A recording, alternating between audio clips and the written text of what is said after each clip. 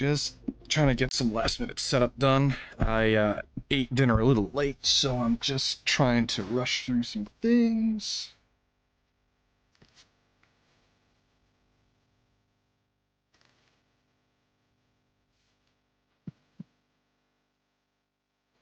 Um, where did I put it?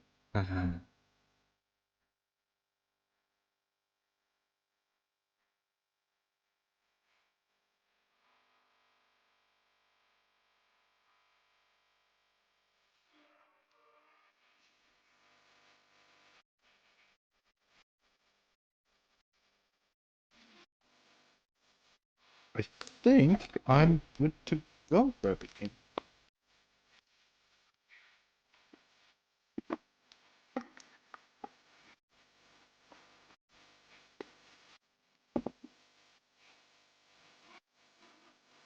And yeah. Oh, I'm excited. I'm excited for this. Everybody was playing it day one, but I was just like, nah, I'm gonna wait. I'm gonna actually show some patience. But man, I'm excited for this. I'm excited for this because Razak is coming back, baby. Ah, but I think now, yeah, I think now we can go ahead and get started. So, with that out of the way,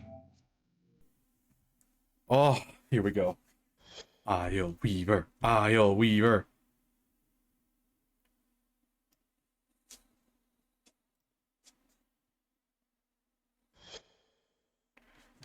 Okay, so let's see what.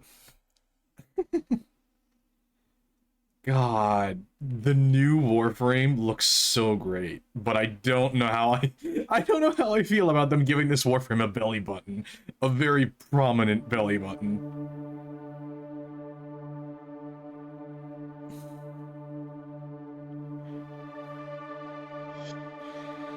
Return to the floating kingdom of VtuberEN, a land of fables and stories to push back the latest incursion of the indifference. Mayor Neshi Risaka has resurfaced among the floating isles, and she's brought the Murmur with her. Araxia bundle, the patient hunter. Oh.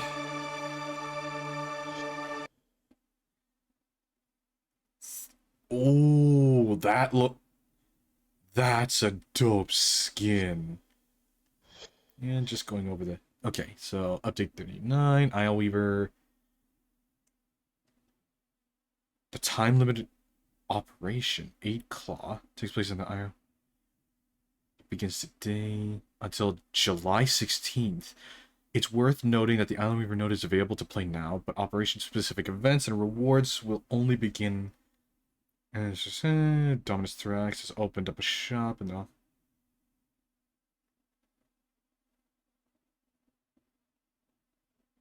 Oh. Araxia has leaped into the scene. Well, I guess I'm going to be doing a lot more Deveria Paradox. Oh, there she is. In all her beauty. I am so glad that they did not just abandon Risaka's character. Hey, you. Yeah, you. Friend. Ooh. You like deals? Credits or affinity?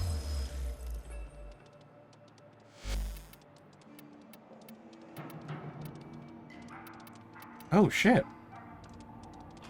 Have you noticed as the ship is selling? Junks will be recalibrated. Unlock up.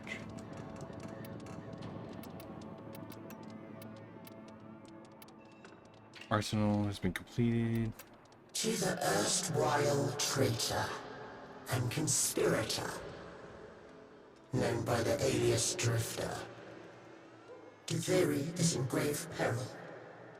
While you were off on your frivolous ventures, the lost island of Scholar's Landing returned, bringing with it that menace of the void of which the Scholar spoke. That she-demon has usurped our throne. She must be stopped! I await you on board the Zaryman for a most urgent conference. Ooh, new story quest. An eternal majesty, Dominus Thrax. Well, that's Ooh, Barakiti's back.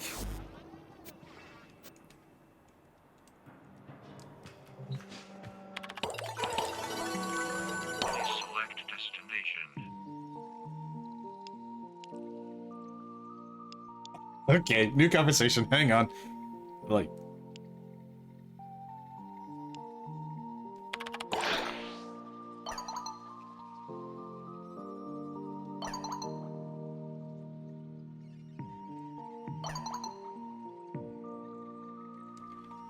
Kids are still sitting around reenacting stories of little figurines and playing bandits. And...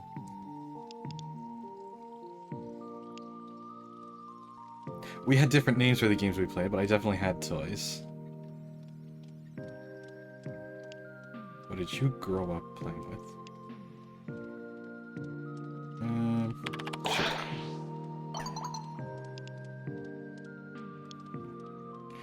I had this one because you called it Murian.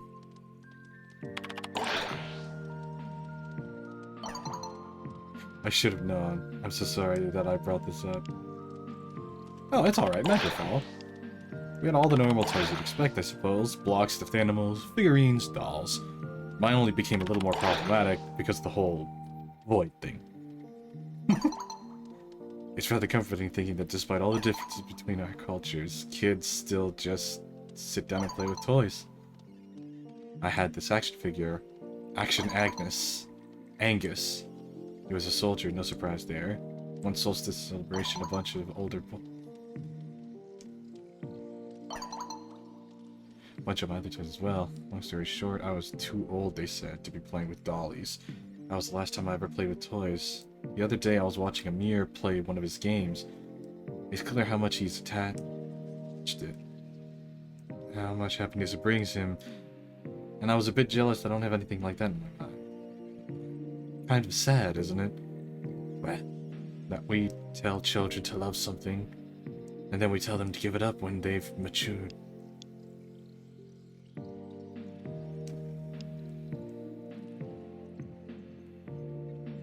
I think life can be ugly and painful and short, but we should fill it with as much fun and laughter and love as we can. Aww. You're right. I hope it's something weird. Aww. With Flair and Luke? Oh no. Quincy said he wasn't allowed to play because that bastard was cheating and using a scope to see through walls. Of fucking course Quincy would do that. I was more upset that I wasn't invited, but I had to put on the grumpy leader face and pretend I was upset that the posts were left unmanned, etc. But Amir has his games, Aoi has online, even Kaya has her stickers and her Jinimon.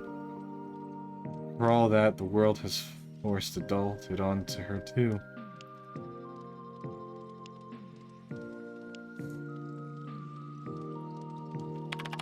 I think it's something you can get back, if you tried. I just hit the letter now, but I'm supposed to... That's embarrassment. I'm not sure if it's possible to get it back, even if I could push through the momentary shame. But who knows? With enough loops, maybe anything is possible. Something... Arthur's singing again. Thank the gods. Ooh, should I ask why he stopped, or should I? I'm glad he's good. Yeah, I'm glad. He's good at it. Isn't he?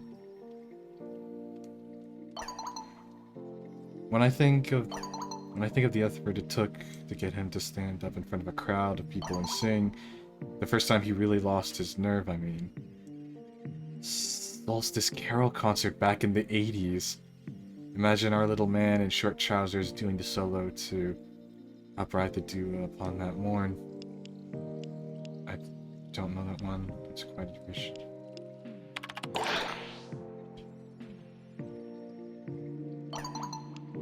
He took it so seriously. Weeks and weeks of practice, and then one night he bottled it. He refused to go out. But you convinced him. I literally kicked his ass, not proud of it, but he did do it.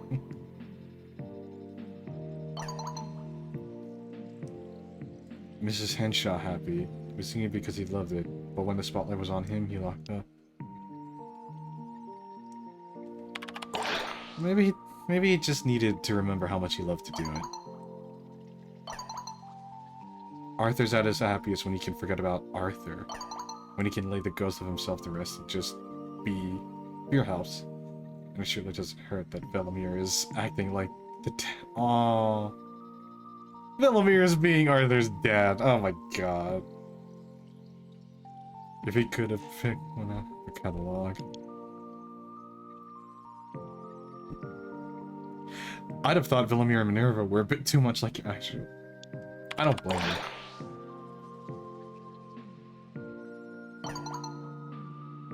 Arthur's been carting a teddy bear around for months. Now Velamir shows up. It's like Destiny sends the bear sheep hole in Arthur's life. Sorry, no, I'm just... No! Eleanor, you're his sister! You're supposed to speculate and shit. Come on.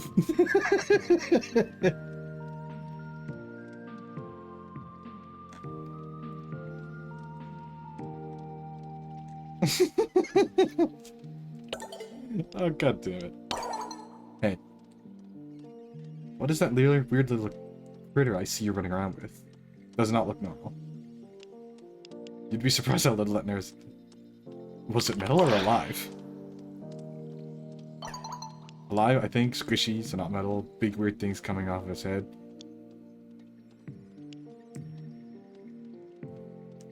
Did you...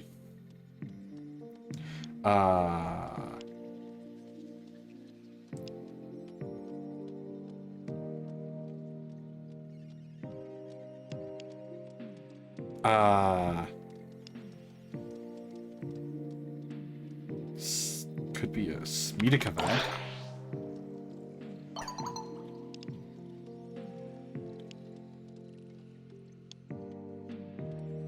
Big glowing bat ears or long skinny bunny ears?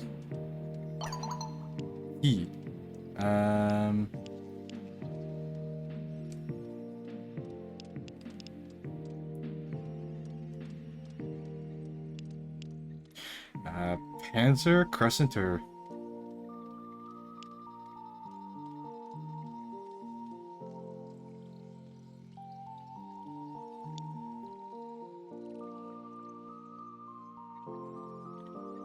Wait, which one do I have?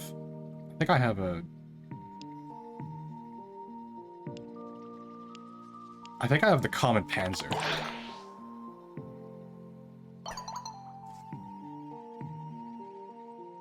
Just keep it away from me.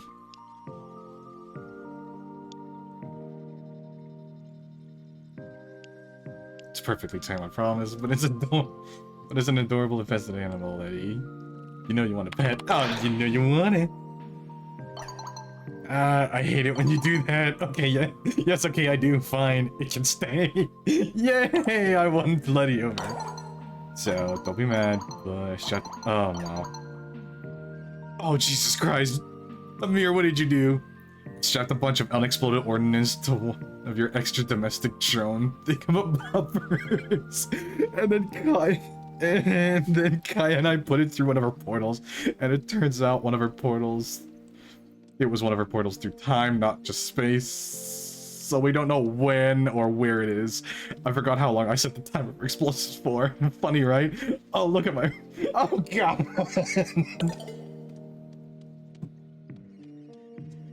Oh, God. Settle a bit. With who? Unimportant. How many rolls of duct tape would it take to reattach a rail-jack engine to Shadowmironi? To attach an officer to the ceiling, to strap Quincy to the wall, to stop a void leak? I was gonna say patch a hole in the wall in the bar, but okay. Wait, what did I say?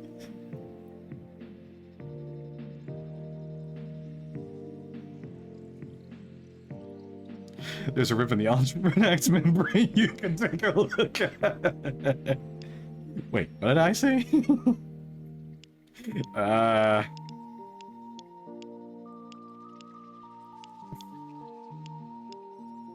Fuck it, why not? It has a ship plugging it. The future has problems. Fam, you gotta hear this. Something blowing up? Just my brain. So the arcade, right? I'm walking by and no big deal. One more day, one more holla, yeah? And I see little lightning Amir standing in Bruno Bros' cabinet. And I suddenly realize, fam, was it about to eat him?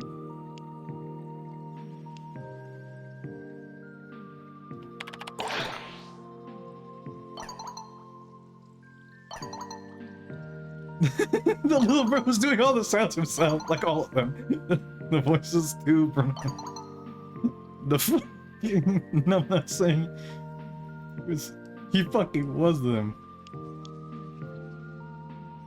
Somehow I'll not Shadiki do voice. I wonder who else he can imitate. I don't know, but now I'm scared to find out. Or Victor. Maybe we can use it to prank Arthur or Victor. Oh, now you're talking. Little pro them.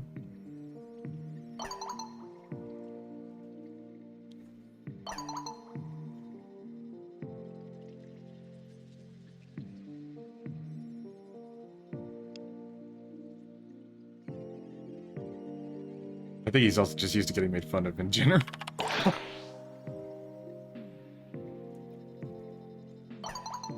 Yeah, it makes me regret not making it clear why it was too rough on him before. It wasn't because he was a clown, you know. I had to ask him. He could do all the fucking voices, mate. Even Princess Pinafore. What the fuck? Not only that, but he can also do most games in the freaking arcade, man. This is beyond. This is cute.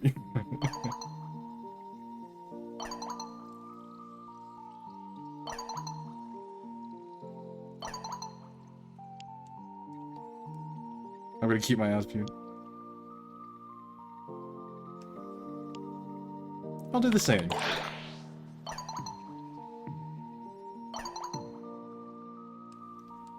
Gonna go watch him play some more. Talk to you soon. Okay, so Amir has Michael Winslow fucking abilities. That is a fun little detail.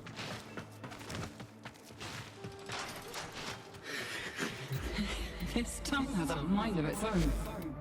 I'm struggling to keep it in check over here. Ah, little spider drone.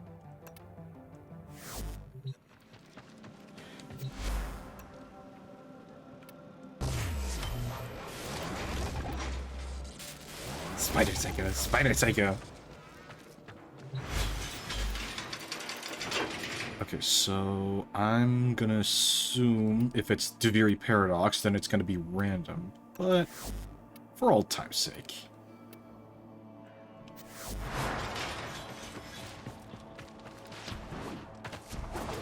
Oh, right. I need to check out the, they reworked Valkyr too. So hang on. Where's my Valkyr loadout? Oh, shit.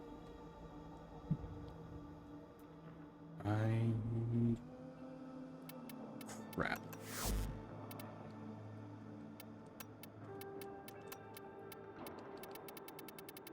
A, B, C, D, F, G, Y, Z,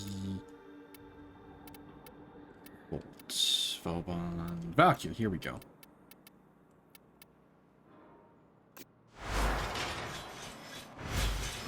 Okay, so let's see what they changed.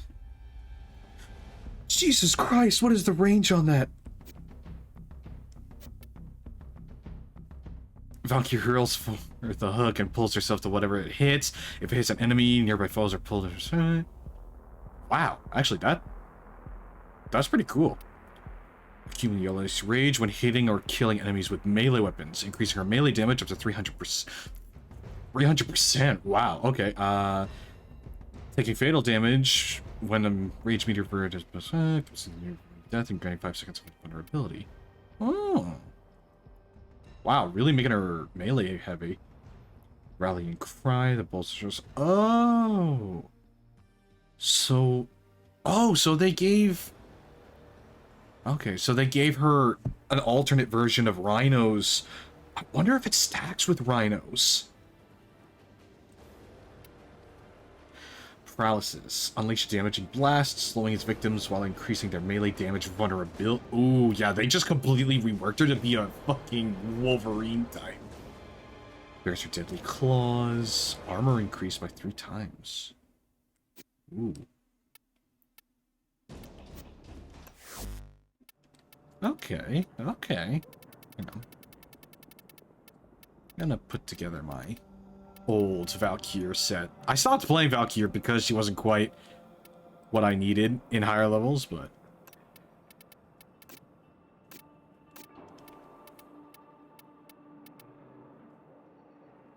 yeah, no, we'll keep the stubba.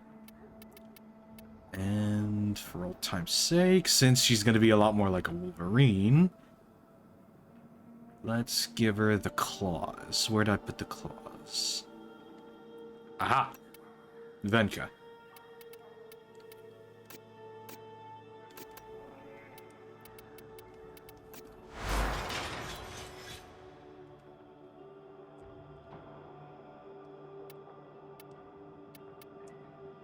Ooh, I need to rework this entire thing. Split strike. Let's give it magnetic rush and focus round.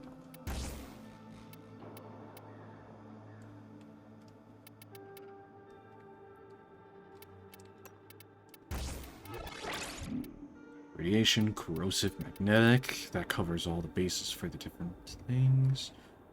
Oh, actually, and since I have 112% critical chance... where is it? Here we go.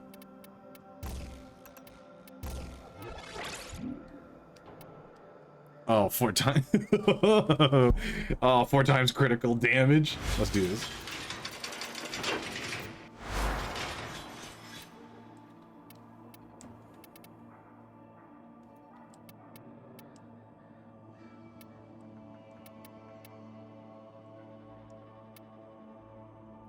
Not a whole lot of status, so I'm glad I got rid of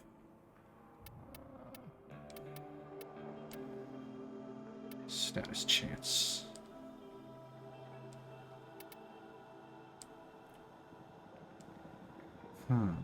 Do I use galvanized steel?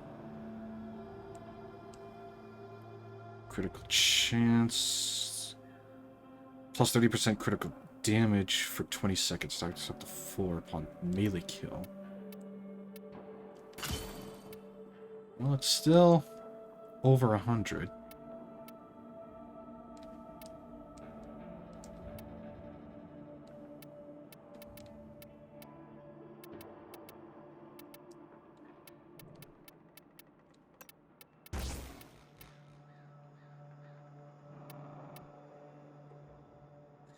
This'll work. Because then I can go ahead and swap out Voltic Strike for Shocking Touch. Oh, that's immediately higher damage. Cool, cool.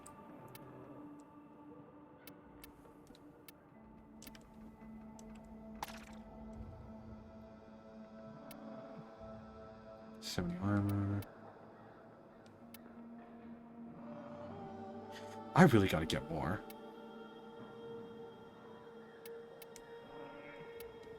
Oh, fuck. I need to get melee influence. God damn it.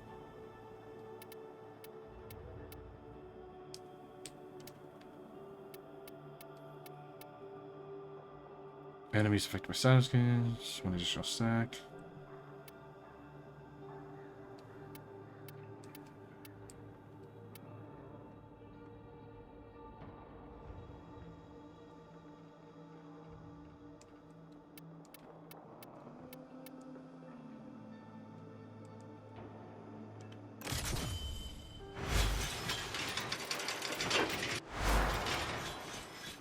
Yeah, so let's take a look and see what I'm working with here.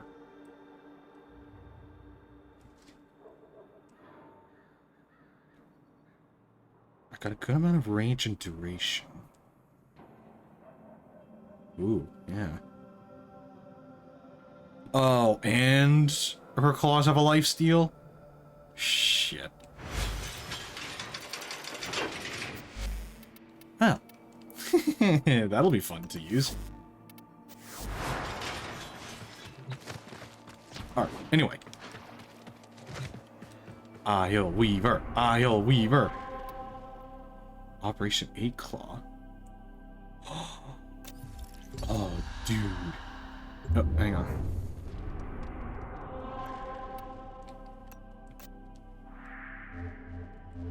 Let's check out and see what Barrel Key Tier has for sale.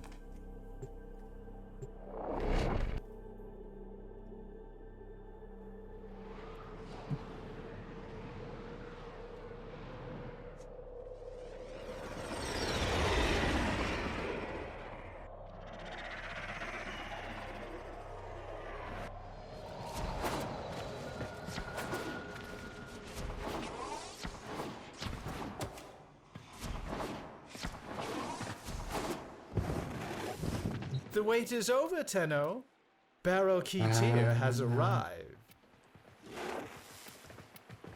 What is this?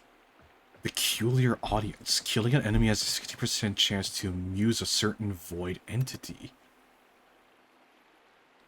What is this?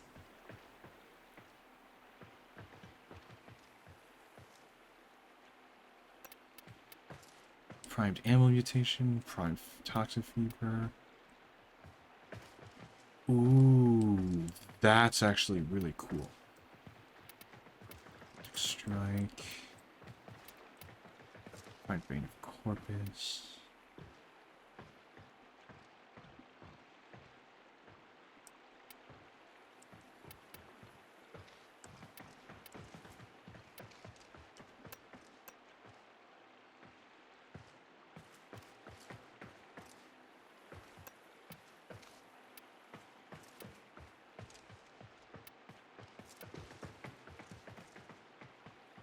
Glyph, Rare Jack Retrofit, Fake Pad.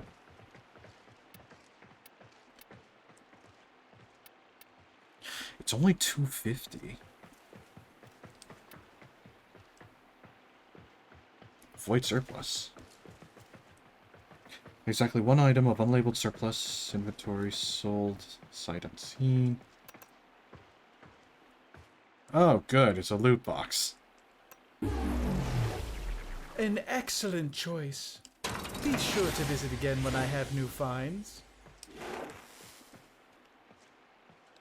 Oh, hey. I mean, it's only 50,000. That's actually a really fun use of the loot box mechanics, but I'm gonna be honest, I really like that. And hey, I needed Forma anyway, so.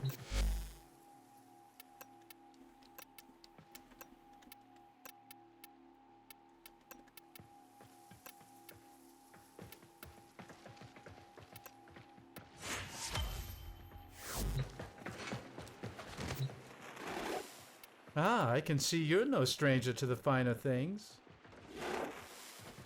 Okay, let's see what I can get. Screw it, let's check it out. A pleasure doing business with you, Tenno. Perhaps you'll come to one of my next parties? I swear to God, if Digital Extremes doesn't actually make an in-game Baraki tier party that you can use... Oh god. I want Baraki tier to actually have a party. To host a party.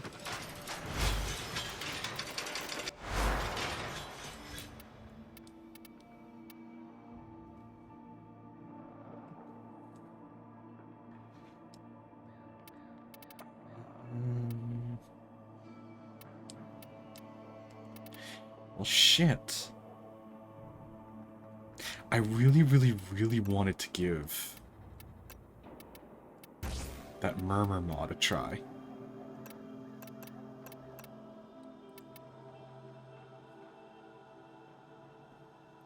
Should be unleveled.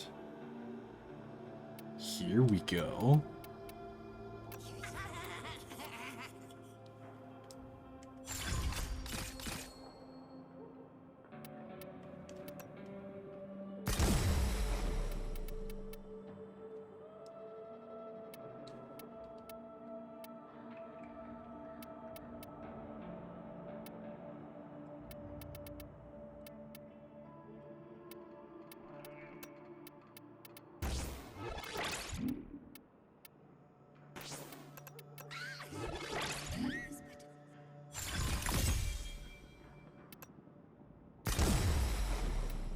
Okay, this is gonna be a wacky trip.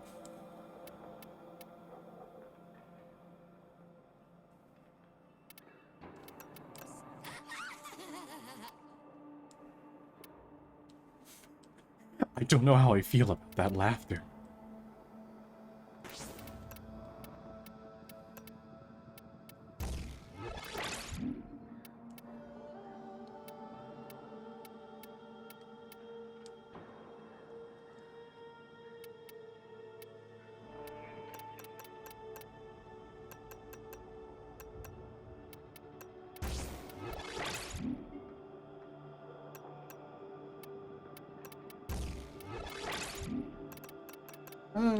A little sacrifice to duration.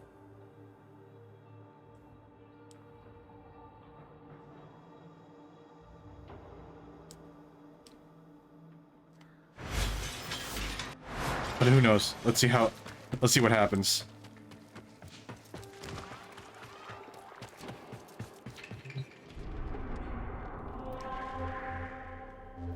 He said he'll meet us on the Zarim. So let's check it out.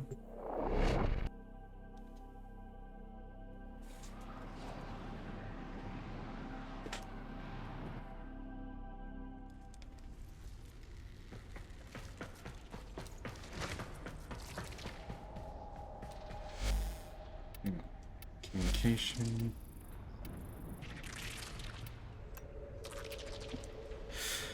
I wait for you on board the Zariman.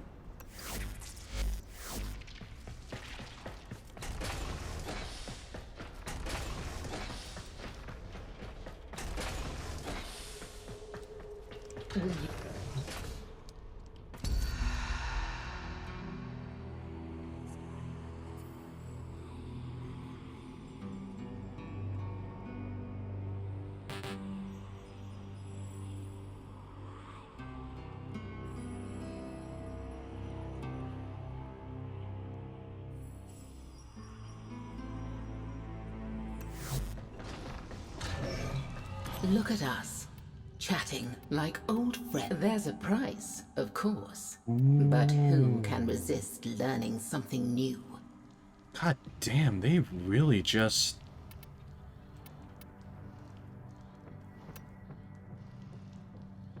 Is that a melee weapon? Oh no. Oh, it's a throwing knife? Oh, that... Nothing tickled your curiosity? That's gonna be cool.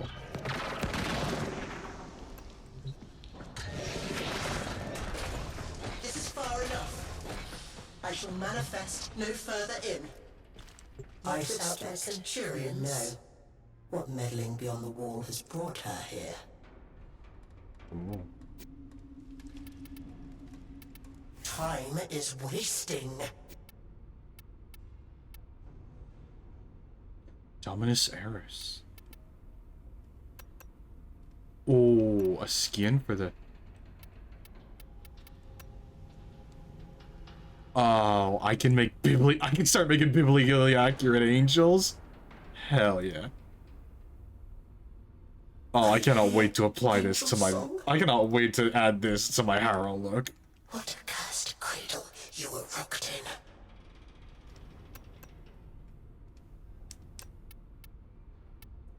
No fucking way you can get the boss move blueprint from this. 18 days. All Oh, that lamentation about the executions. no And fucking yet here you way. are. None the worse for them. I could get Arcane Energize? Jesus Christ, this is gonna be... Stance Forma... Eclot... Oh, well. I will spit in its leering face.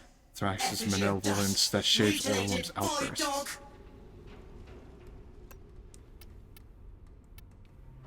This is what there is. Juviri raised you. Answer her call.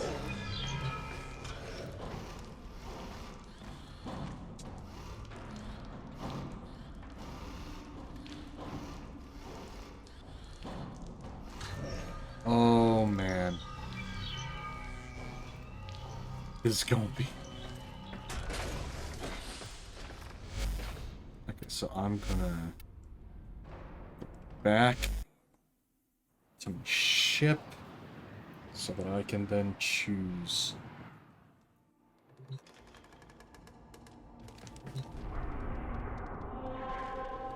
Recover stolen items, take down next and return Thomas Dax to his throne. Attain them. 8 claw spirals of Deviri.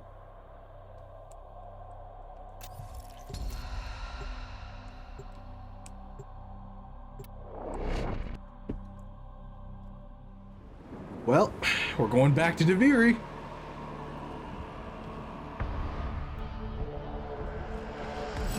Let's see. Nourishing Terror.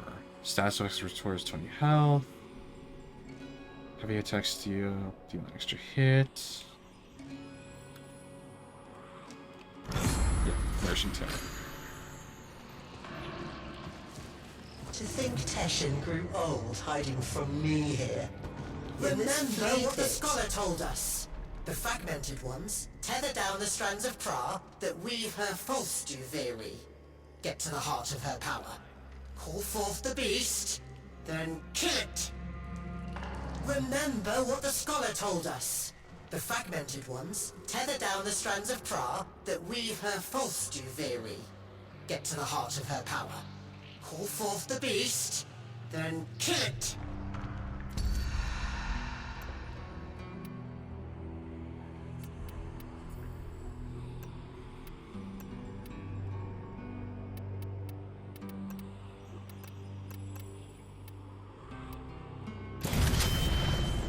Oh yeah. I got my Caliban. This is gonna be easy.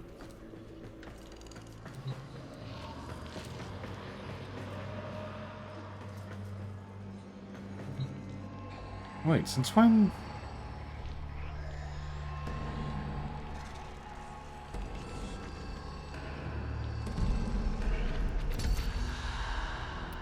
Oh, I don't have this guy.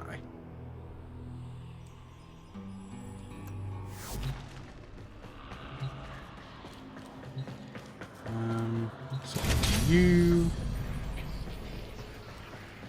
You.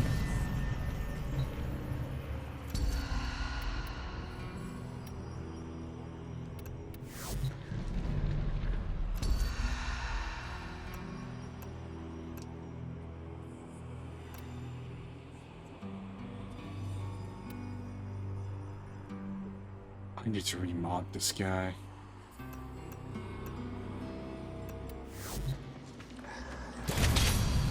Something with a better match.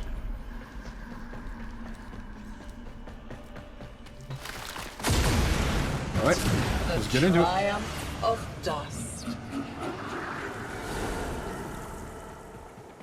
Oh, kiddo. How long have you been hiding out here, thinking I couldn't see you? Hi, Messi. There were people here. She unmade them. You have to find what they left.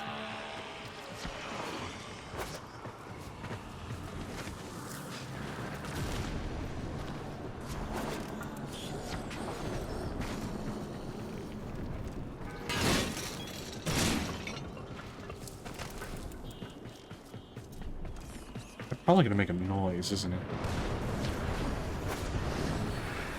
Aha!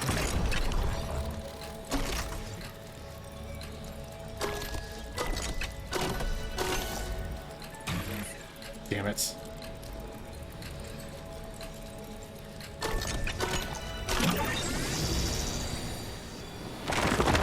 Okay, so I can use my Warframes in this version.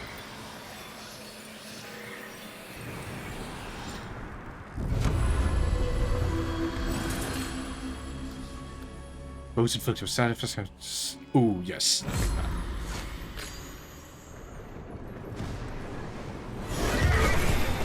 Oh, poor little Thrax. The monster from Albrecht's stories finally came for him. We need to cut this whole embodiment of Diveri loose. I authorize you to enter the Undercroft.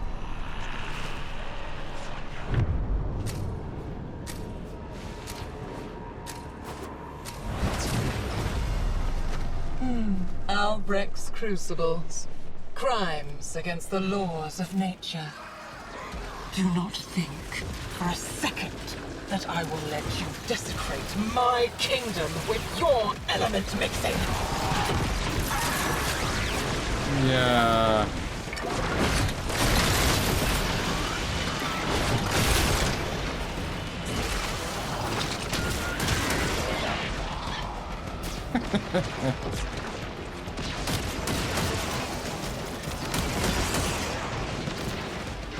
I need fire and toxin damage.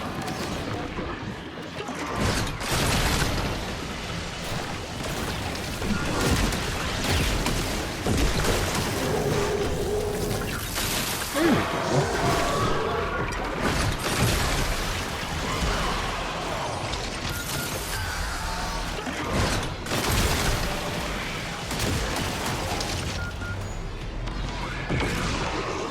Toxin.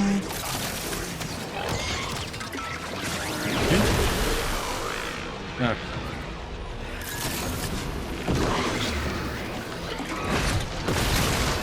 Oh, are these new murmur enemy types?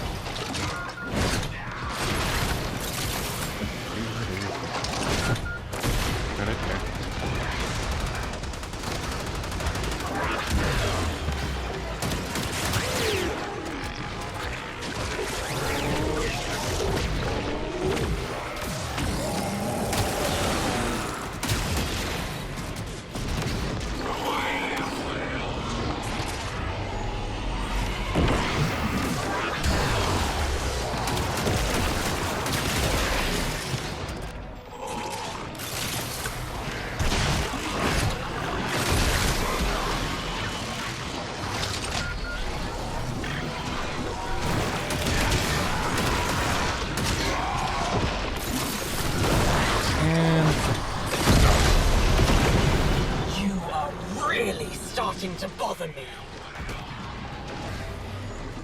Ooh, I got a bunch of gold too.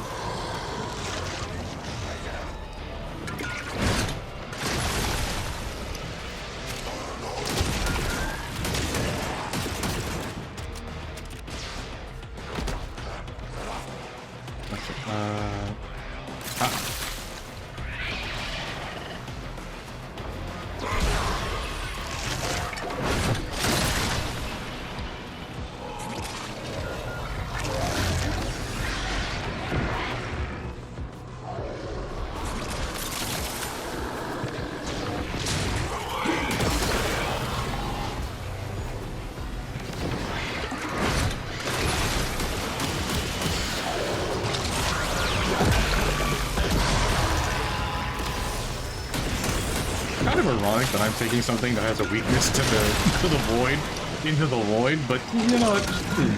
Can't play with it.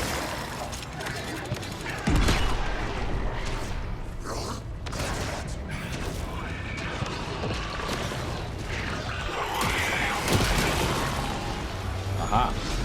There's the toxin.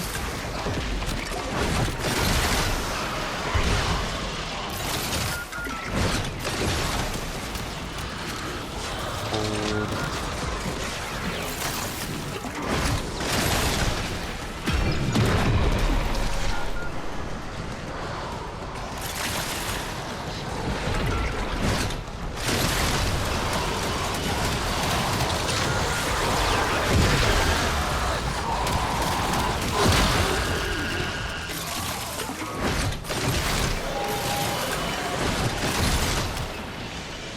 Need two more, I think?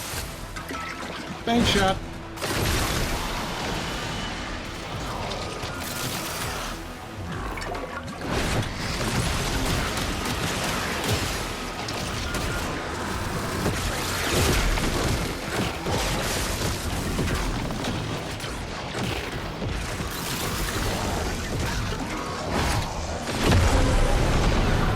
You've made a mess of those elements. A shameful mess. You know what? Might work here.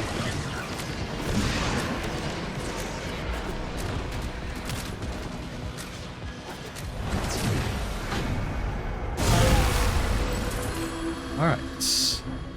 Heat damage per second, nearby enemies. Hell yeah.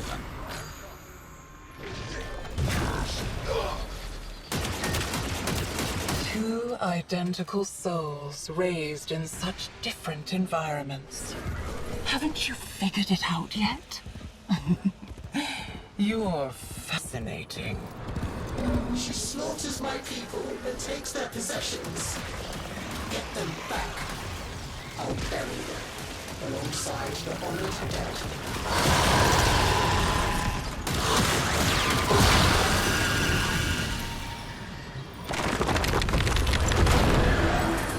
Oh.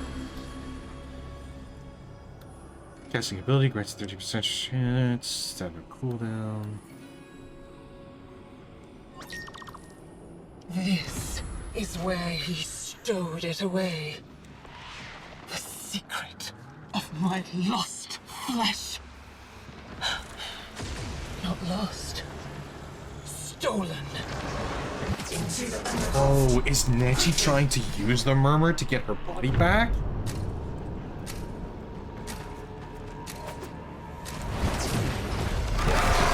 The void longs for stillness, emptiness. But first, things must be made still.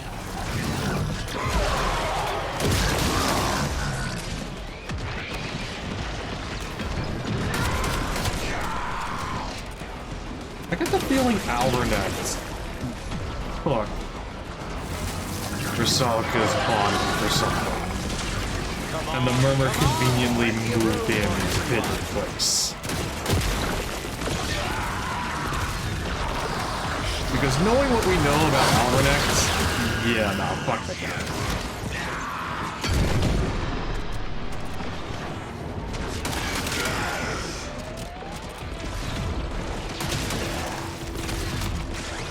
Why are you fighting, kiddo?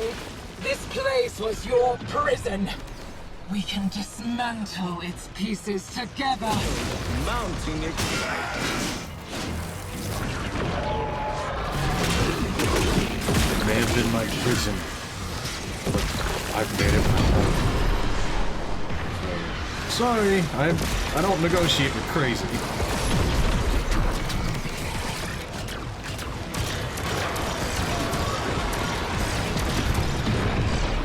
What the hell are these projectiles?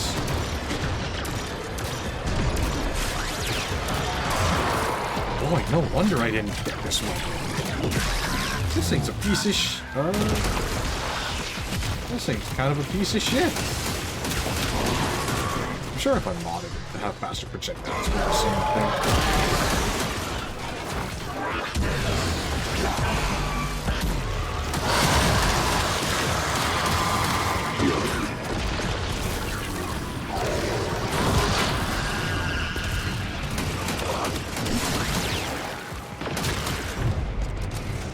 I have all the time in the universe. You know that better than anyone, don't you, kiddo? I mean, yeah, but where am I? All those possibilities. And yet the story only ends one way.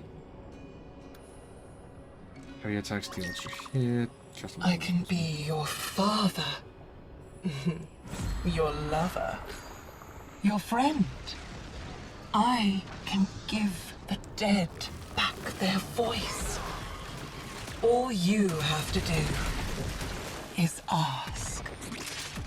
Okay, as tempting as that is, hear me out. As tempting as that is,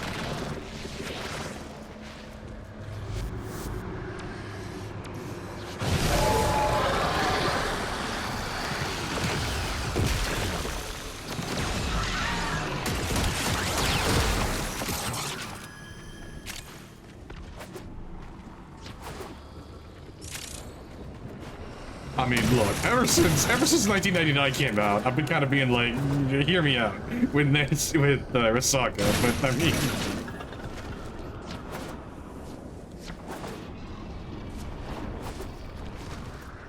Oraxia. The scholar's pet. I heard the usurper imitating his voice. The spider is her servant now.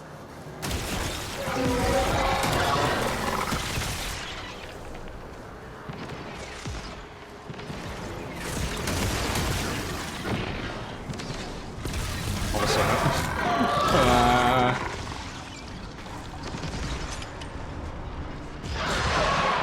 guess I gotta go down. Oh, hi!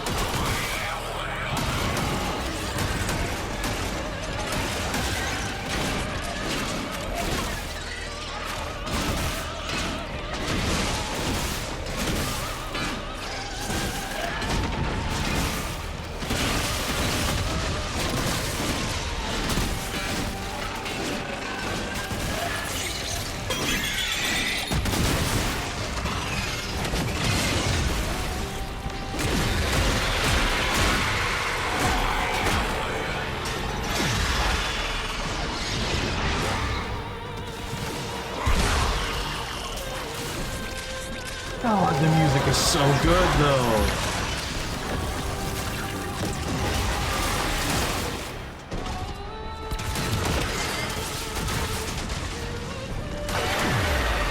Come on, my beautiful scuttler.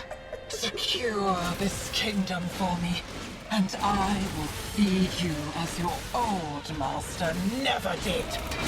Okay. You know what? Look, I'm all for Risaka, but this blatant manipulation...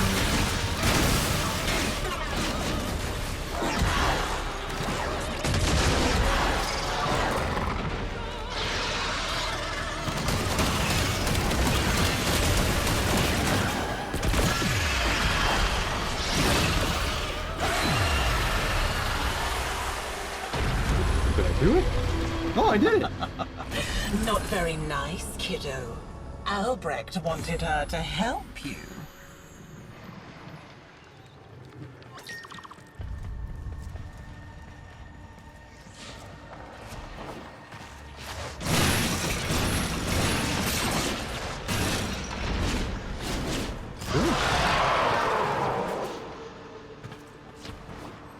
Reconnect the generator tower.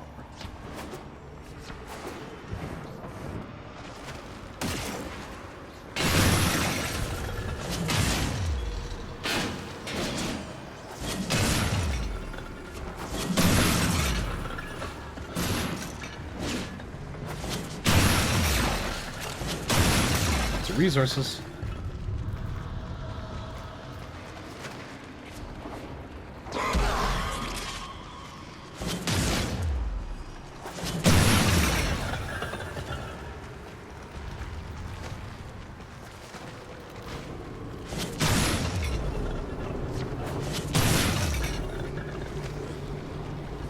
Guess I gotta go up. Oh, hello.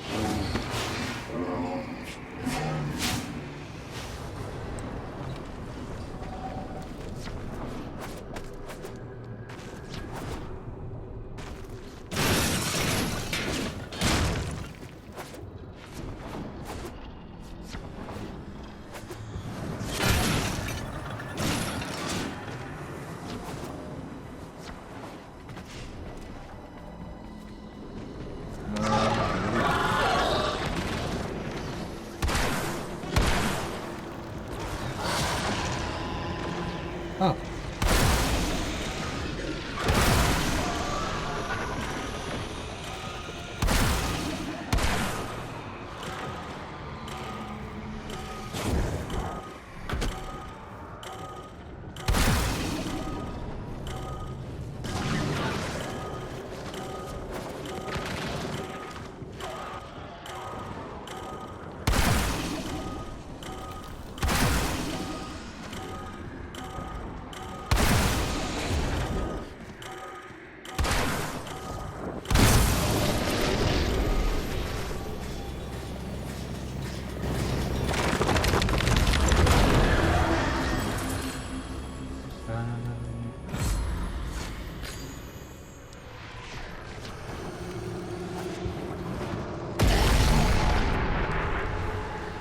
Her grip weakens at last.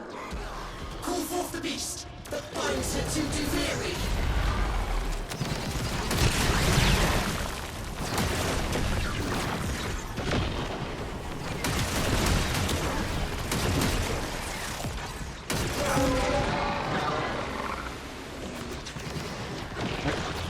Guess we gotta go up.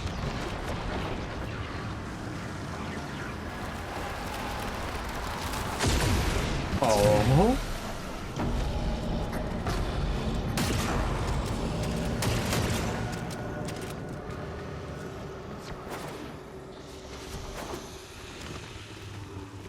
Wait a minute. What do I do here?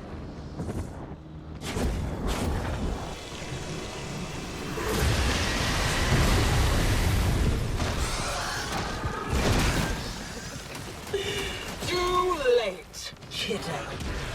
This is how the story goes now. I don't fucking think so, lady.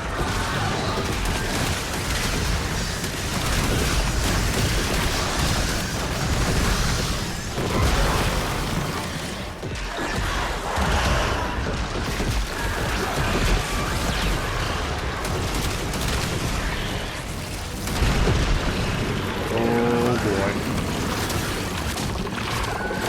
Oh, I fought you plenty of times. This is your future.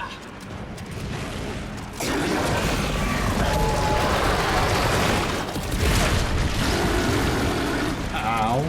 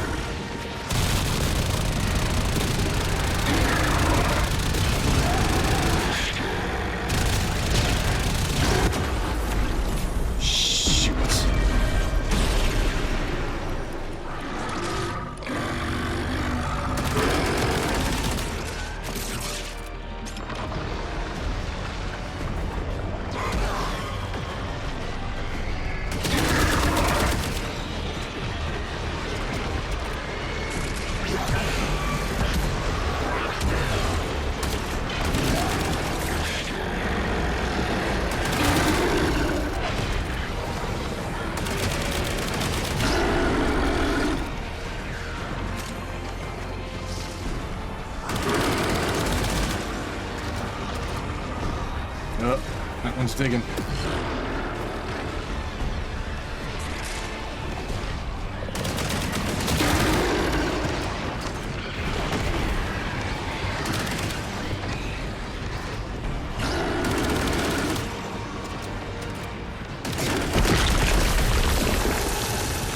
Do it?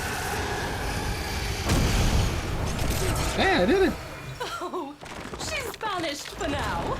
But she'll climb back up the water spout again. Scutterhusk. And a pants.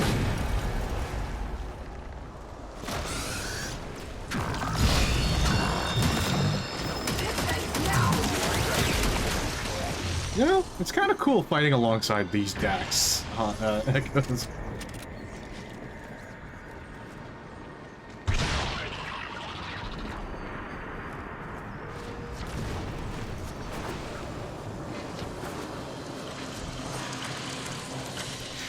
Okay, so I really love this new... Okay. I am so glad they're doing more with the... Just as a king.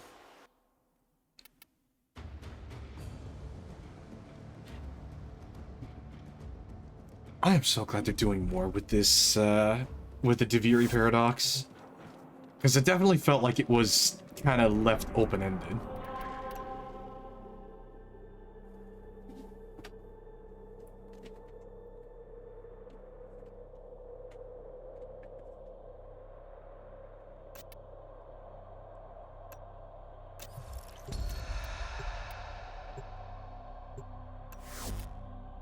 ISLEWEAVER.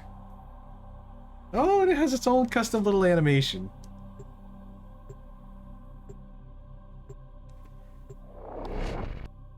God, this is so cool.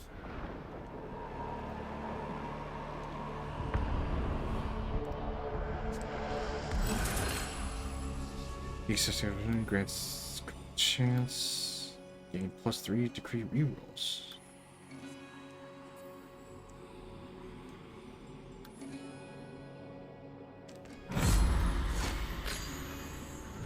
Ooh, let's see who I can use. Equinox, Mirage. Let's go with Mirage.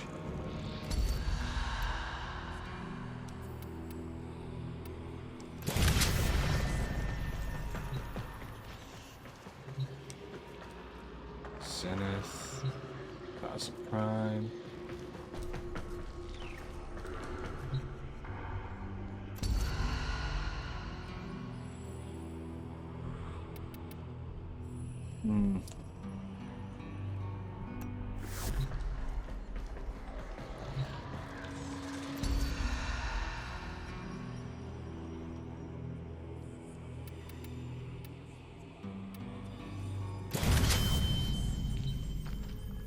Oh, pardon me, I had an itch in my ear.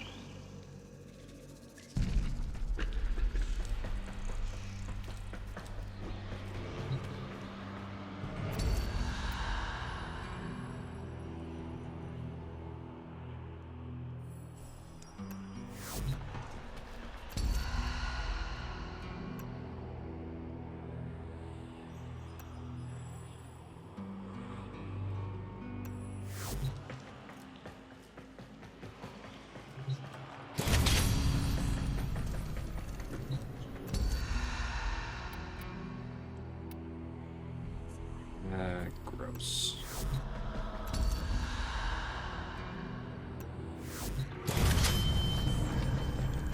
If she cannot be banished, remember what the scholar told us. The fragmented ones tether down the strands of Pra that weave her false Duveri. Get to the heart of her power. Call forth the beast, then kill it. Hurt travel.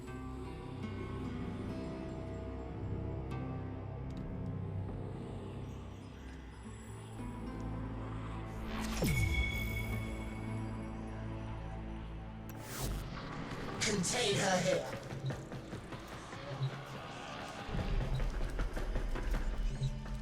Oh, fuck yeah.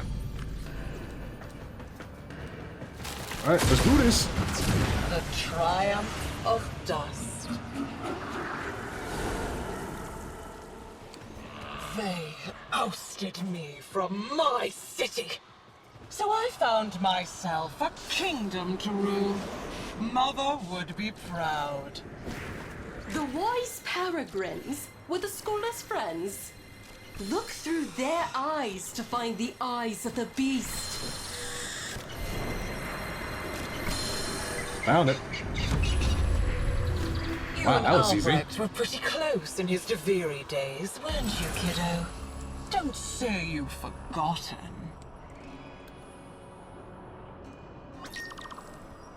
The king isn't a real boy. He's just a doll. Shall I Casting pull his abilities arms and boosts. legs off for you?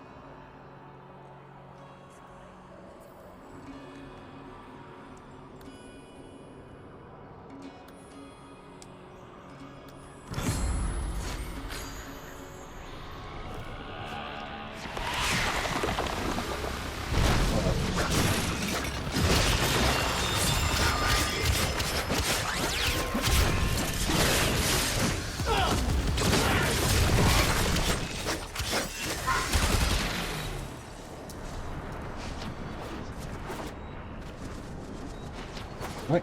Well, The Murmur are lurking everywhere, waiting to ambush me.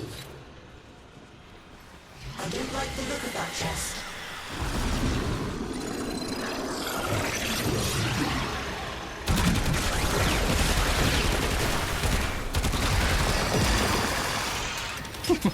you tried to ambush me.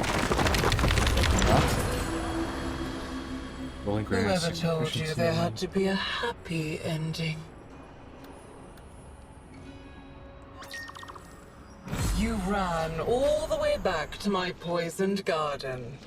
Now you're chasing me here? What is it you need? I promised a couple of folks that I'd try to save you. If that means sending you into the undergrowth, then so be it. If you came here to use Albrecht's crucibles, the only thing you'll create is a corpse. Yours.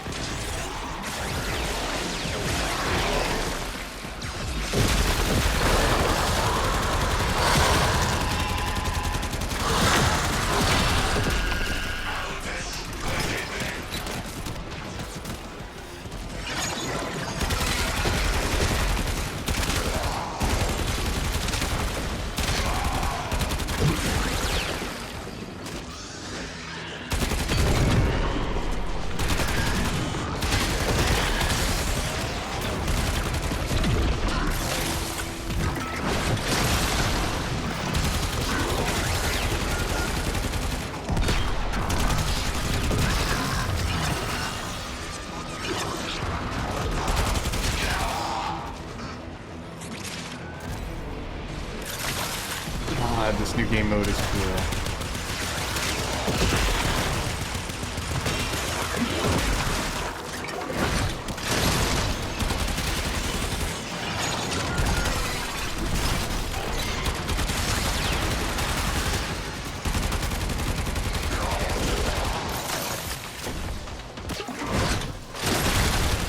I feel like I'm missing something.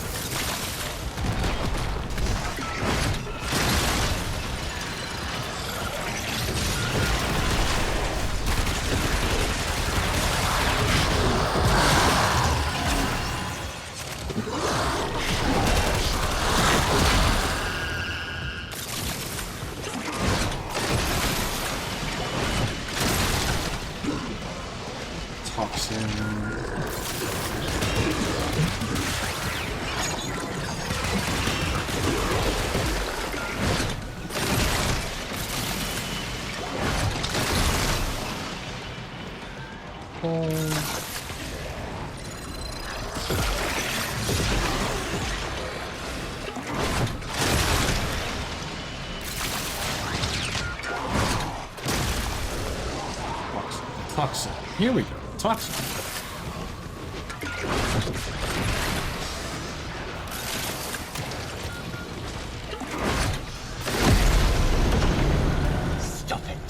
That's unnatural.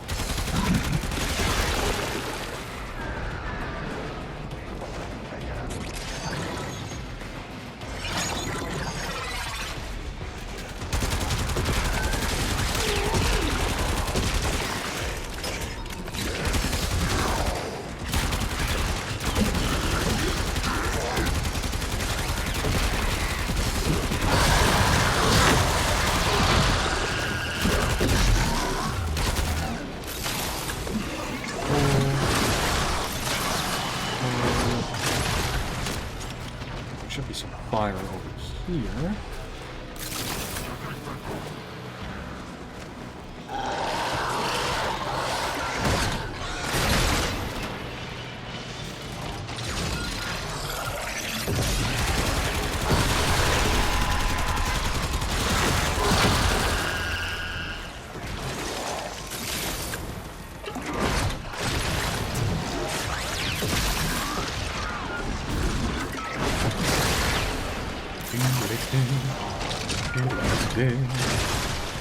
Here. Whoop.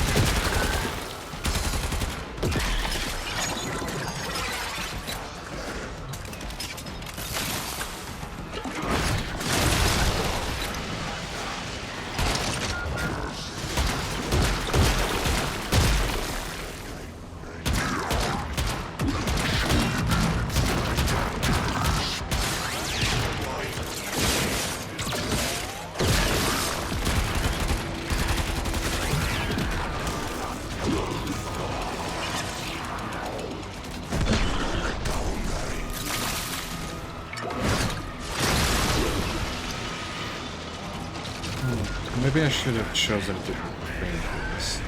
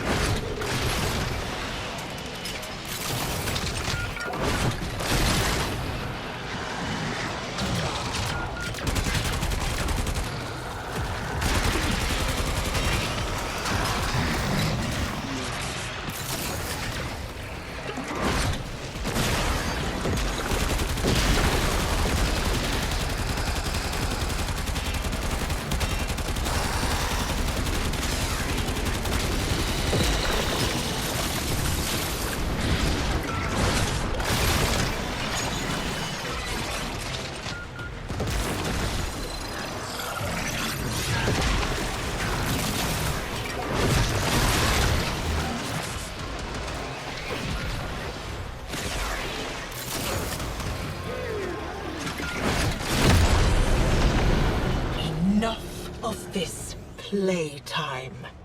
Get out. Oh, I'm sorry. Did I ruin your fun?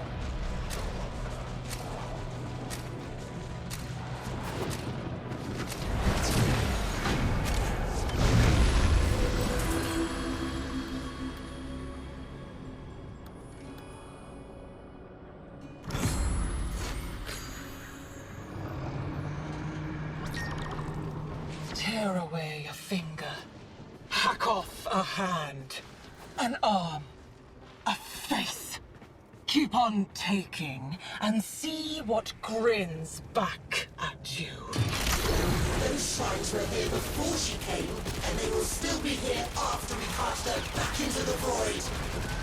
Cleanse the shrine of her influence.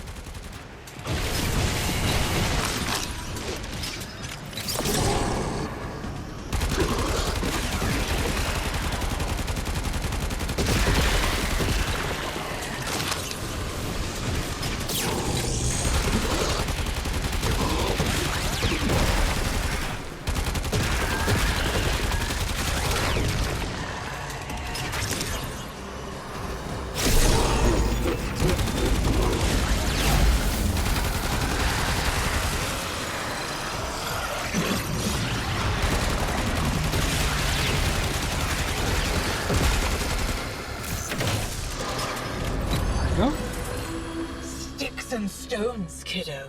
Sticks and stones.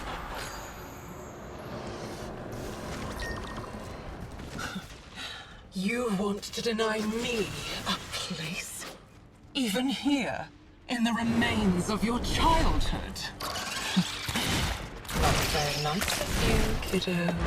Okay, you can stop calling me that. Is keeping this Vtuber tethered to my kingdom. Cut it down.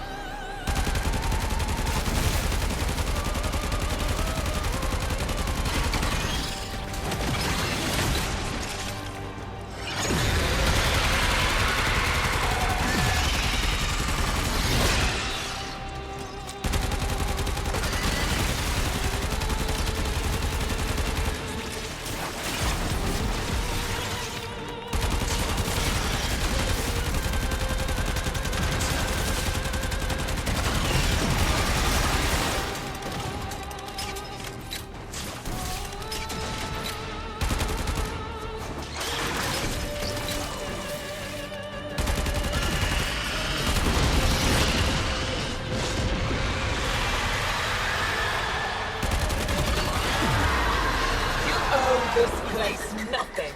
All it did was torment you, just as he tormented me. Okay, we get it.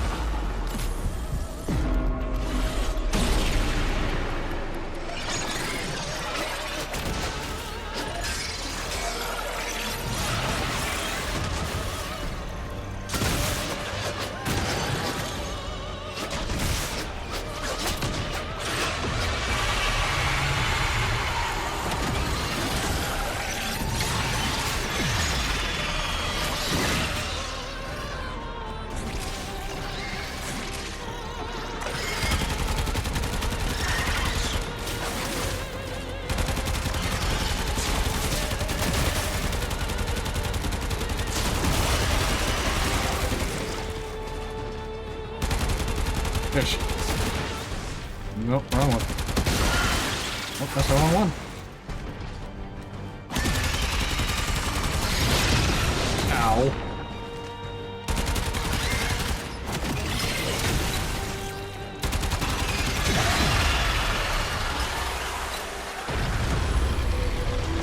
You had to put her down. She was crazy. Do Mathila next.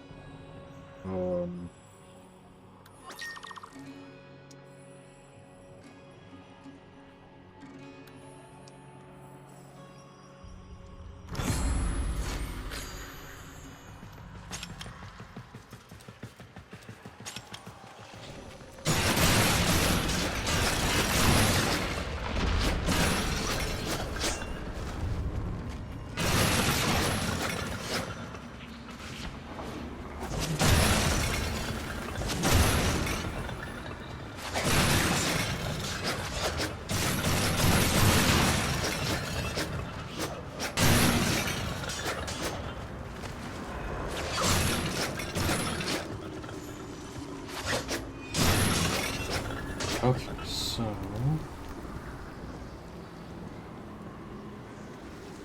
Damn, is All Might just gonna be, I guess All Might's gonna be just ISLEWEAVER.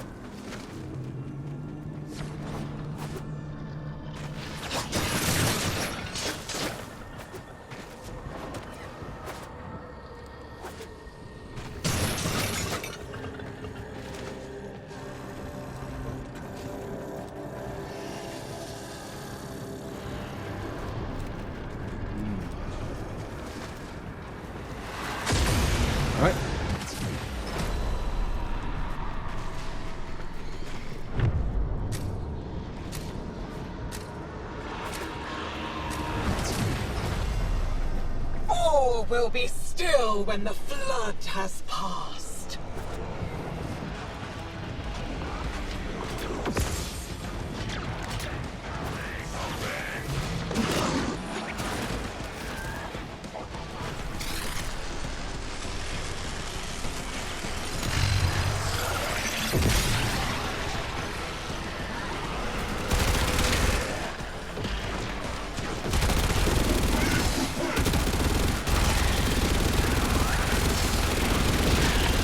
Holy shit!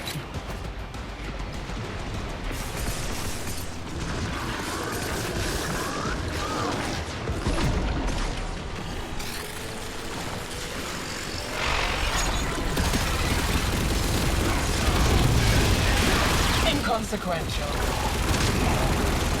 Oh my god! Oh my god, that fucking... the creek goes burr.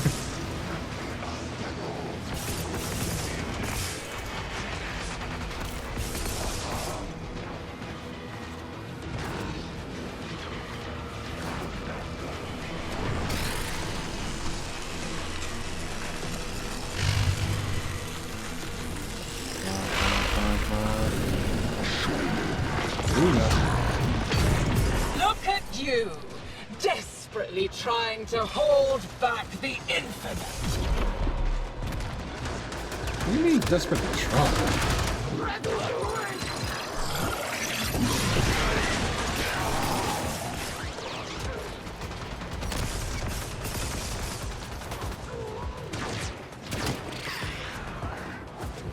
Again, what does she mean trying? I'm pretty sure I'm succeeding.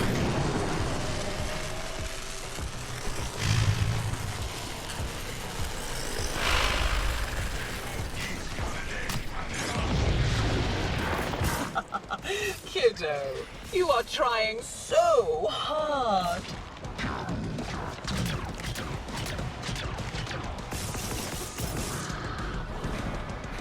Oops.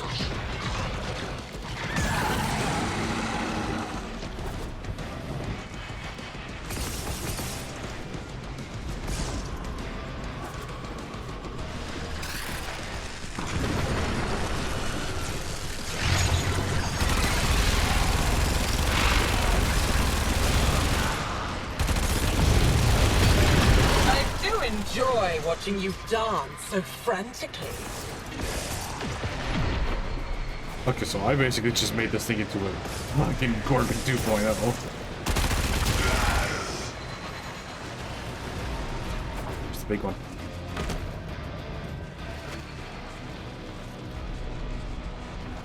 Where's it? Where's it going? Gotcha.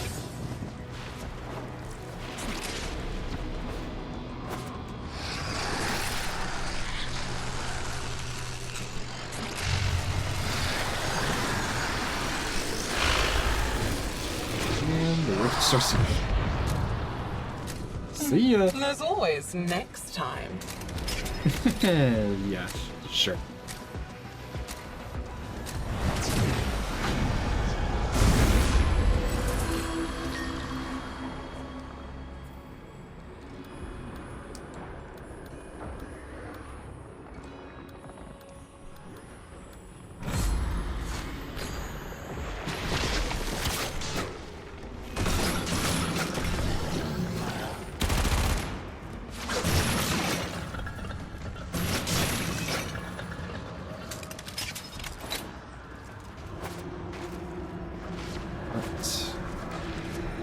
Well, made it this far. The grip weakens at last. Call forth the beast that binds her to Duviri.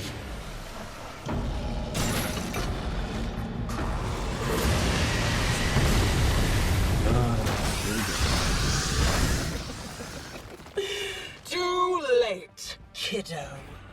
This is how the story goes now.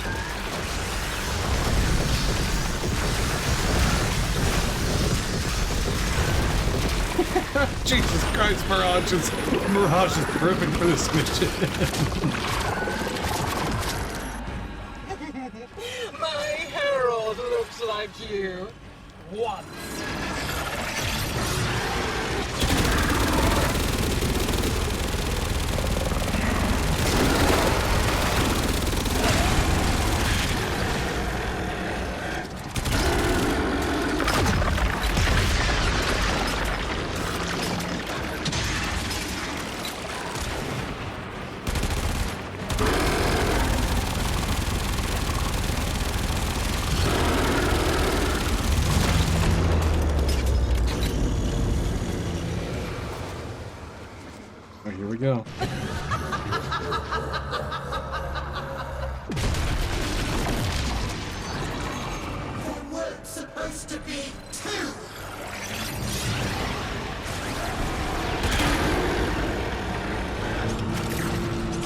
What? What?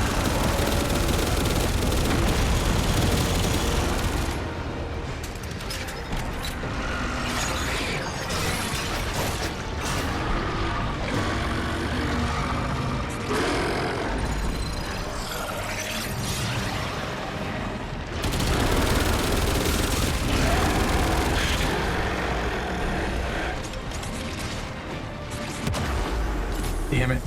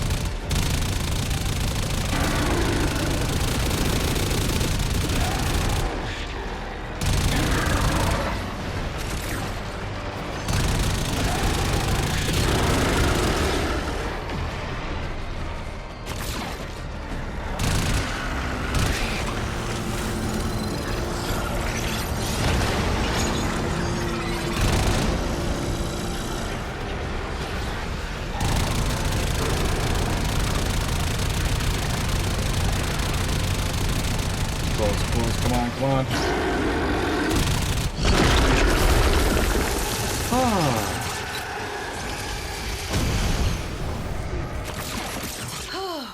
I declare this chapter closed. Oh. Okay, Mirage is a good brain for this. This guy has a gauntlet proof. Oh!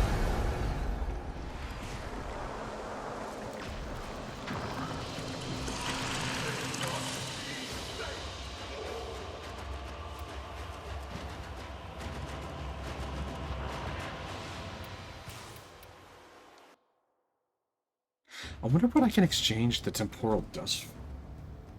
I'm gonna have to double check. I need more rune marrow. Damn it. Dust of Decay universe is rich in entropy, and Trotty's research postulates it as the animating agent for the nightmarish murmur.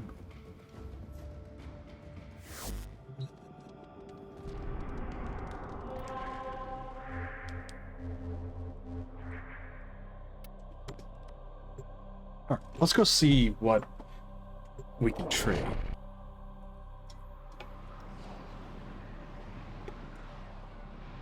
God damn it, this new game mode is so fun.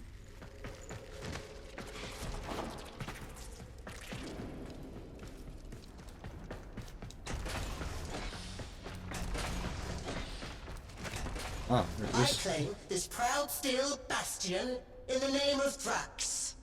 I suspect you know what meddling beyond the wall has brought her here.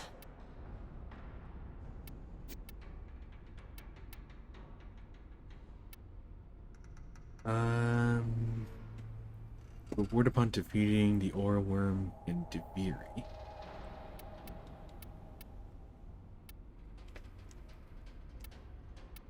Yes. Glyph clan sigil. I will spit in its leering face! Effigy of dust! Mutilated void dog!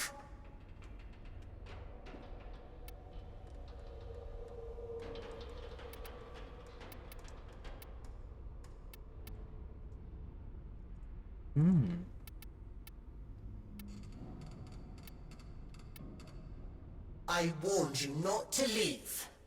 Where was your sword arm when the usurper came?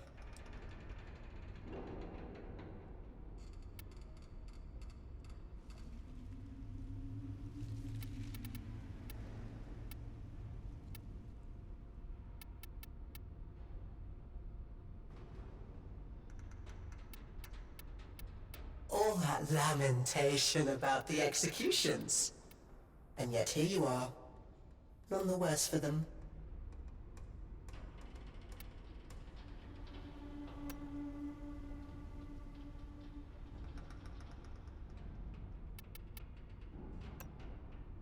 I shall not haggle like a mere merchant. It's nice to meet. It's nice to see you again, bud.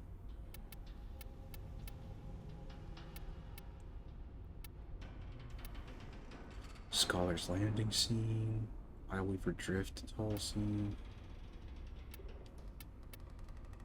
Octopede Arena. Mathilda will not yes, betray I'll take the me. throne room. She knows what I do to conspirators.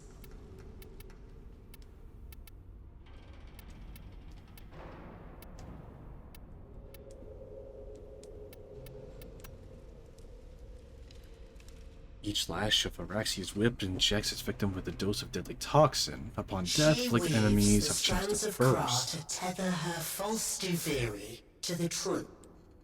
You must do right by our kingdom. And who's... Alright, let's run it again. I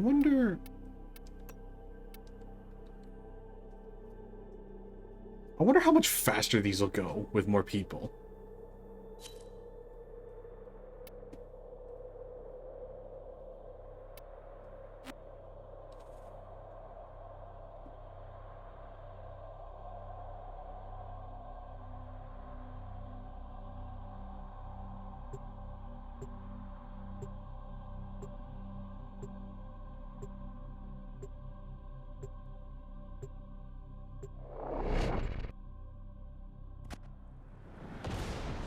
God damn it, this game mode is so fun though.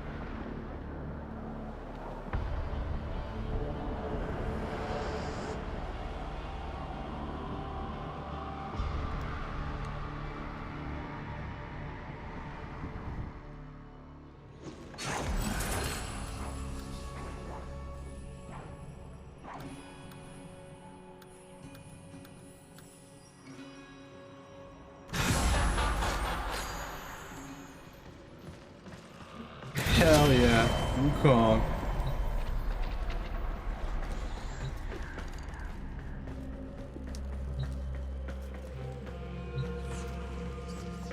Let's see. Do that.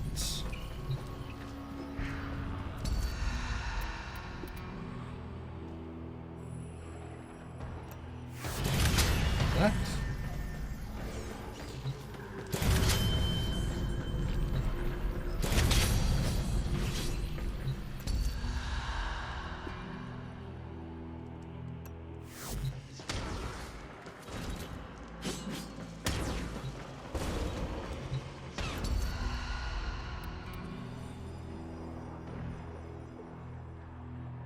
Yeah, a lot to do.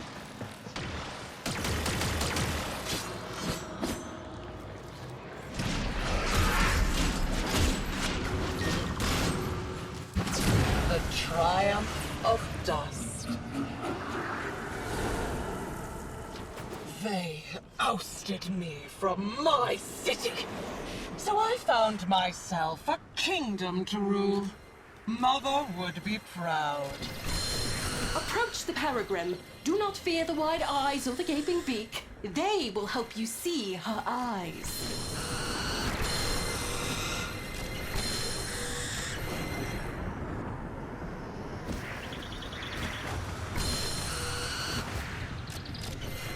There we go.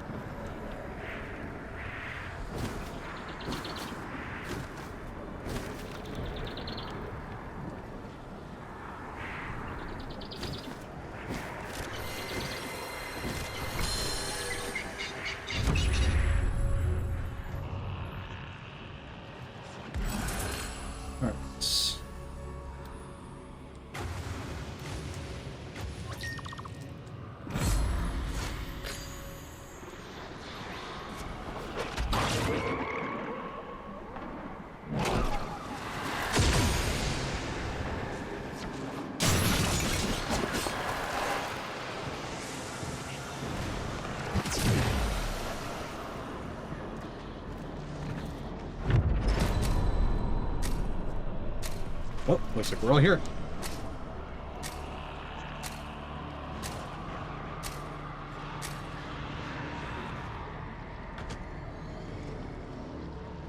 Come on, baby. Come on.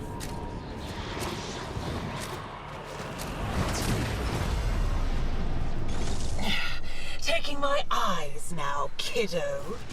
Wasn't marvelous enough. Don't tell me you're siding with the brat.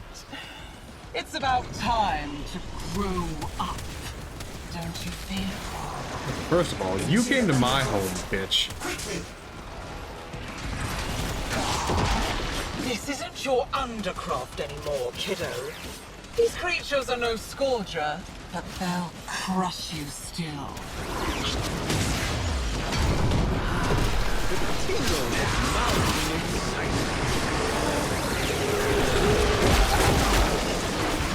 Alright, so finish up with this.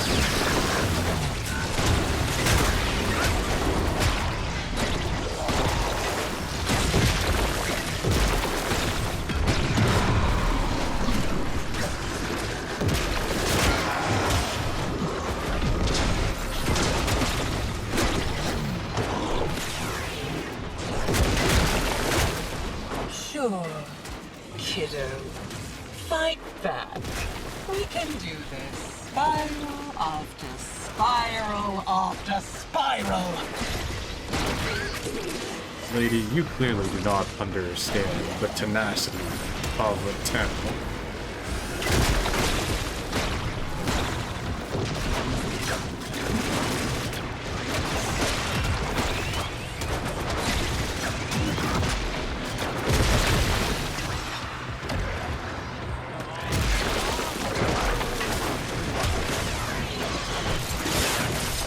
Doing?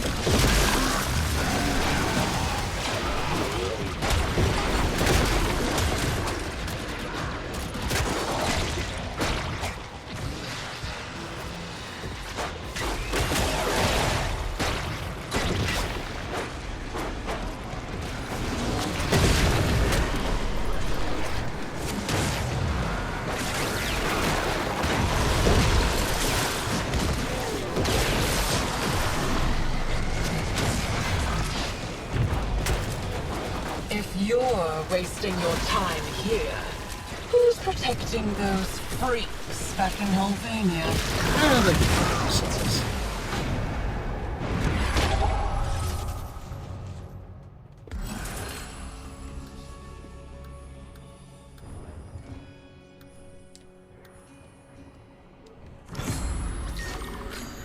Do you remember the Zariman?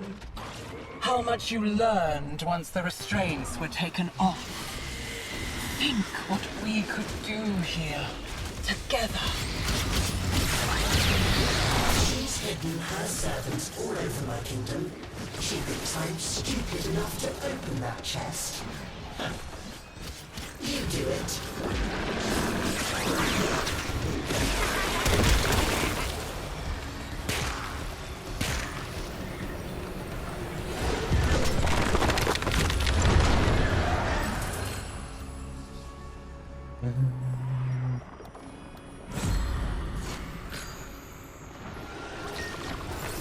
Tear away a finger, hack off a hand, an arm, a face.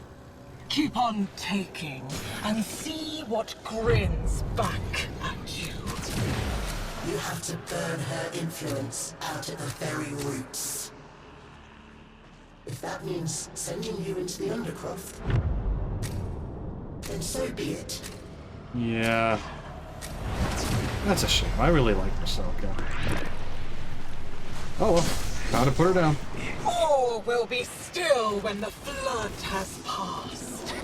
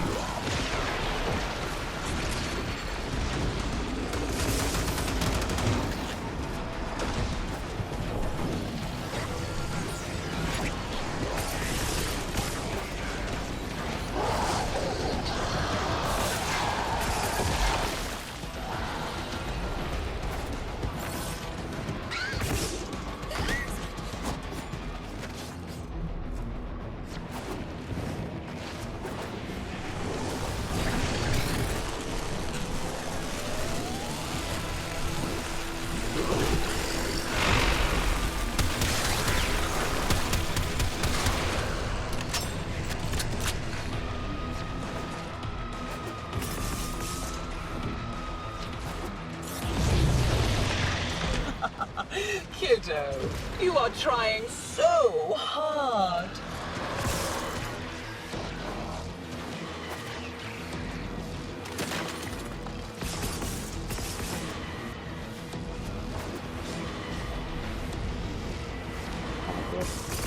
Stop calling me kiddo.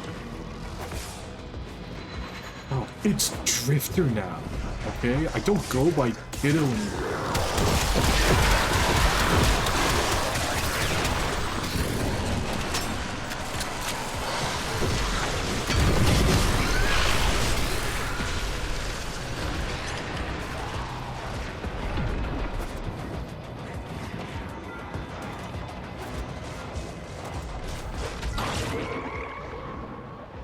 You only delay the inevitable.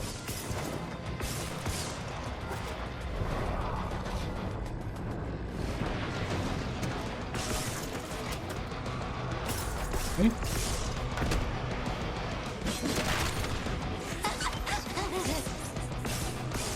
What is that I laugh? do enjoy watching you dance so frantically.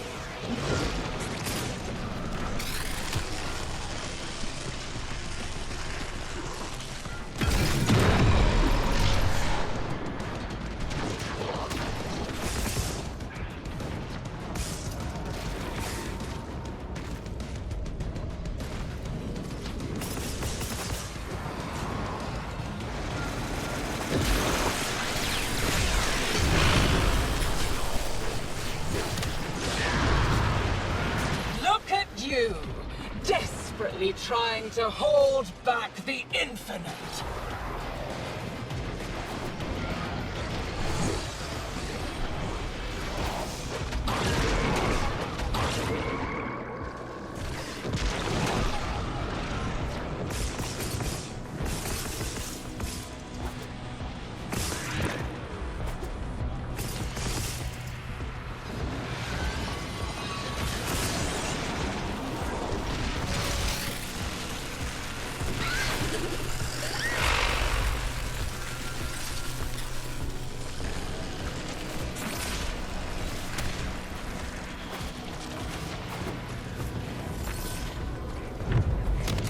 Oh, yeah, I guess we can closed do up. this again and again and again.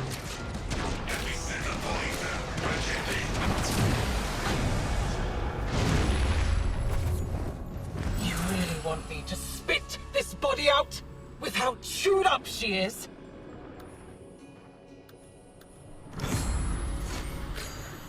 I do not like how she described it. I was dying all along. Did you know that?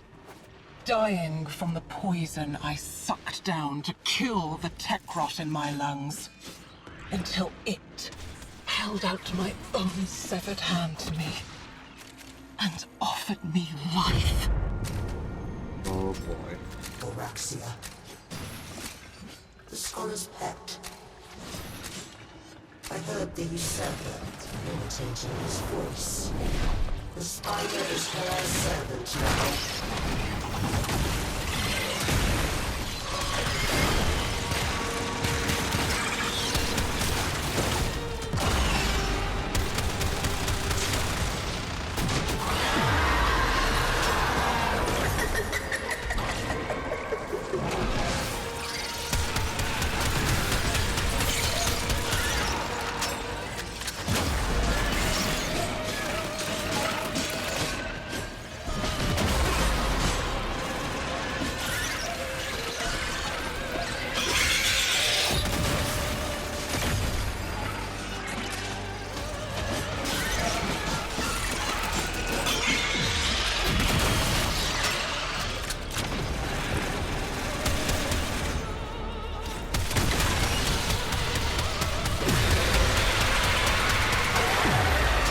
Albrecht left nothing but dust and darkling spiders in his wake. Isn't it time for a new story?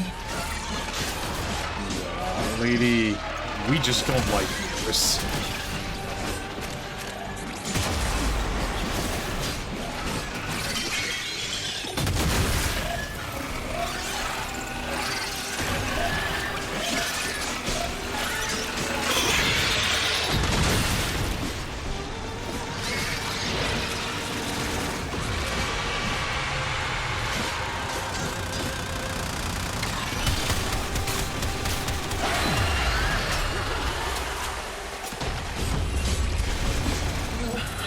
put her down.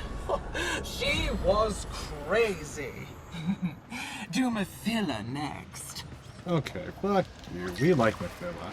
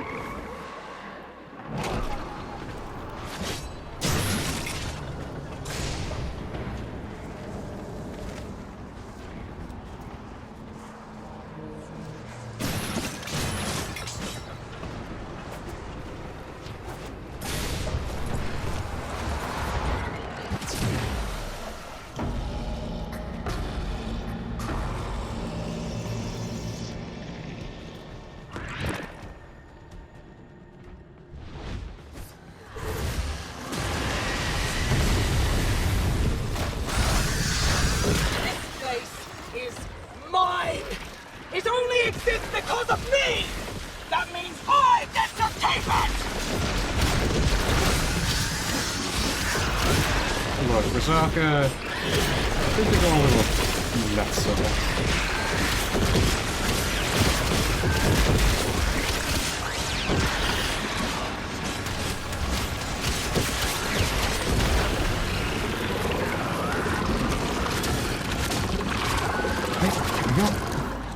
This is your future!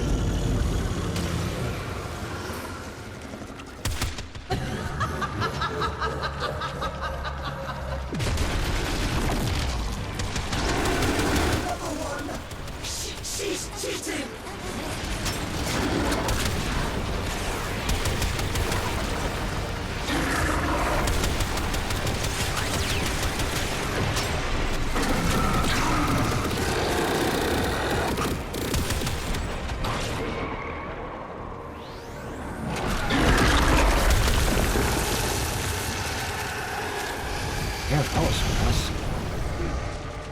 Her thread is cut! Oh, you may safely resume your throne, Your Majesty.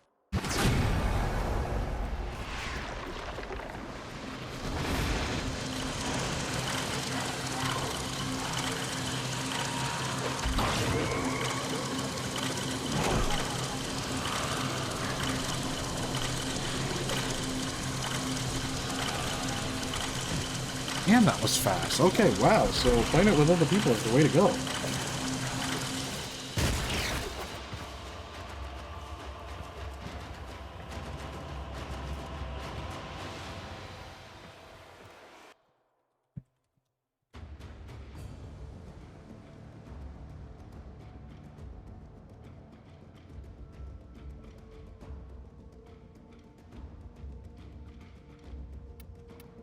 do I get? Spinner X blueprints. I'm gonna need a bunch more rune marrow. Holy crap.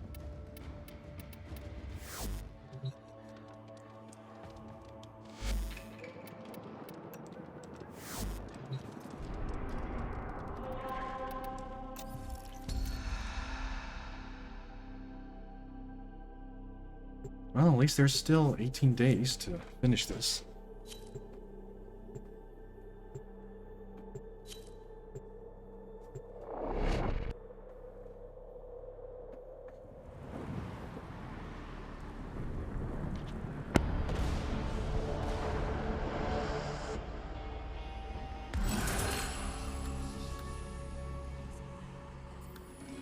Critical hit, 30% melee attack speed.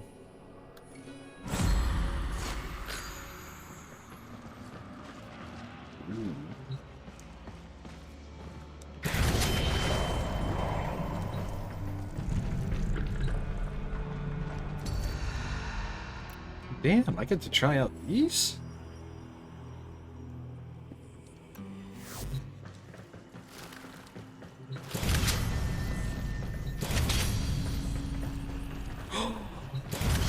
Fuck yeah.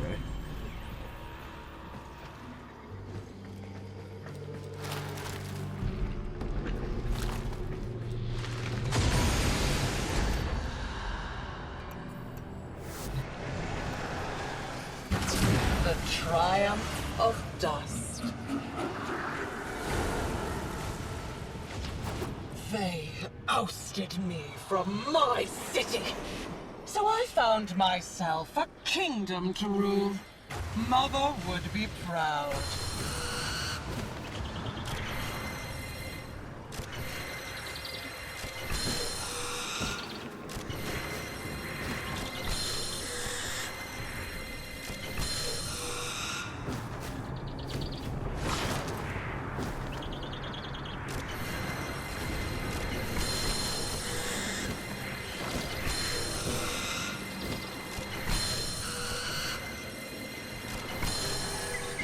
Done.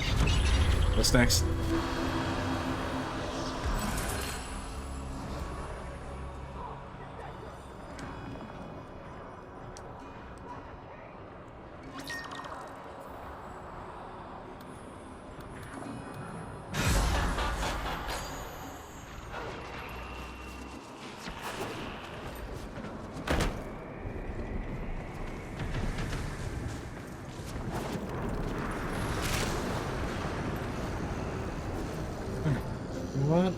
What did you mark?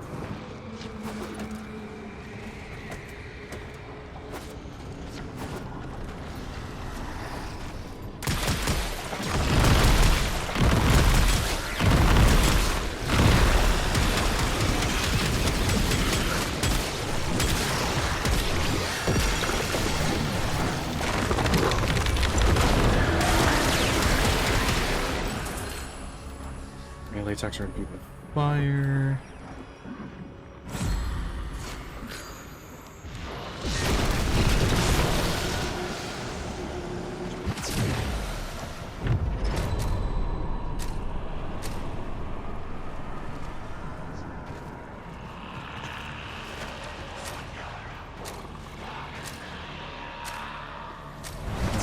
Approach the peregrine. Do not fear the wide eyes or the gaping beak.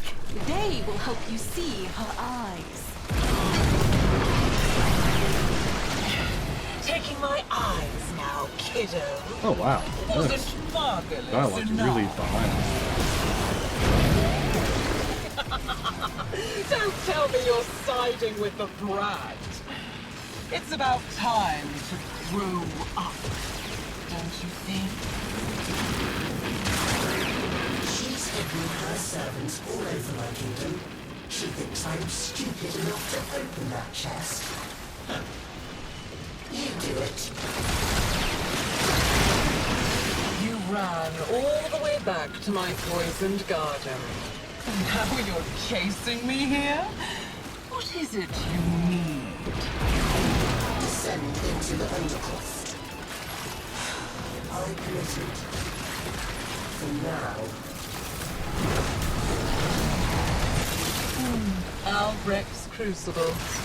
Crimes against the laws of nature. Do not think for a second that I will let you desecrate my kingdom with your element mixing. It's called alchemy. Nothing new.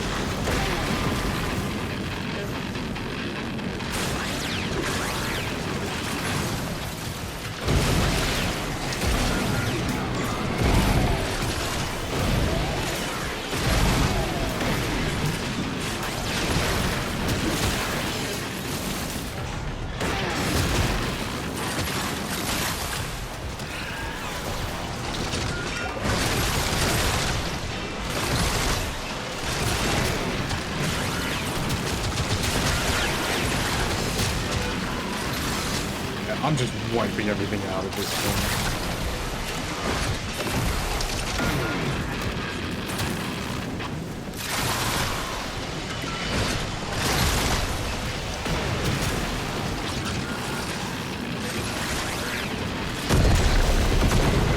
What have you done? We're fixing your ship. But you should be thankful that we're not charging you.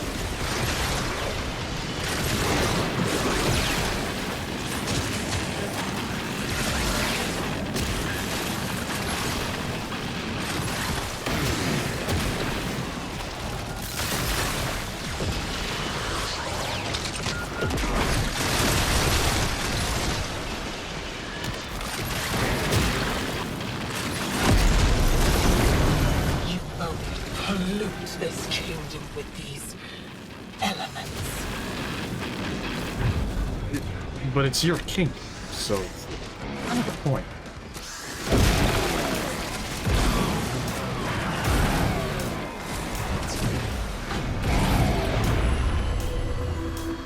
Hello, champ! Hey, wait a minute, this is spoilers, get out of here! Oh, there's no... Tear away a finger, hack off a hand, an arm, a face. Keep on taking and see what grins back at you. We have to delve deep beyond the madness. Unlock the reserves the scholar instructed us to keep.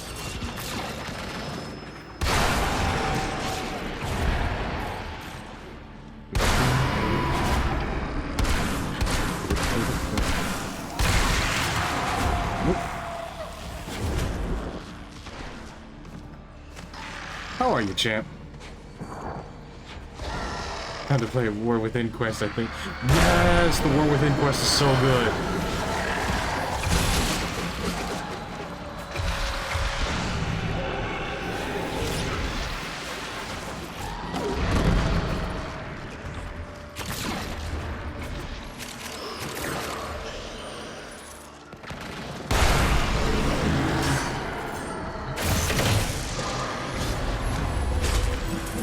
But this is the very paradox, so it's a little, it's a little spoilery, but you know.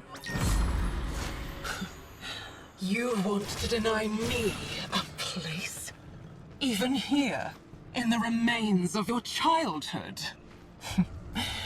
Not very nice of you, kiddo.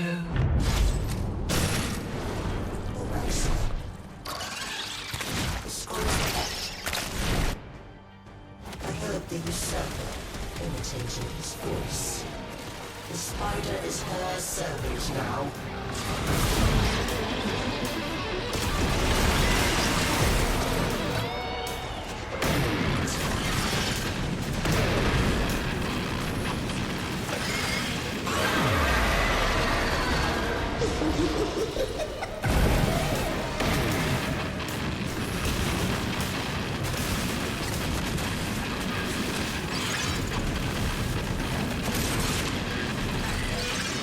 I played this quest where I was building a doll and walking what looks like you're doing right now. Building a doll? Building a doll? Building a doll. Oh, wait! Are you talking about,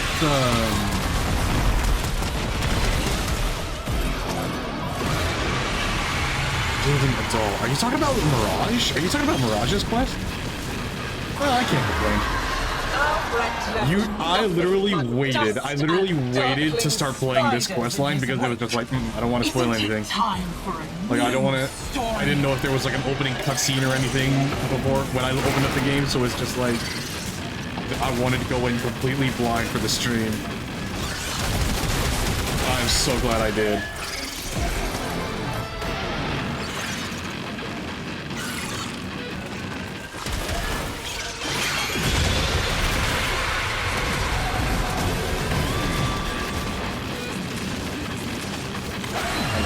We're just melting her now. Nice. Which, hang on, you were building a doll? I'm trying to remember what quest that is. Building a doll. Building a doll.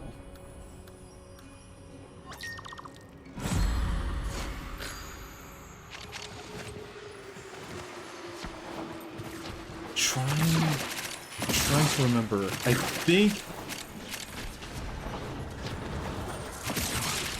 I don't know, I played a dude that was living in a world.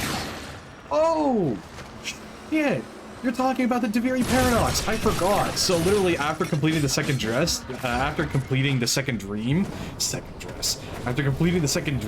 quests, it literally gives you the ability to play the Deviri Paradox because I think they were experimenting with creating, they were creating an alternate version of how you start the game.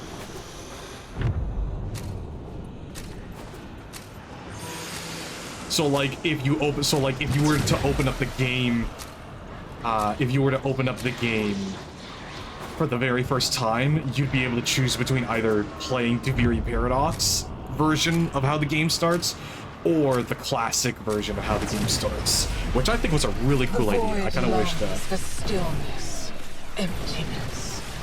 But first, things so that's must why be I was offered Excalar of Megan Voltkin. Yeah, exactly. Yeah, because it was literally just like, hey, we're gonna, and it's so cool how it's just like, I think it's been like, because of the way that it was introduced in the story, because Deviri Paradox came out a long time after a lot of the story had been written. And okay, well, spoilers, but it's alternate dimensions and shit. So basically, like, in Deviri Paradox, you are playing an alternate dimension version of your character. Sure. Because in the lore, it's just like... Because in the lore, it's just like, oh, you know, the children of the Zerman, an experimental ship using the void for transportation, they ended up being adrift in the void and gaining void powers, but they were rescued. And this version of your character, the Drifter, is like, yeah, what if your character actually never got out of the void? And the void ended up manifesting a children's story to keep you from going insane. Except, haha, surprise, as your character grew up and started not wanting to do any of the storybook stuff, the very part, like, the void was just like, yeah, no, you're stuck. So you can either play along with our story time, or you can get executed over and over and over. If you're wasting your time here, who's protecting those freaks back in Holvania? I tried to make them look like my 10 but still look like an alternate version. It is literally, so the reason why your Tenno looks so young, despite being thousands and thousands of years old, is because of the fact that your character is constantly either kept in a stasis pod. Well, so it's a combination of being kept in a stasis pod and constantly being pumped full of void energy. And in the context of the story, void energy is just pure chaotic energy. It is literally just like, what if the chaotic barbarian of the D&D group was an eldritch god? It only exists The questline was confusing for my work-fried brain, but the hero bloodborne parry system was fun. Oh, yeah!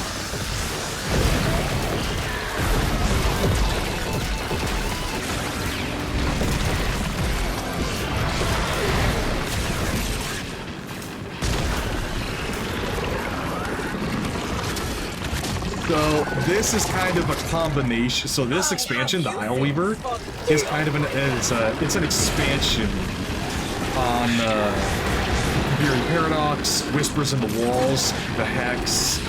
It's just a culmination of a bunch of different qualities that got mashed together. Oh, what? You got to play as the Stalker? Come on.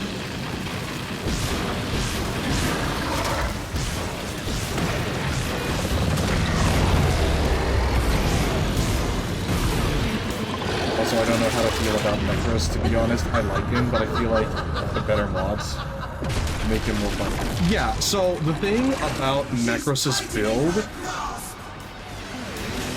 So the thing about Necros is the fact that your loot drop mechanic is basically just like an extra roll of the dice to convert an enemy body into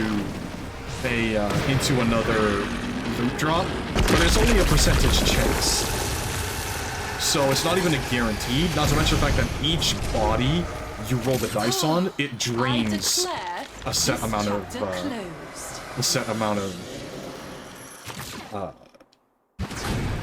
energy. So like ability efficiency and a bit like ability, so like you may think ability duration is your friend with Necros. Nah, ability efficiency is your friend. So don't worry, champ. I will help you get your hands on some ability efficiency mods. I think I actually have a couple of spares that I can just give you, because I know those mods are particularly tricky to get your hands on. Also, yeah, if you're looking at the mission success screen, yeah, in the Tiberian Paradox, if you level up your skill tree enough, you'll be able to get your hands on the Stalker to play as.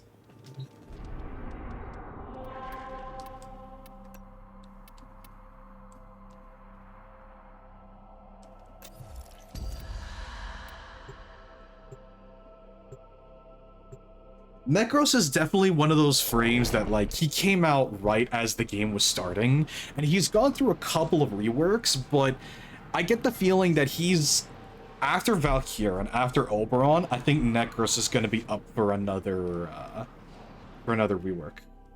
That cool. I had a run with him yesterday, and he kicked my ass. Oh no, I'm sorry.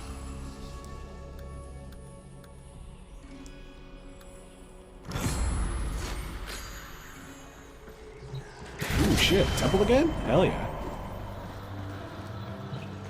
Let's see what I can do. Penance. Nah, I won this time. Oh, I misread that. I completely misread that. You kicked his ass. Okay. That makes a lot more sense. He kicked my ass last time. Yesterday, I kicked his. Yeah, see? You're getting stronger. They grow up so fast. Do not trust the spider. It serves the scholar no more.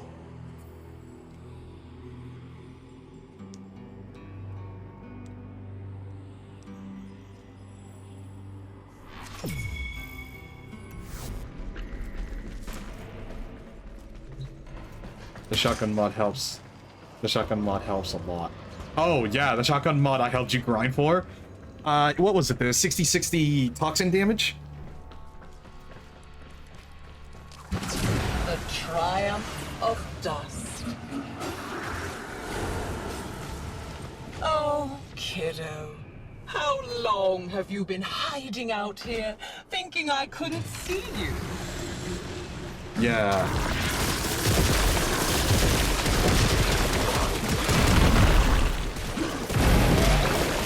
So, fun fact, I am playing a Warframe whose whole shtick is he has a metronome. And you have to time his abilities with this, you have to time his abilities with the rhythm. Took out the 66 spice. Oh, good luck getting the lightning for the rifles, because that shit gets annoying so big.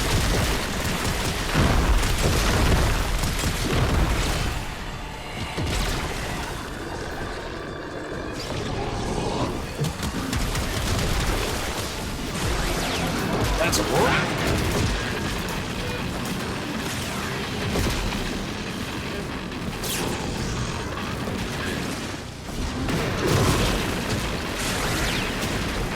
Yeah, I'm running around with a flame-throwing guitar.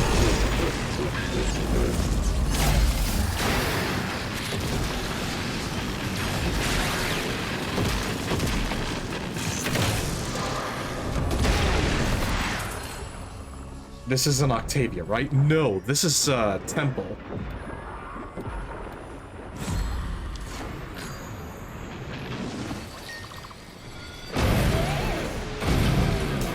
So Temple's whole shtick is that he's a rock star.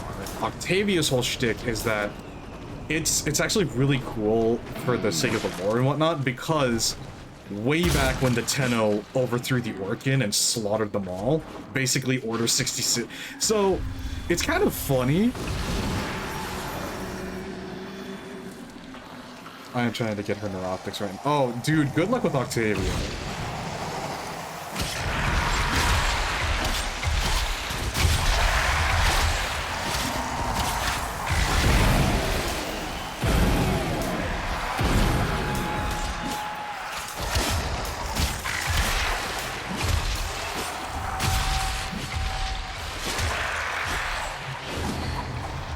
Oh, there's a Eldritch horror doggo.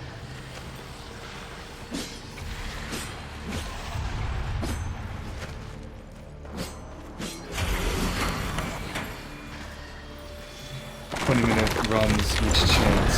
Yeah.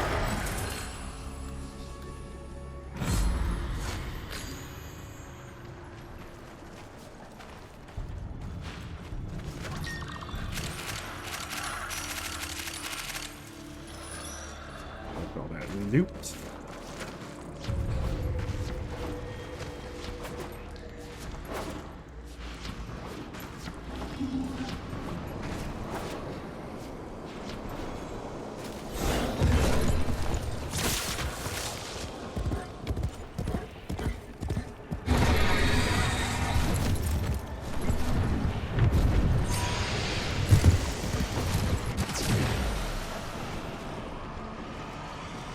Yeah, not too bad if it's just 20 runs for each chance, but if I recall, Octavia's neuroptics is like less than a 5% chance drop. Divine right to rule.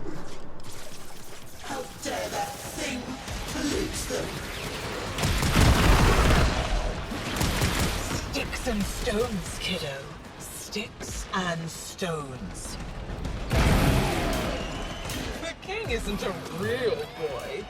He's just a doll. Shall I pull his arms and legs off for you?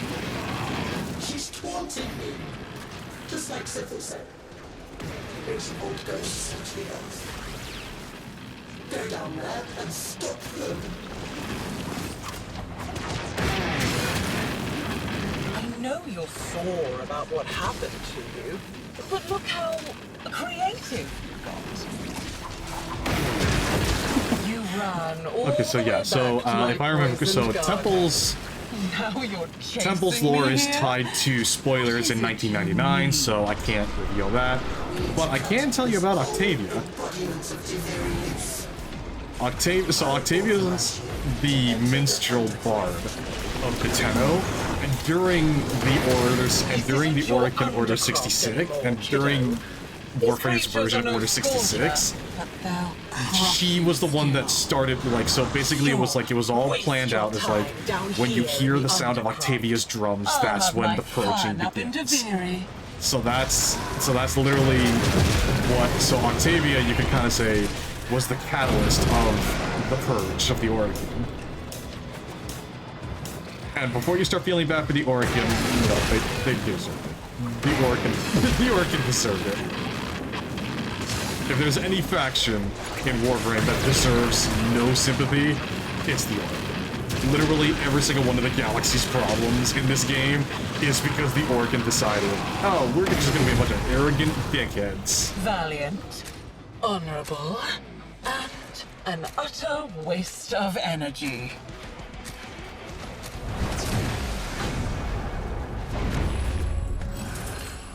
Only a few pages left, kiddo.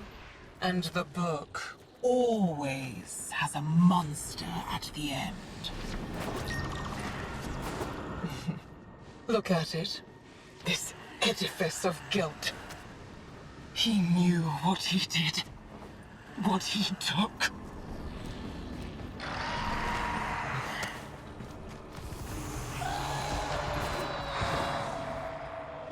Aha. Artifacts. Alright.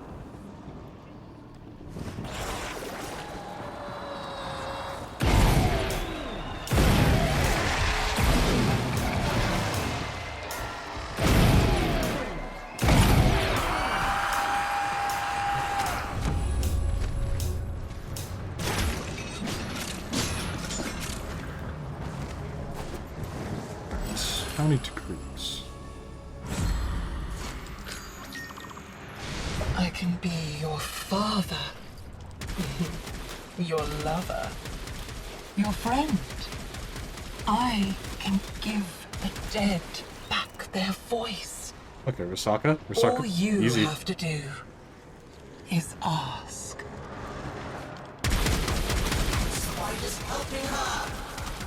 As tempting as it is, I'm gonna say no.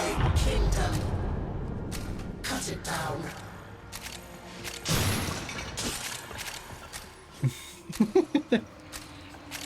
God, I forgot how Risaka was for a bit there.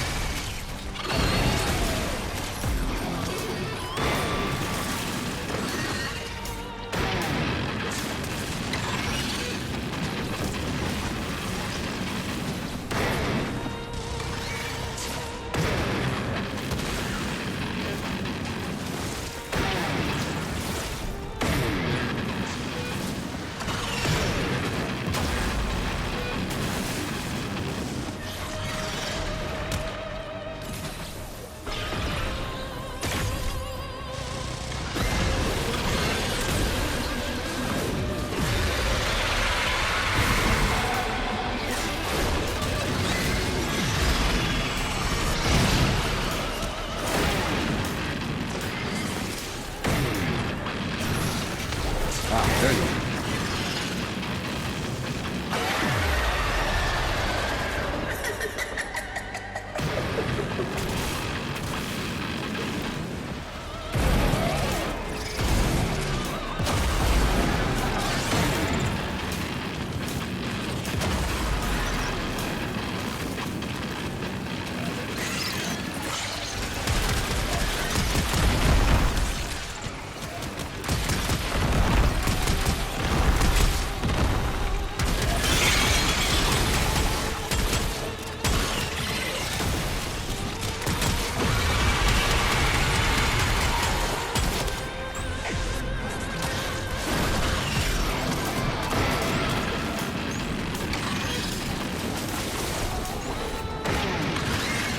Burn! Burn!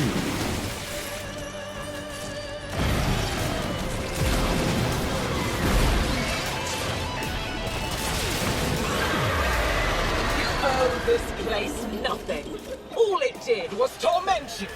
just as he tormented me!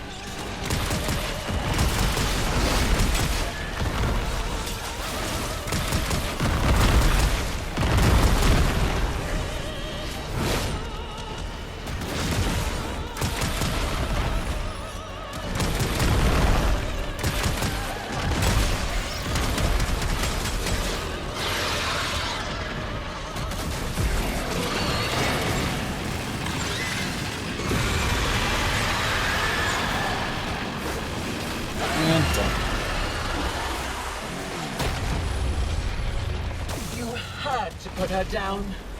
She was crazy. Do Mathila next.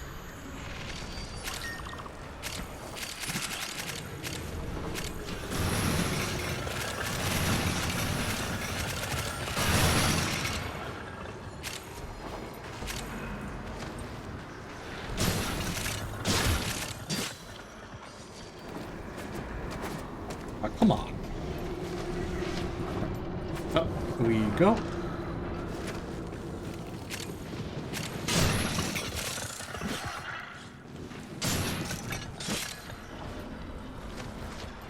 I wish I had Wukong with me.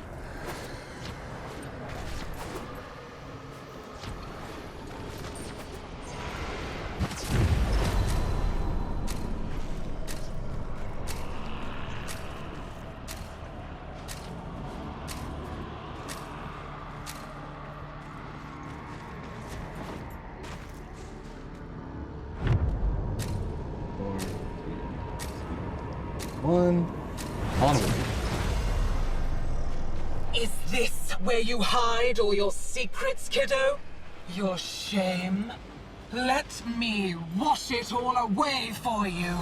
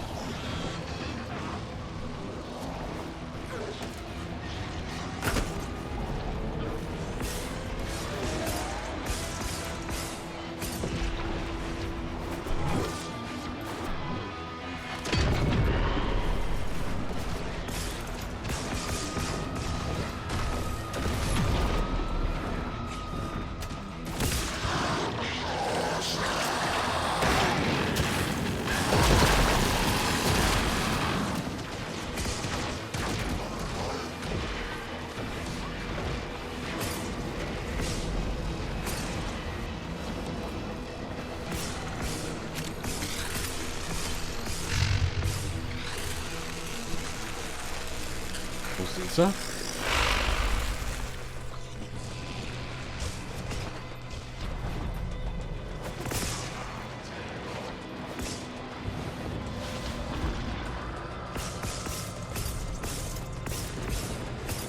You only delay the inevitable.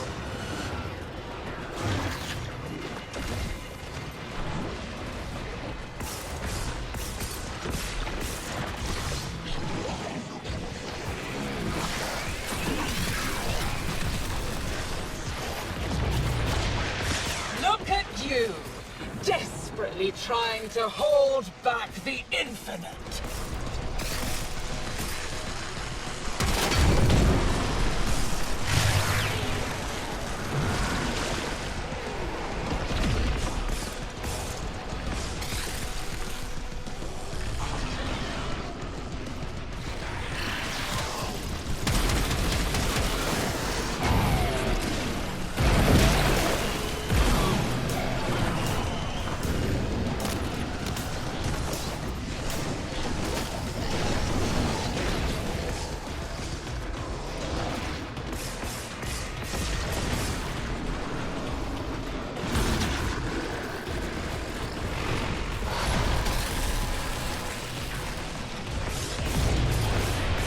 Inconsequential. And how come you keep trying to stop me? Hmm? enjoy watching you dance so frantically.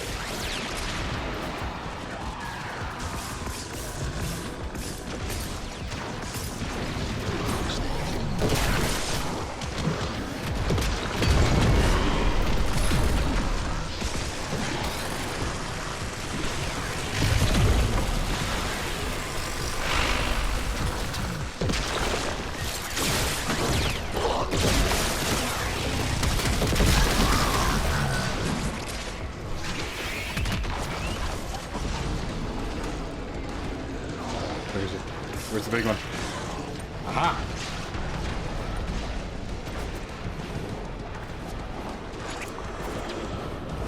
No! God damn it!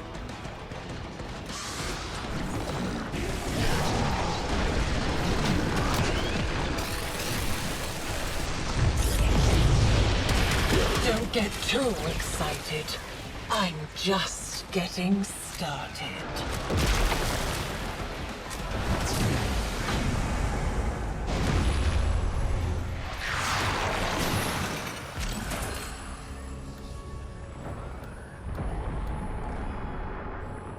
Her grip weakens at last. Call forth the beast that binds her to Duviri.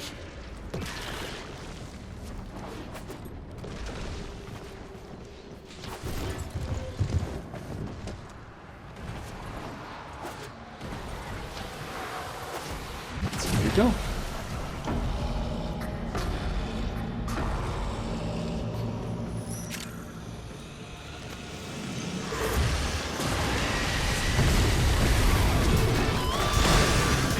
They're all real. All the bad old memories. Here's one now. Oh, a bunch of eldritch horrors.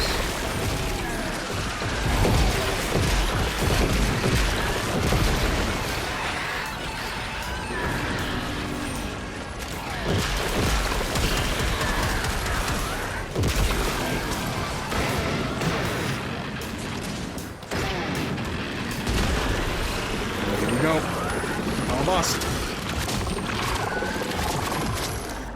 I have uses for deal breakers.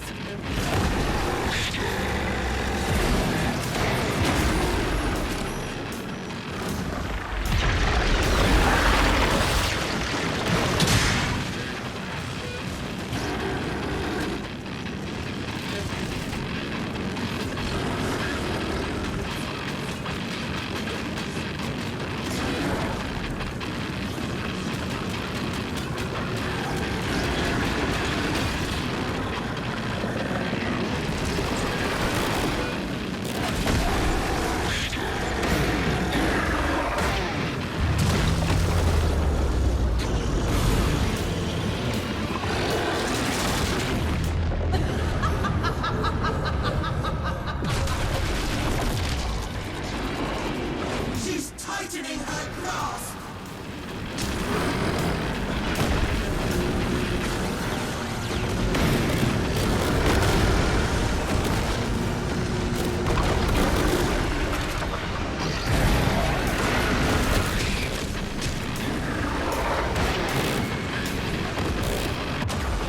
Ah, damn it.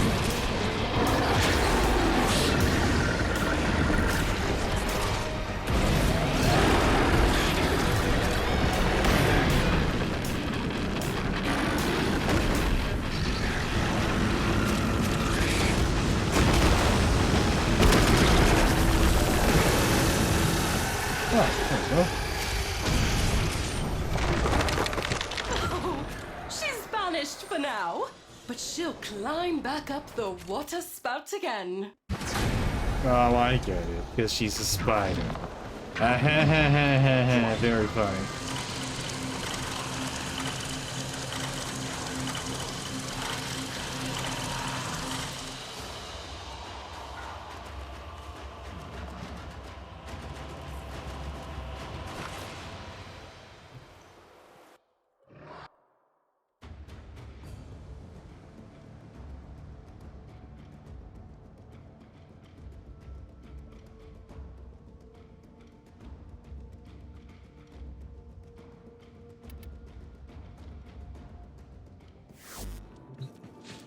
miss pubs. Don't suppose you've ever been in a pub? This place isn't the same to pizza.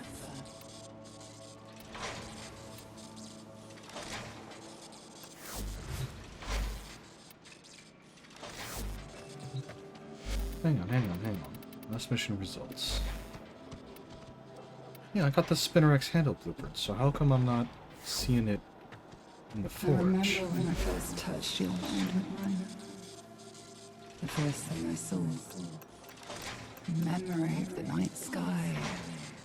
And all the stars were in the wrong places. That's how far apart in time we were when we Spread were out in the room there.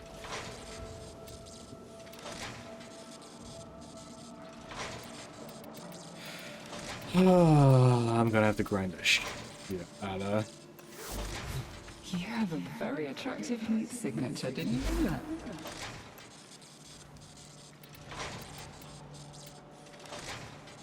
yeah. Oh shit. Huh. I just need the systems.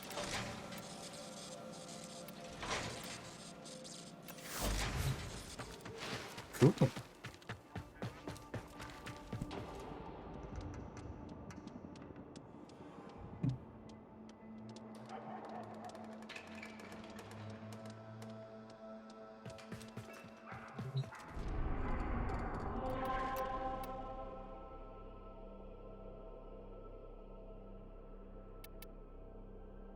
Mission 8 claw. See, we're only at 11.8% progress, but I get the feeling that as soon as the weekend starts, there's gonna be a lot of progress made by the community as a whole.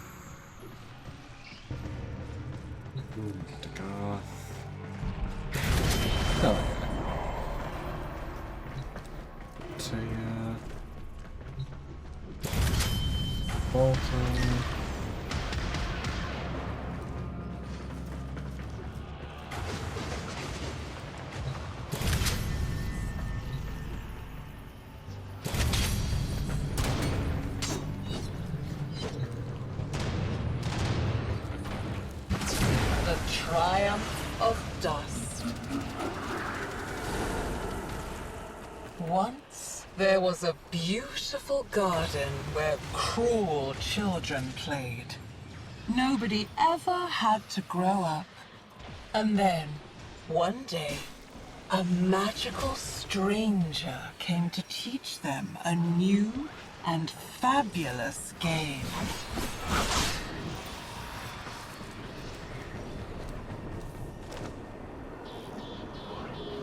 Wait. No. Did Albernick and Trotty have something to do with the...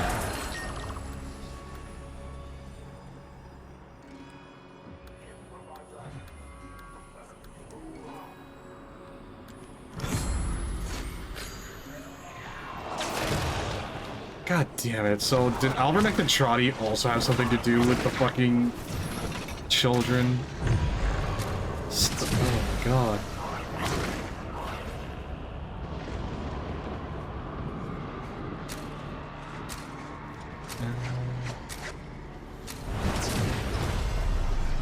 She's hidden her servants all over my kingdom.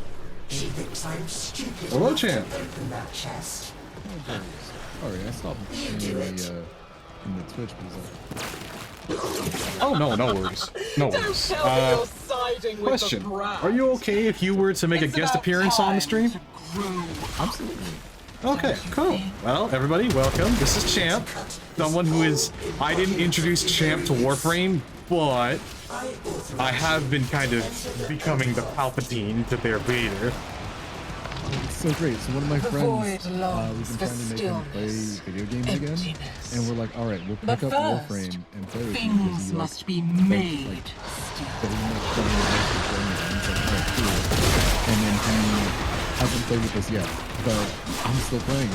Why are you You've fighting, been here, kiddo? so it works out. Yeah, and then I This came was along and it's just like, prison. yes, my We can yes. dismantle its pieces Your together. training is nearly complete. Yeah, I'm like Anakin, just with like Anakin, but this is post Order 66. I'm like Anakin if he was in like the normal classes, like not the advanced classes. You know, he's just not the best. Don't put yourself down like that, me. I set up this this photo for I when I have joined all somebody the in time their in the streaming, universe. and I forgot about it until You I know joined that and better then than actually anyone. stream. Don't you, kiddo? But still, welcome. Thank you for giving me. Thank you for giving me someone to bounce off of. It's always more entertaining when there's someone to actually, bounce ideas and conversations You with. ran all the way back Yeah, I to my saw poisoned the garden. notification that you had Now started you're streaming, and I'm like, chasing at the very me least, I'm here? gonna start watching the stream. is it you But I need? was busy doing stuff. And Yeah. stuff in my life. Lots of stuff, busy stuff. Everybody's busy with stuff. Asking out that dial pun again. I see. Got a house back. No one's gonna go. I bet no one's gonna get that reference anymore. That shit's. Just reminding myself how much of a decrepit old man I am. Yeah, I'm guessing you were born in what, the late 1900s or some shit? Yeah, late 1900s. That's an awful way to describe it.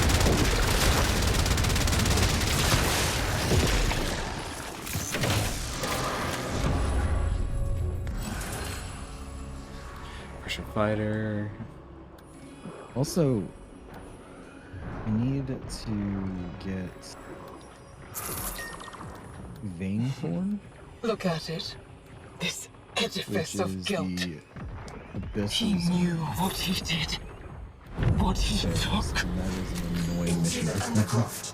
Quickly!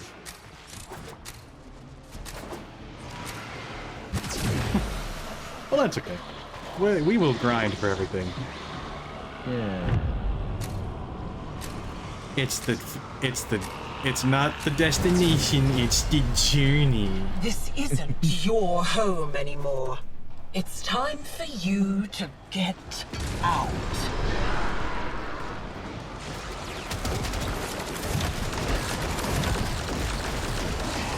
I've seen many of these runs Again, good luck. I can double check and see how many Octavia Prime stuff I have. Because honestly, it's just like so many people just straight up tell, like so many people in the community are just like, dude, you're better off grinding for Octavia Prime than regular Octavia. Yeah.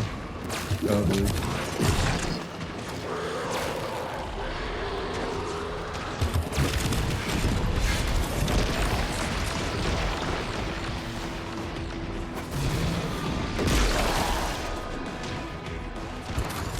Because they recommend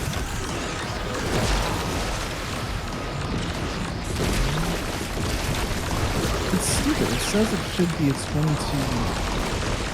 22.5% chance. See, that's what the wiki says. But you don't account for the bad luck. Yeah. As someone who has suffered the wrath of orange cheeses, trust me, it's not fun. I think this is the only mission that I've been running that's been giving me the Axie relics. No, so basically what it is that like it's dependent on how high difficult the mission is. So anything below, I want to say anything below level 20 enemies drops lit stuff. Anything between 20 and 30, I want to say is Meso, and then Neo is anything between 30 and 40, and then Axie is 40 plus. Yeah, so this is the spot that the Octavia and the Octaves drop is a specific mission, and it's a survival, so that's why it's a 20-minute run, because it only drops on the drop C, which... Yeah, but you can get your hands on a bunch of other cool shit if you stick around. Yeah, so I have to, like, at the 20-minute mark is when the loot table for C drops in that mission. So it truly is a 20-minute run and I get it. I get a chance at it. It's also saying that I have a fucking 75% chance. But not.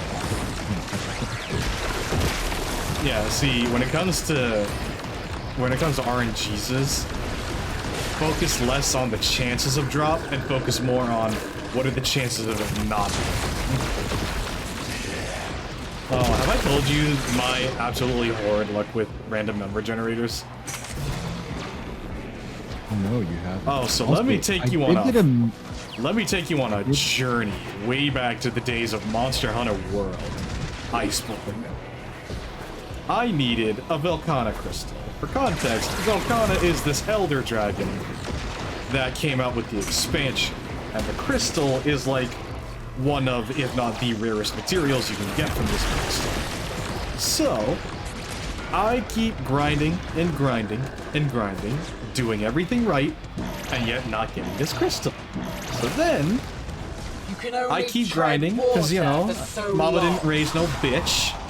So I keep going at it, and then I finally get it.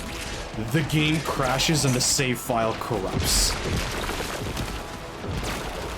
I had to thank God I had the game saved to the game save file saved to a cloud. Because, anyway, so I decide, hey, I'm gonna restore the save file. Unfortunately, the problem is the game autosaves when you exit the mission and find yourself back in the hub world. The moment you set foot into the hub world after a mission, that's when it autosaves. And guess when the game crashed? Right when the mission was complete. Oh no. So, being the ever-determinate one, I decide to try farming again. Only to find out that because the PlayStation 4's internal hard drive was so ass, the game would constantly crash, and the save file would always get corrupted. The only reason why I was able to get my hands on a lucky Velkhana crystal, never mind play the game again, because literally, like, apparently Monster Hunter World was just so taxing for the PlayStation 4's default hard drive. Did you hear the angels singing? It's just... I can be your father. That literally, like, after the game would corrupt, after the save file would corrupt, I would try to reload back into the, like, I would try to reload back into just playing the game again. I would not be able to. It would just, like, it would get to, like, 75% loaded, and then just crash again. Honestly, playing Wilds, that was one of the reasons why I stopped playing. It was like every time I tried to play with anybody else, like half the time they would just disconnect. Yeah, the cross-server, like the cross-platform was buggy as all shit when I first tried. So I literally just put the game into, I literally just turned the game off of cross-platform mode. I don't know if they fixed it yet, and I'm not really all that inclined to give it a try again. So I'm just keeping it. So I'm just keeping it off crossplay mode. I mean, I think I had crossplay off as well, but like I was only playing with people that were, you know, on the same Same region, or? Yeah, same region, same platform. Like, literally, I was playing with some, trying to play with some friends that were, This place nothing. you know, All it Yeah, did was to be honest, the torment me, game... just as he tormented me. To be honest, the game has some really weird bugs when it comes to, because like, so many times, even when I'm playing on the same platform as people, because I have crossplay turned off, the game would just, kick me out. And it's just like, oh, lost connection to PlayStation Network. And it's just like, bullshit! It's still online! Yeah, it me too on PC. It just didn't matter. Yeah, it would just do that. So...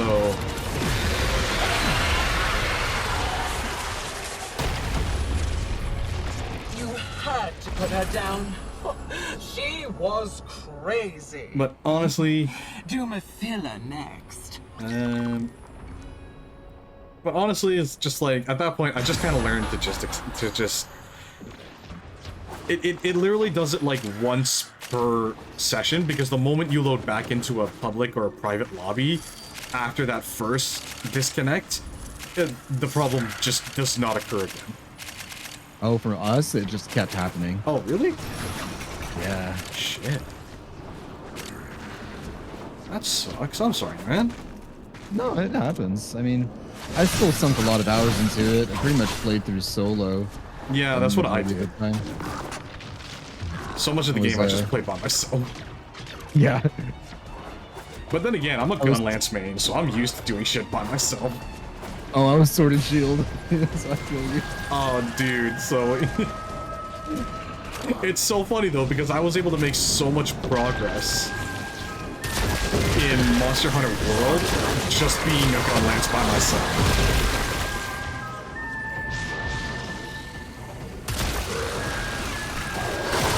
And like so many times people would ask me, like, how the fuck did you beat this annoying ass Elder Dragon without having a squad with you? And it's just like, well, it's easy. I just keep my shield up until my Palico heals me. Well, like, this is actually the first Monster Hunter game that I ever played. And I was soloing the Tempered Zoshia like multiple times in a row, just because I'm like, I want the armor set.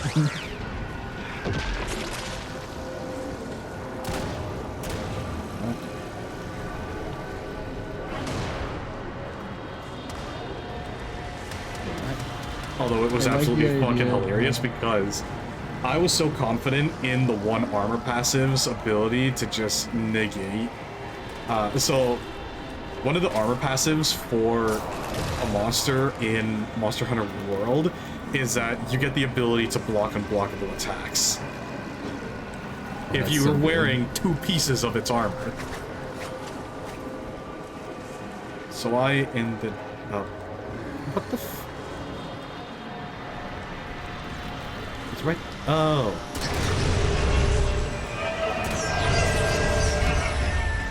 Sorry, I'm just dumb game mechanic. But literally, it's just I wanted to test that because it's just like, oh, Safi, at the end of the first ever Safi Jiva fight, they have like this tactical nuke ability that blows up the entire arena unless you're hiding behind a pillar. And I'm just like, fuck it, I'm gonna do it. So I literally ran, so I literally like when it was doing this dramatic charge up, I just like, screw it. I just went out, just Ice Dragon in Wild. The worst part though is the fact that I was facing the wrong direction. So I was not able to prove whether or not it's possible to block that attack using the Hurricane armor passive. My herald looks like you. What? You could have done it. I probably could. I believe in you. I was able to block the that one big ass ice dragon in Wilds with Blessing and all of that stuff on it. See, Divine Blessing on like anything with a shield is a fucking godsend because of the fact that like depending on the attack, you still take damage. Yeah. Even if you're blocking with a shield, so Divine Blessing just like, oh yeah, you know, fuck, fuck you. It's literally the kid that's just like, I have a force field. It's a fucking universe. Not even. It's literally just like you're playing superheroes with your friends and you're just like, I have a force field. I have a force field.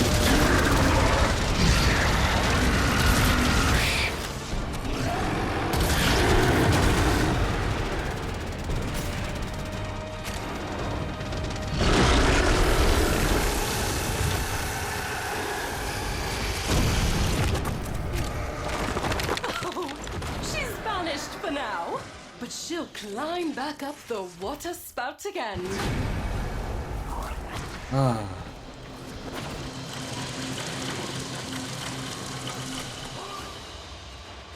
You in a mission right now, champ? What was that? Are you in a mission right now? Yeah, but I can extract. No. You stay in it, but I'm definitely is just like, I'm gonna take a break from this new game mode that they introduced. And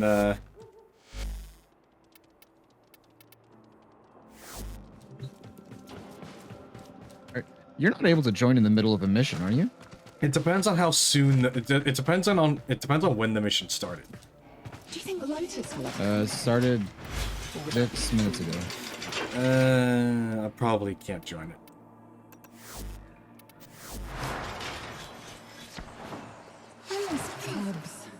Okay. Don't suppose you've I mean, ever been I can extract. That's fine. No. This place isn't the same. Too new to pizza. Unable to join. It's either Objective has or- been completed. Yeah, no, it's too late. Okay, then let me extract. Because there is that window of opportunity where you can join someone's mission right as like it starts, but then depending on whether or not the mission is complete, then So you would have had to join within like the first 5 minutes. within the first 5 minutes if it's a survival, within the first 3 waves.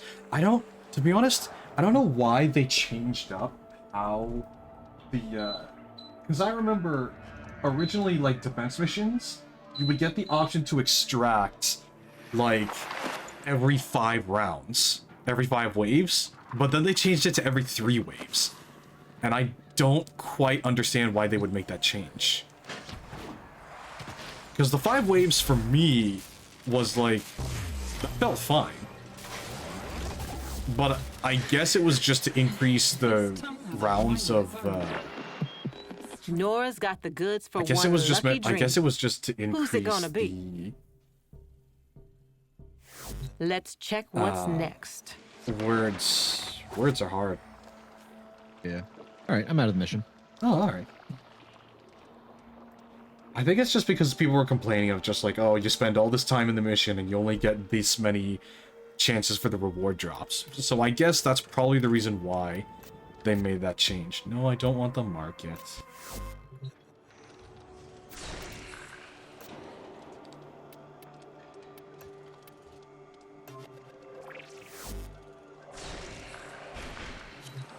Let's see. It's a survival. How about...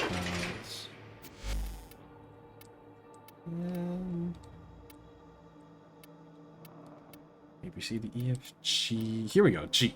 GR. Gross. Can I glaze over for a bit? What do we want to run? Also, all of the people complaining about, like, I don't understand why so many people are complaining about Valkyr's rework. I actually quite enjoy the new rework. I'm just like, y'all are just complaining way too fucking much.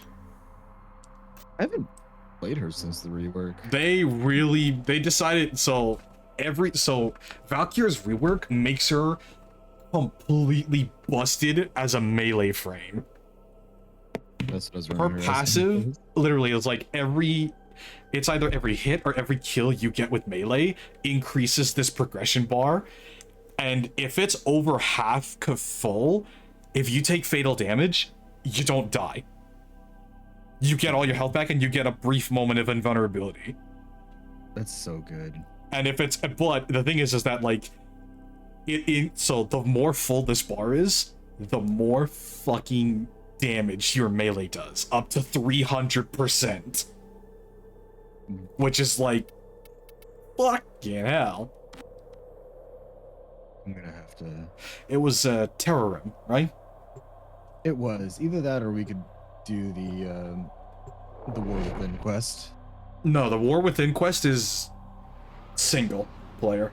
Oh. The vast majority of the War Within is single player. Then I'll save that for another time. I think one of my friends was willing to play, but also at the same time, I kind of want to keep doing stuff around my level. Oh no, by all means. Behold, Nidus. You must Icky provide boy. cover for a lone Tenno operative. Set off the alarms and keep the Smash. infested busy. I'm sorry, what? A steady stream Pat, of why do you toxic always spores bother is me being when I am released playing a into the video area. game? Hold on.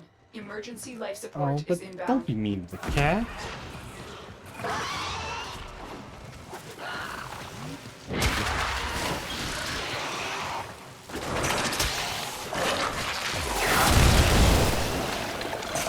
Okay, well, thanks for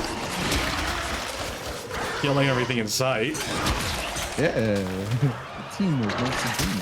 I think Nidus was a bad call for a character that went nice. Am I not supposed to be killing the stuff when you grab them like that? Well, it makes it easier for me because Nidus's abilities are very energy dependent. And the thing is that Nidus has a passive where every one of his, like, that stomp he has that sends that wave of infesting. Yeah.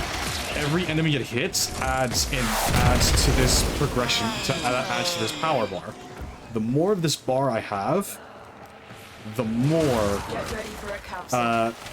the more powerful I become. So if I get like 15 stacks, if I die, I just come back. And I spend those stacks and I just come back.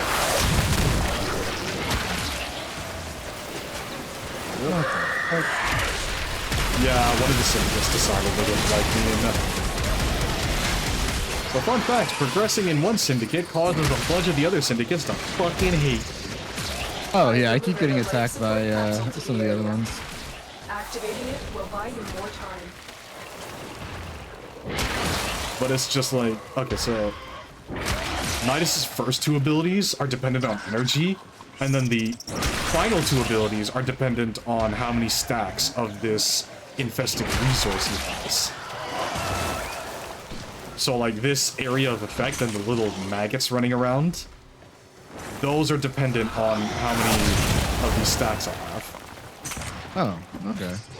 Along with something called Parasitic Link, which is a really cool ability because it allows me to tether onto an enemy.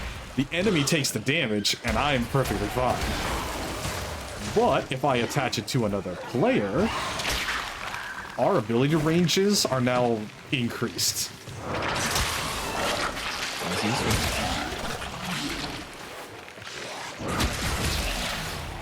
When I first got Nidus and I learned about that, at first I thought, oh cool, I can make other players take the damage I was meant to take, but that's not how it works. And honestly, it's for good reason, because I can't imagine how pissed everybody would be. That would be super fucking funny though. Yeah, so it's just like, no, I don't want this damage, you can have it. You pissed off the Horde, you get to have it.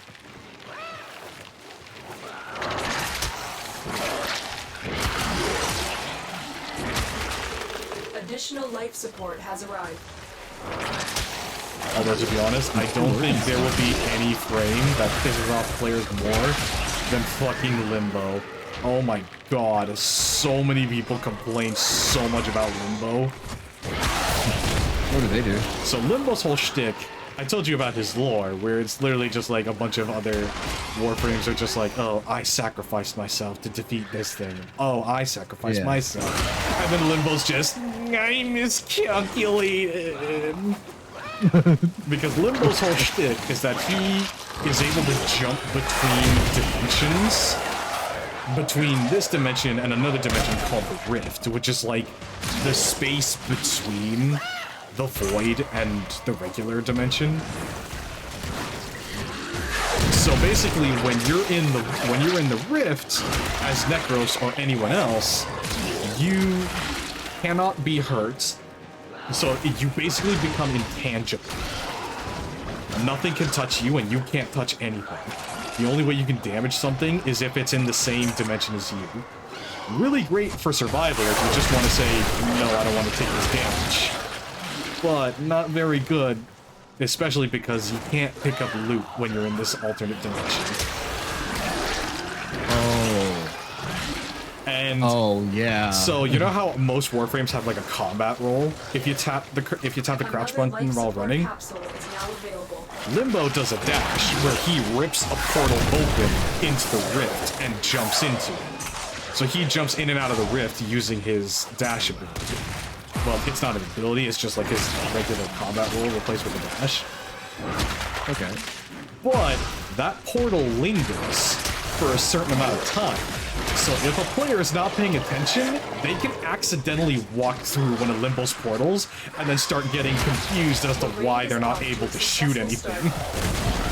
Extraction is available if you need it. That's fucking hilarious. It is absolutely hilarious, and they made it so that like you don't have to wait until Limbo's abilities run out. Instead, you can just again do a combat roll and you just exit the dimension on your own.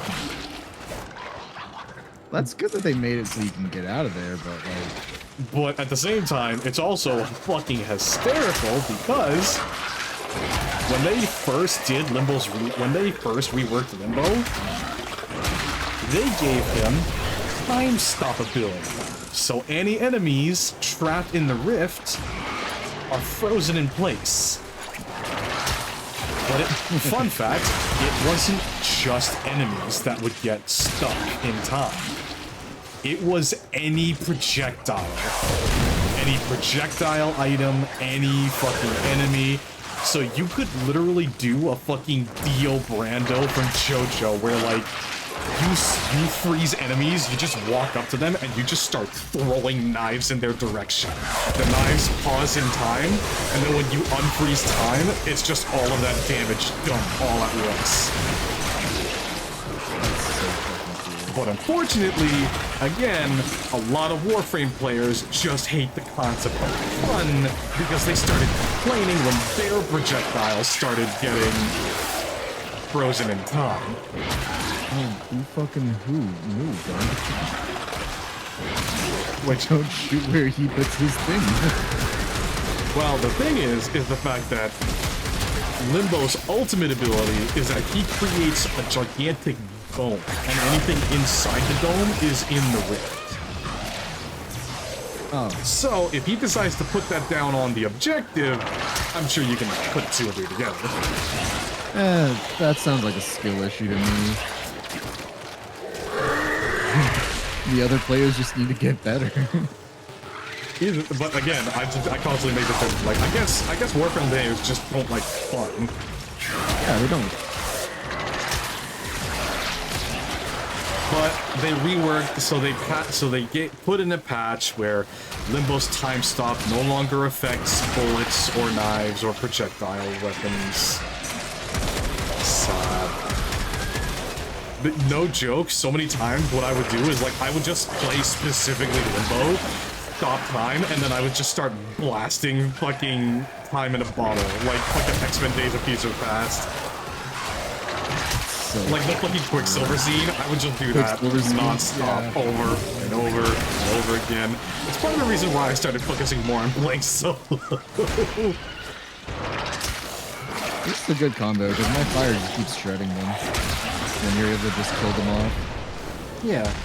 And I'm already at 74 ability stacks.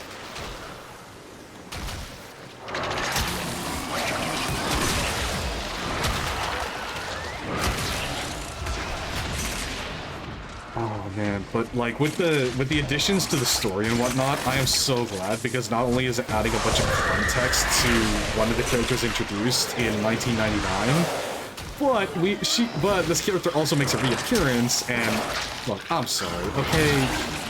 Just I know people are gonna judge me, but like you look pretty lady. It's a pretty lady. Oh, no judgment here. Military garb. I keep seeing it. I'm like, damn, I need to get to that spot in the quest line. Yeah, you see it just in the pause menu where it's not even revealing her full attire. It's literally just her sitting in the throne, just looking over her shoulder at you, and you just have that primal feeling of like, oh, yes, Captain. Dude, I saw her and my brain went immediately like, oh yeah, you should let her step on you. Literally, no, oh my god, it's the fucking monkey noises from that stupid fucking, these. My, like, that fucking just It's the fucking Emma Frost, it's the fucking Emma Frost effect. God, they know how to get us. Can't wait for the next one they drop to be a fucking femboy. That's gonna get that's me. Nesha. Yes, there is a Warframe that is just okay, so like it's absolutely I need to start farming a different Warframe. Okay, so it's absolutely hilarious because there was a period of time where a lot of the people in charge of moderating the chat kind of ended up abusing their power, and that was one of the big controversies that Warframe had.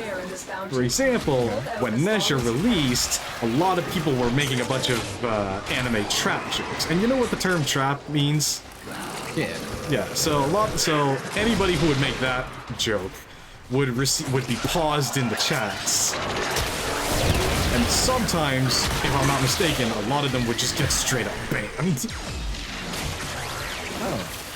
Even if the word had nothing, even if they were using the word in no way regarding Nesha. But to be oh my god, speaking of them boys, you know what I'm pissed about? Have you ever heard of an anime series called Fate? Like Fate's the Knife, Fate Zero, yes. stuff? Yes, I'm well aware of this. Do you want to? Okay, so we got a Stalfall, Prime, premium femboy material. 100%. And then when they announced that they were going to include Nesha in the next iteration of Fate, I was excited because they're like, hey, we're gonna get a Stalfall 2.0. And then they just straight up and then in their version, you know how like King Arthur is a girl? They basically do that. They make Nesha a girl in Fate, and I got so fucking angry because it's just like, no! You had a fucking slam dunk and you had a slam dunk and you just decided to eat the basketball. What are you doing? Like, you had the potential for a slam dunk. Yeah, it's so funny to sit here and talk to somebody and be like, yeah, I wish Fate had more femboys. And knowing that I've had this conversation more times than probably I should have. Then more times and everybody agreeing. Dude, fuck it. I think the best part is the fact that we can use a bunch of fucking logic. Like, we can use a bunch of the fucking grass internet logic of just like, if anyone's just like, dude, that's kind of weird. It's like, what are you, fucking homophobe? What are you gonna go and say that I can't ask for more femboys during Pride Month? Yeah, no. During Pride Month? Excuse you? I should call your place of work and tell them that they are paying a homophobe. Right? Yeah, you can't come at me. My work supports Pride Month. I got free ice cream for Pride Month. Dude, you got ice cream? I got ice cream. I just got a shitty button. It's kind of funny because I forgot to get ice cream because I was playing Magic the Gathering. No fucking way! So I was exchanging one gay thing for a different gay thing. Nah, I wouldn't say Magic the Gathering is necessarily gay, but it is very heavily associated with the basement dweller culture. It's really funny because like it is literally just like the key things to look out, like the key things that identify a basement dweller: Magic the Gathering, Pokemon cards, Yu-Gi-Oh cards, Smash Bros. Brawl on original console, not an emulator, and Warhammer. Not 40k, medieval, regardless, just Warhammer in general. Past 3 weeks, every time I have to have a one-on-one with my supervisor, he's just like, hey, want to play some Magic? I'm like, yeah, alright. You're super. Oh, dude, I fucking wish I had a supervisor that did that shit. Like, we got promoted at the end of last year, and he was like, alright, you guys are seniors now, so you guys know what the fuck you're doing. I'm gonna take a step back and stop baiting you guys. It's like, as long as you guys are doing what you need to do, I kind of don't care. See, and that's just the that's just the mark of a really good manager, right? Like a manager, like the thing is the fact that like a manager shouldn't be having to step in and do everything. The sign of a good manager is someone who teaches the staff properly and then lets them take the initiative.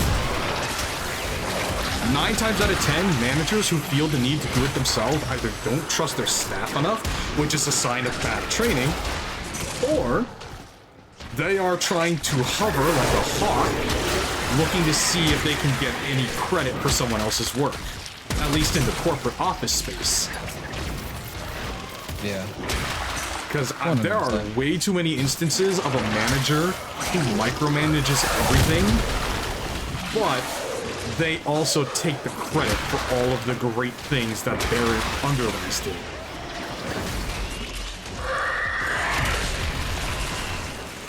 Look what our Tenno operative just found. They could not do this. So, God damn it! How many of these life support towers do we have? Jeez, we have 7. We have 7 on standby. We're just not using.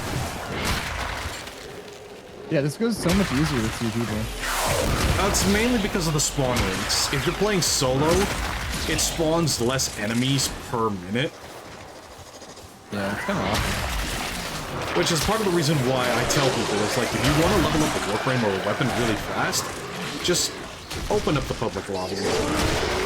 Like, if you insist on doing it solo, spy missions. Spy missions with a frame that is able to sprint at Mach 20. But if you're willing to play with other people, defense or survival, I would suggest defense because all the enemies are going to one spot. Like, defense with more players.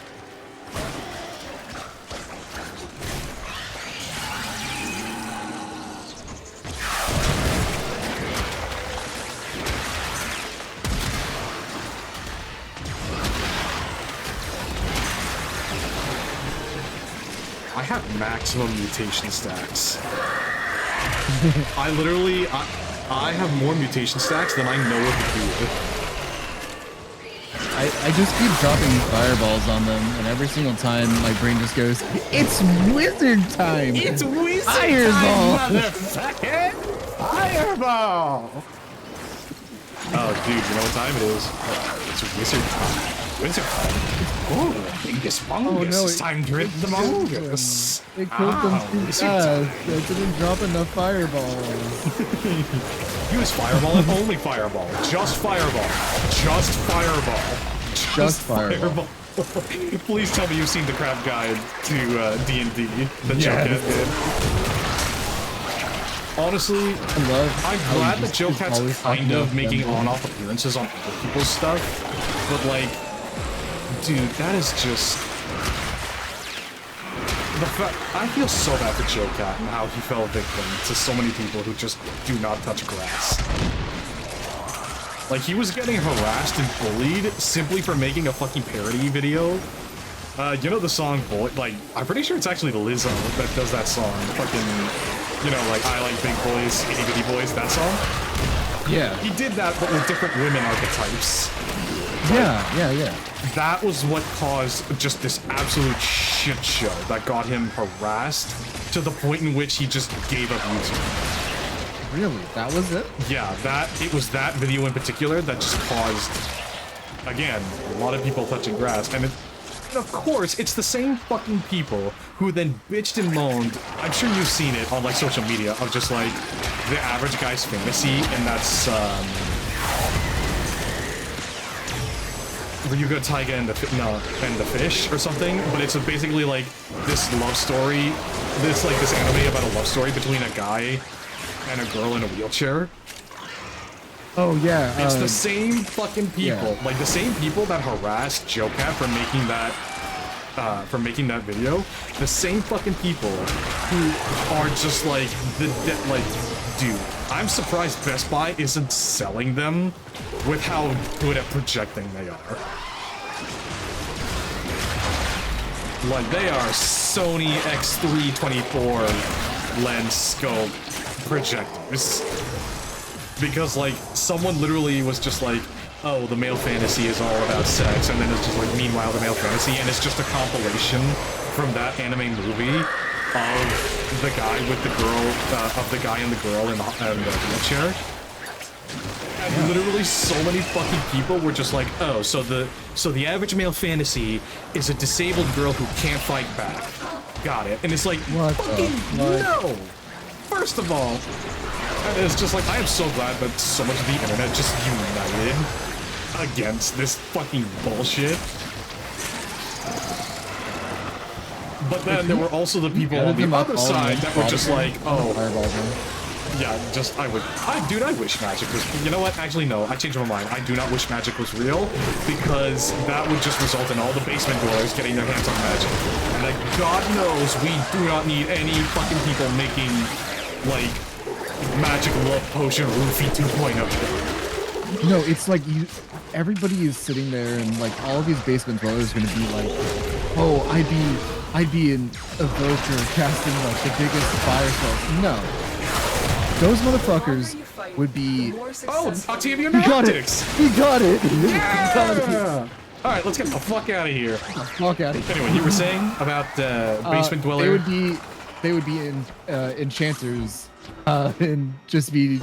They would be enchanters imbuing their fucking Ona holes with like vibration level 3 spell slots. Yeah, they would be enchanters and artificers going and building their own stuff, or they would be doing fucking like charms and stuff like that because they couldn't get one on their own, so they're gonna go and try to cast a spell to make somebody fall in love with them. That's all it would also, be. you should have gotten in your reward pool a Shield Osprey Spectre blueprint. Yeah, I got that. Build that, because if you're ever in a panic, if you're ever in a pinch, you can summon it, like you can throw down this Pokeball, a Shield Osprey appears, and just boost your shield. Okay. Cool, so we got you Octavia. We got Octavia. All right, so now the options are...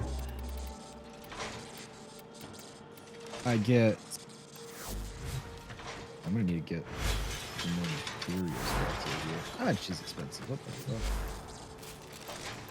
See, but I think the worst part is the fact that there would be just that one motherfucker that's a basement, that's like the fucking stars align level of like bullshit of just like, oh yeah, he's a basement dweller that also somehow managed to get this, and this, and it's just like, again, he's gonna make so much fucking money. Basically, it's just like, oh yeah, it's like a magical roofie, and it's just like, you know what, on second thought, I don't think I want magic to exist. Okay, so I need 2 Argon crystals, which is from the void. I need salvage badly, and I need Kuva. Kuva? Wait, you need Kuva for Octavia? Yeah, Octavia's systems require Kuva. Oh. Well, you unlock the ability to farm Kuva from the War Within quest. Okay, great. I also need, for the Gath, Vainthorn. Vainthorn? And I need a little bit more salvage and 2 Argon crystals for Wukong. Yeah, okay. Well, where's my Necros? So I guess the easiest one to get the stuff for right now would be Pharaoh a little bit of salvage, which is on Mars, Jupiter, and Sedna, and then the Argon crystals, which is from the void. We can let's get the Argon crystals out of the way, because those deteriorate. So like, Argon crystals deteriorate after like 24 hours. So you'll have like 24 hours to get the scrap you need. Where the fuck did I put my... Where did I put my Necro slot out? Mischief, Odinson, Pharaoh, Priest, Scourge. Here we go. There we go. Found it. Okay. And then after that, is there anything that you need to run or want to run? No. No. Want to open up some orbs? Yeah, we can do some relic farming. I need to get my hands on some more Forma, too. Yeah. Yeah, let's get the Argon Crystals out of the way. Yeah, I need 2 Argon Crystals and a little bit of scrap, and then I'll be able to build Wukong, and I'll start leveling him up and gathering materials for the other guys. Start working on. I am I'm level 30 with Ember, Excalibur, Kome, Mag, Necros, Trinity, and Valkyr, although I did play the old Valkyr. Well, either way, let's get you some Argon Crystals. Oh, and also there's the Railjack stuff that we can get for too. Ooh, yeah, we can do that. That sounds fun. Trust me, you're gonna want to upgrade your Railjack just a little bit, because I'm sure Olive can regale you with so many stories of how she basically did none of the Railjack stuff and then did the new War Quest, and the new War Quest requires you to go in with your Railjack a couple of times. And she was just getting blown the fuck up. Yeah, let's definitely do that then. The enemy is at our doorstep. You must defend our equipment until reinforcements arrive. I felt so bad. Like, she screen shared it and everything, and I felt so bad for Olive because she just kept having to read. It took, granted, it only took her like 5 tries, but it was just like watching a puppy trying to get out of a cardboard box. But you just wanted to help it, but you're like, I don't know if it'll snap at me or.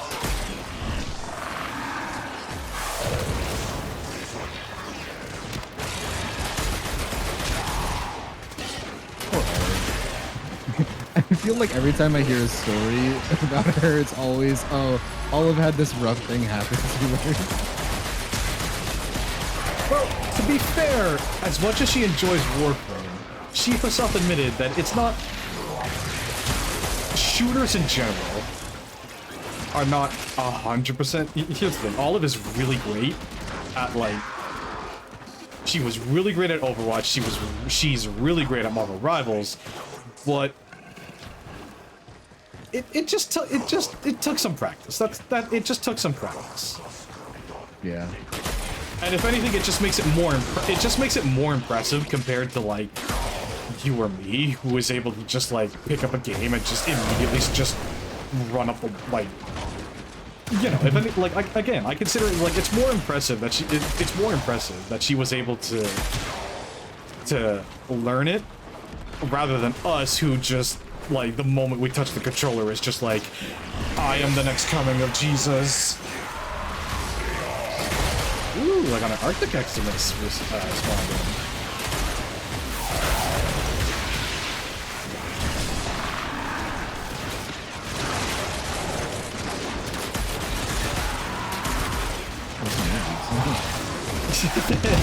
Yeah, it's getting really bad.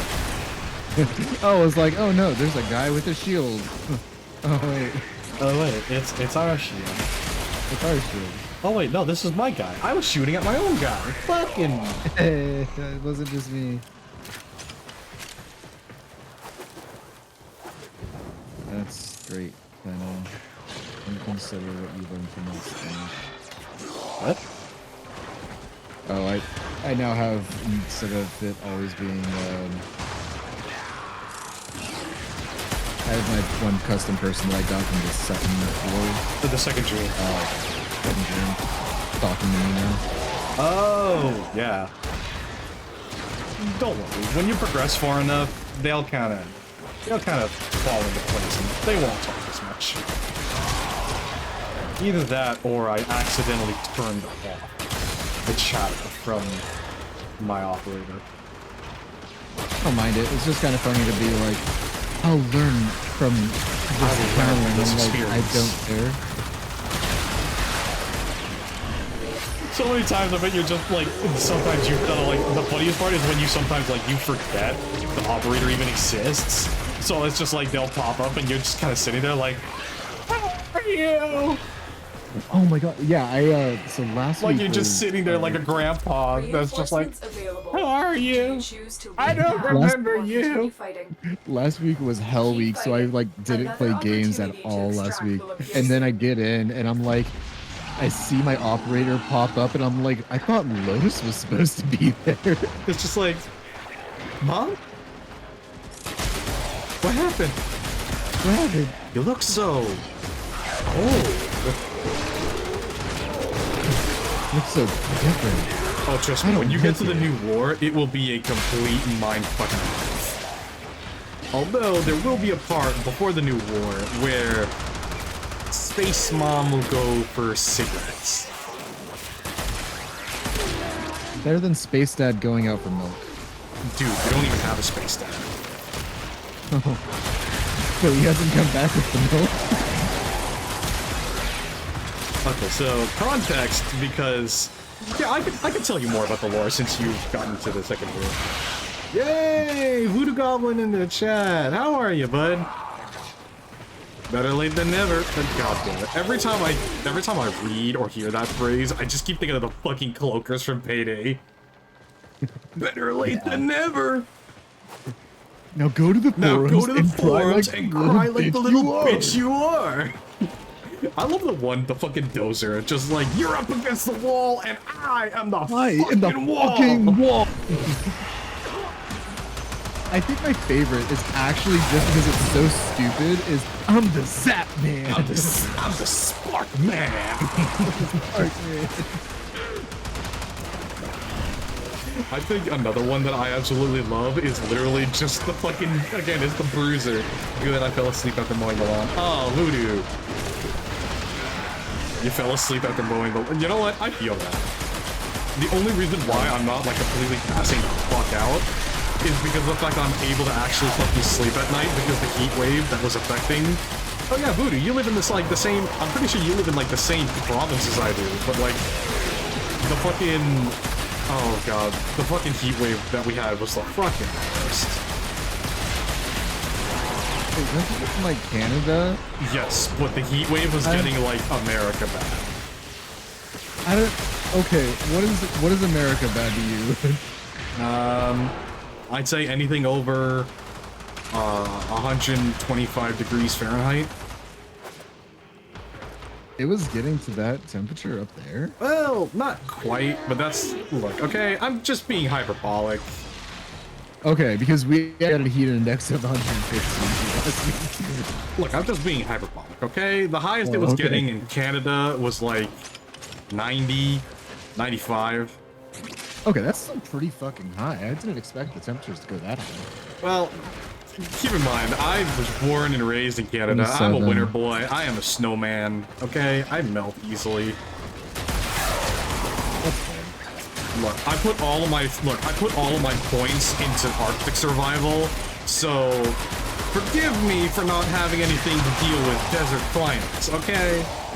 Damn, that's wild. Forgive me for leveling in the wrong skill general fortitude. Like, forgive me for leveling into the wrong skill tree. Damn. How much is the stat reset? I don't know, but I bet it tastes like bullet shoves a barrel into my mouth.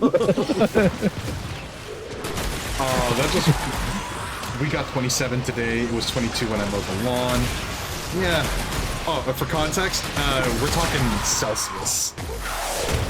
Yeah, I assumed that. I don't know what that is in freedom units, but I could tell that it wasn't freedom units. I think 27 is approximately, I want to say 70, around 70 in Fahrenheit. Okay. I don't know. Look, we're playing games. Voodoo's the one that's watching the stream. He can make the conversion if he wanted to. Voodoo, you are now our smart person. He's our Alexa. Voodoo! Voodoo, what's the weather outside? 22 is 71. Oh, so I was pretty close with that guesstimate. You were pretty close. I mean, you were close, but like, let's not get ahead of ourselves. You weren't exactly. No. But I said it's in the 20s is in the 70s era. That's true, but I guess I'll let Voodoo make the final call if you were right or not. So. I kept my statement broad for that exact reason. Don't you try to fucking discredit me. Don't call your statement abroad. That's fucked up. I'll call my statement whatever the fuck I want.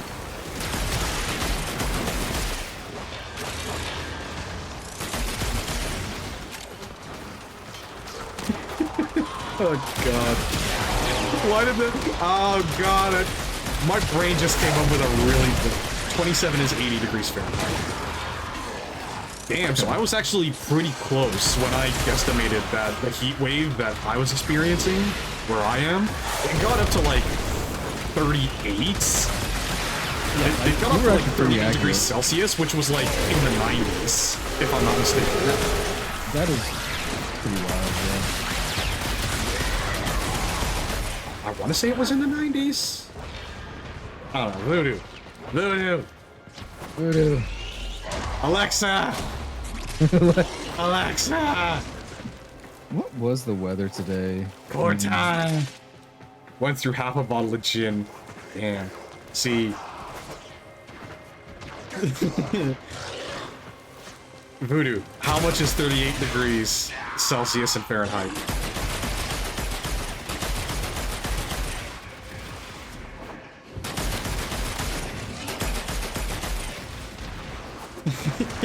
God, every time I scream Alexa, I just keep thinking of fucking, oh, you got the Hex Shotgun. The Hex Shotgun. Honestly, solid shotgun. But the Kubelich version that you can get, even better. No, I want to get it so bad. I was wrong. So 38 degrees Celsius is like 100.4 Fahrenheit. So I was off. So I underestimated.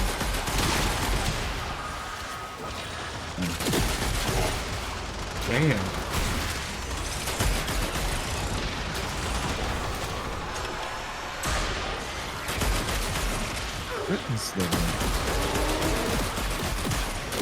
Honestly, like, so you know those Jade Eximus champ that have the green beam that chase you around? Yeah. So I cannot wait until you unlock the ability to play the quest that gives lore context for why that Eximus exists. Those doggy treats at the guest. Don't you be throwing doggy treats at champ. Hey. Actually, I kind of don't mind that. I love doggy treats. Give them. That reminds me of the fact that, like, my sister. Okay, so way back when it was just my sister before I was born, my parents had these two big ass German shepherds that were just so protective of my sister.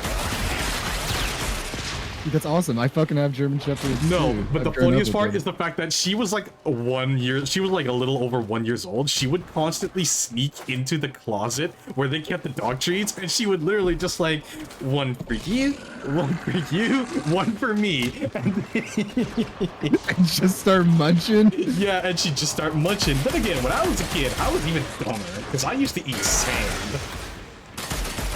Granted, this was back when my family lived in Mexico, so it was that good quality shit.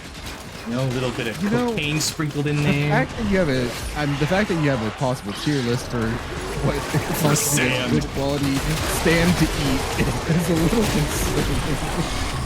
Dude, no. I think the funniest part is the fact that, like, the moment I moved back to Canada, like, the moment my family moved back to Canada after living in Mexico for a couple of years, because, like, I was like 2 or 3 years old when we moved back to Canada, so that's part of the reason why I say, like, I was born and raised in Canada, because the only time I ever lived outside of Canada was, like, when I was like 2 weeks old. My family went to live in Mexico, but then when I was like 2 or 3 years old, or 4 years old, that's when we went back to Canada, and I spent the rest of my life just there. But it's hilarious because it's so funny, because the worst part is that I have foggy memories of, like, going to a playground, picking up a handful of sand, tasting it, and just spitting it out. Because it was just like, yeah, Canadian sand is not the same. Yeah, I feel like there should be other reasons to spit out sand. Dude, little kids are so much fun. They just put anything they can in their mouth. But at the same time, like, it's a natural thing for a kid to do, and it helps to build immunity. It's part of the reason why parents who stop their kids from putting shit in their mouth, chances are that kid's gonna get way more sick more often growing up. Until their body acclimates to dealing with more germs. Yeah, but I feel like... Just like how it's always better to give breast milk to a child because of the fact that for a while the child can't make their own antibodies, so the breast milk provides those antibodies until they are able to get them themselves. Yeah, I'm just wondering if the difference is like, okay, like putting a toy or like not washing your hands and then like putting it into your mouth is gonna build that, or like is eating sand required? Oh no, but then when I was a kid, I stopped eating sand, but because, you know, Canada, I just moved right on to snow. I would just shove handfuls of snow in my mouth. I was a fun kid. You were the kid that wasn't going hungry, that's for sure. I was not the kid going hungry, okay? I was not. I was eating good. I had the munchies. No, I was The funniest part is the fact that my sister keeps telling, my sister, literally one day, she turned, like, we're playing in the snow, she turns around, she sees me just gnawing on a fucking stick I picked up out of the snow. Like a fucking dog just chewing on a stick. And it wasn't like a toothpick-sized stick, no, it was like almost a fucking branch. That's how big this stick was. I was a fucking dumbass as a kid. Like my photos out of a dog, and you're the one with all the bark. What can I say? I got that dog in me. Yeah, I got that dog in me. I keep shooting your guys. God damn it. We have to be good hosts. New tier list: best eating sand. Best sand. All right, that shit Okay, from when Lowe's. when it comes to eating dirt and sand, there are three things you have to consider: texture, grit, and tastes. What about acidity? I feel like that's kind of bold. No, that's rainwater. That's what you consider when making a tier list for rainwater in different regions. Oh, okay.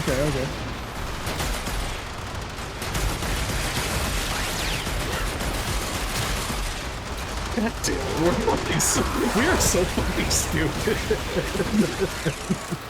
I love how you're like, nah, that's for this, and I'm just like, oh yeah, that makes sense. I had Like we're literally just a fucking group of fucking chimpanzees sitting at like a fucking United Nations conference table. I'm surprised we haven't started communicating in just grunts like those fucking Tim Allen comedy specials. Yeah, man. Just the oh shit, I'm getting shot. Oh, what? I was trying to say that I was getting hit with a beam, but I said I was getting shot, and in this game where there's like hundreds of bullets. Oh yeah, so there are these. So in void defense missions, there are these things that just shoot out a high-powered beam that pretty much one-shots enemies. So fun fact: if you ever want to be a dickhead, wait until the people you're on a mission with stand in front of it and then activate it. That'll get a lot of laughs. Got it. Yeah, I'll keep that in mind when I see you jumping from there. No, I triggered them all, so you gotta wait for the cooldown. I know. Almost back up.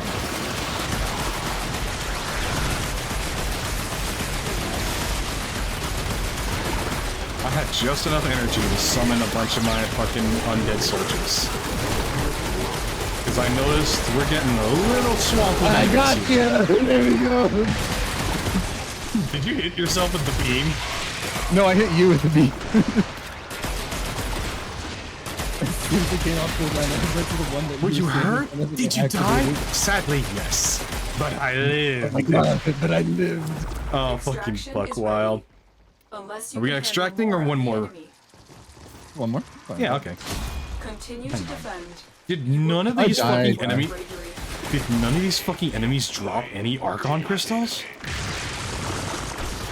Motherfucker! Not a single one dropped the Argon crystals.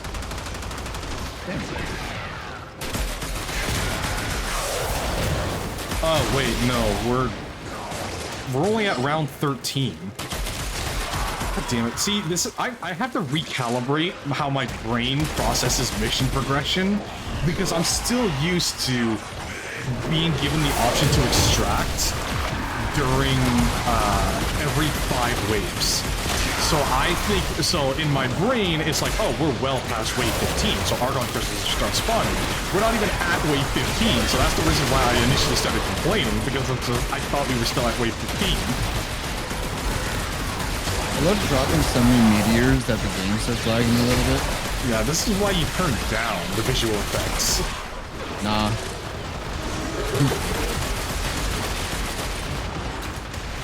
No, if I have a seizure, then that means I don't have to keep farming.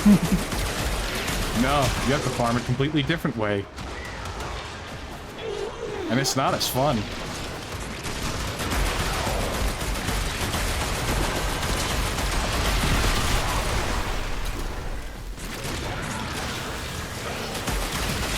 Actually, yeah, I think I do need to start turning down the visual effects. When everything starts exploding, it gets a little chunky.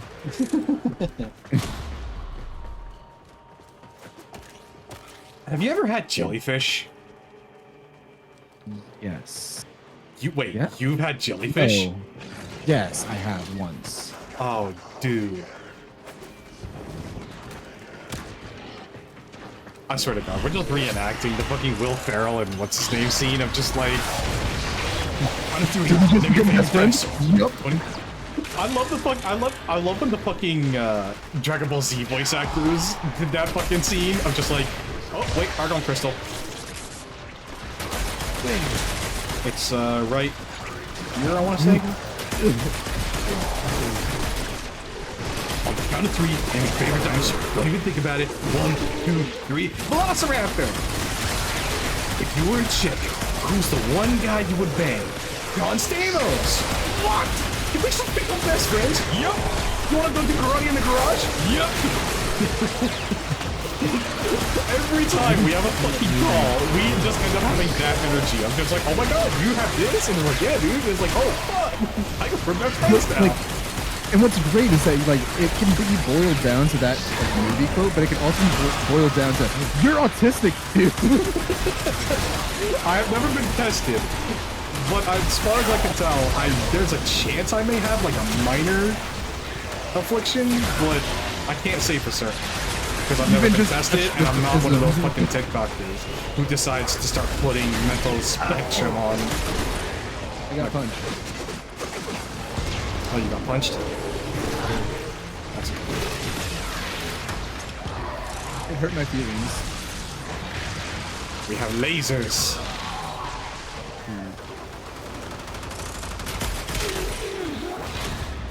See, but that's the thing. It's just like I'm holding off on saying I'm on some kind of spectrum, which I mean, there's a decent chance that I am, but I don't want to say that I am because of the fact that like I'm sorry, but fucking social media has ruined any public perception of the autism spectrum. Because 9 times out of 10, it's just a boring white girl who never learned emotional control. And they just lash out at everything and then blame it on, oh, well, I'm on the spectrum, so you can't be mad at me. It's just like, hey, okay, well, this tire iron is sentient, so you can't be mad at it when it catches your fucking head in. I say it more as a joke, but it was also one of those things that I actually used to work with special needs kids, and whenever, like, there was a couple of them that you would joke like this with them, and it made them feel a lot better, because they're like, oh, like, I'm not different, like, it's just, you know, Like, this is fucking Voodoo Goblin in my chat. I am the entire spectrum. Hear me.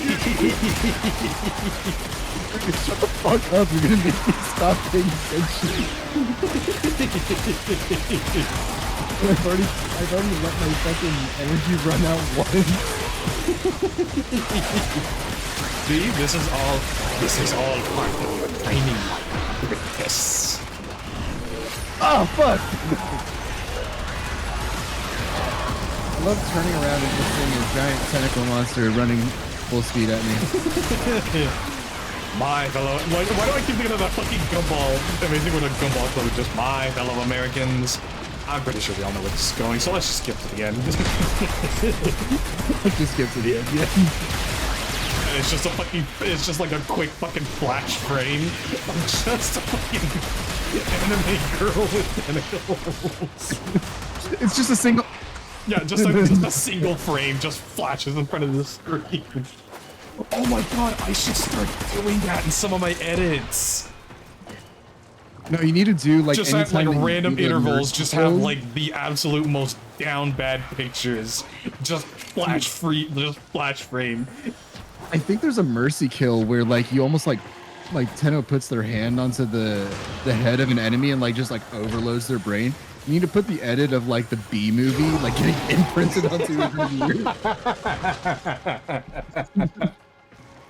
Like that fucking not even just the whole B thing.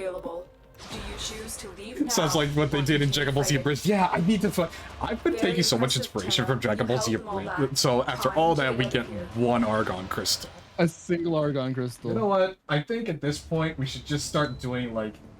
That was like level 30 to 35 Void Mission. I have better look at the level 15 Void Mission, so... Yeah. How many do you need? I think 2. Just squares make a circle. Oh my god, Voodoo, stop. It's great. How many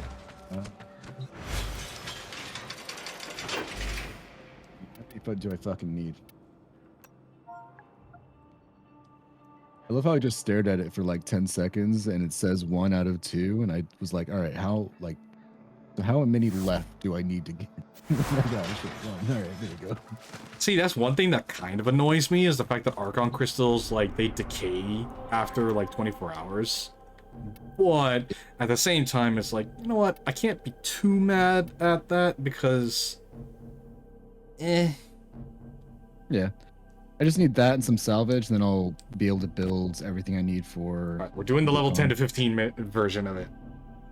Okay. Because at least then you won't be so easily distracted. You think too highly of me. I'll still be distracted.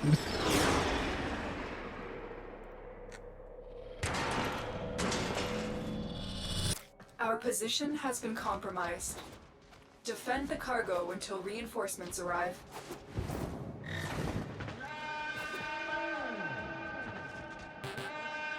Shit, I never looked up. What was the name of that one femboy? Jingle's Keys. Voodoo with Jingle's Keys distraction time. Oh no!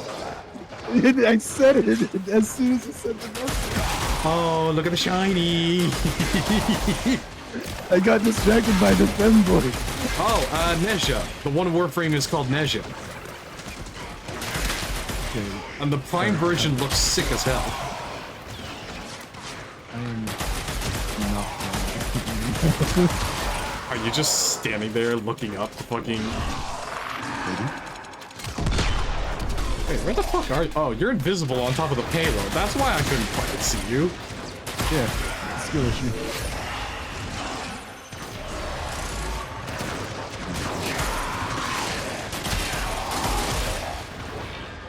Oh, 100%. And honestly, Nisha's abilities and whatnot are actually really good.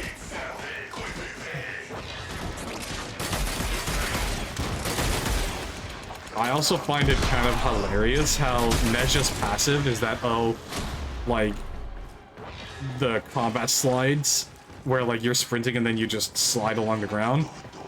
Those are like 15% faster and have and like you can slide for a longer distance.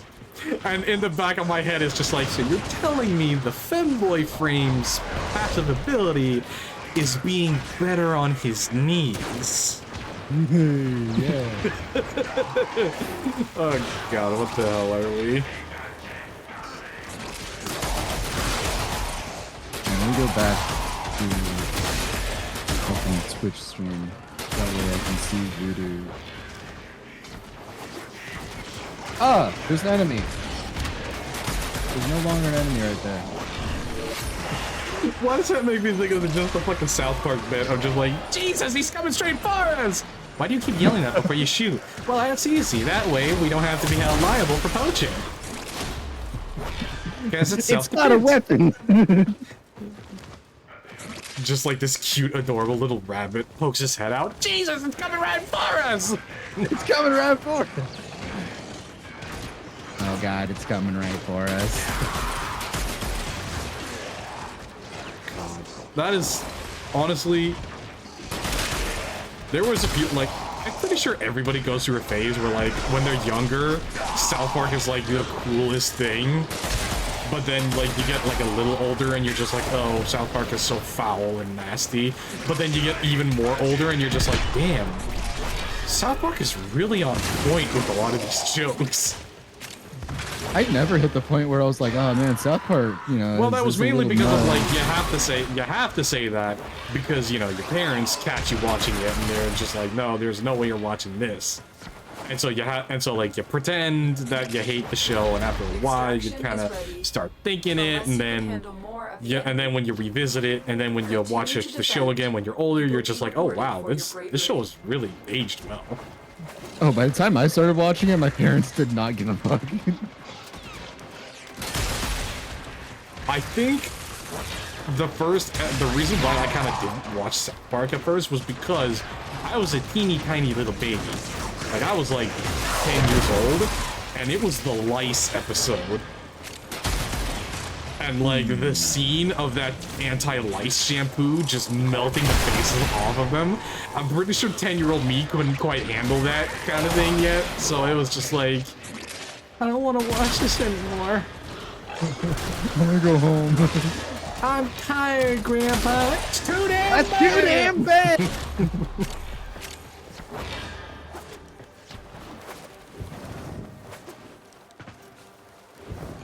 I'm still laughing in my head about the fucking Voodoo saying Jingle's Keys distraction time, and that's immediately when I was like, wait, what was the name of that one femboy Warframe?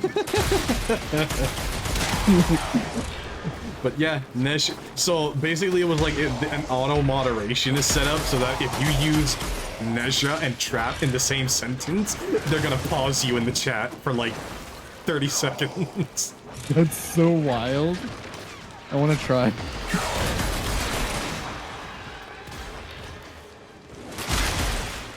I fucking love the, like, those edits with, like, a trap from, like, an anime, and it's just cuts to, like, Fred Jones from the Scooby-Doo gang of being like, I love traps. Oh my god. No. There's a fucking stop-motion fucking shitpost series that uses Astolfo and other fucking characters, like the one tripped out Bionicle. Yeah. I don't care if you're the International House of Pancakes, but this violence gotta be domestic.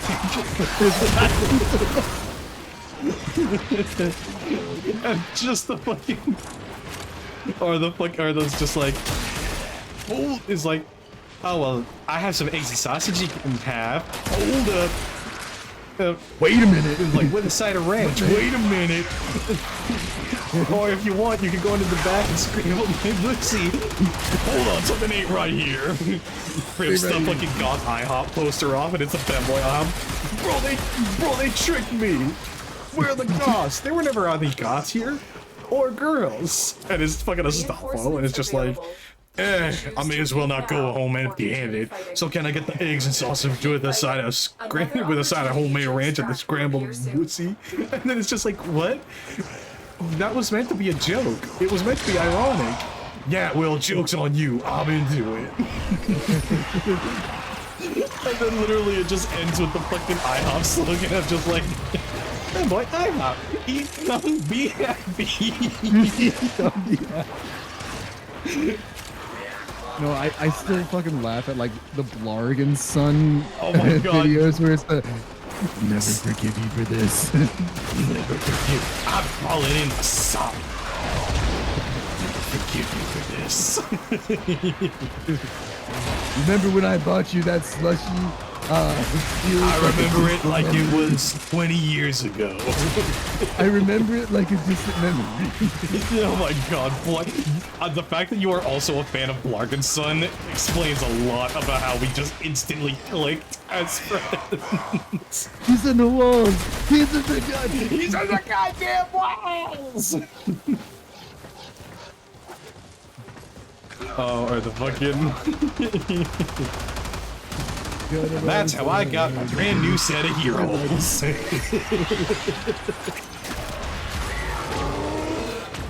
God about his own. As if I don't.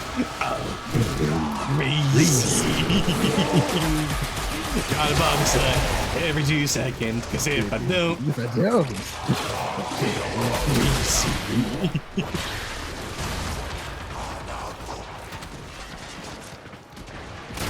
I love the fucking episode with fucking Stacy and his mom.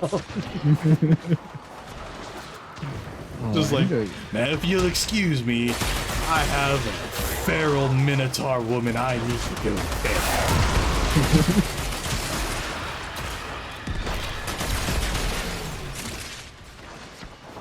Oh, that Grenier's coming right for us. That's my Grenier. I had to shoot him just to be sure, but that one was mine. Yeah.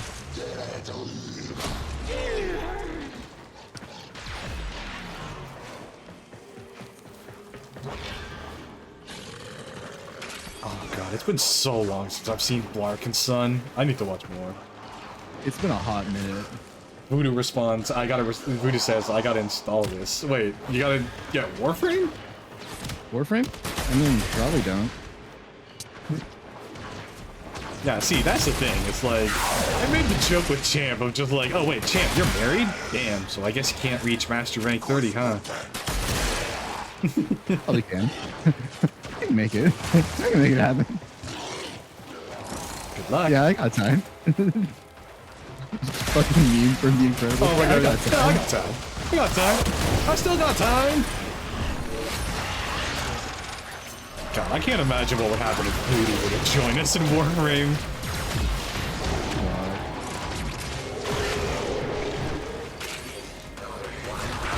It just creates a singularity that rips the universe apart because the sheer overwhelming weight of our autism just causes a singularity collapse. Unless you can handle more Uber autism. continue to defend. Nah, man, it's gonna be the fact Hey, that our... don't you mean Ubermensch? No, we know that we say.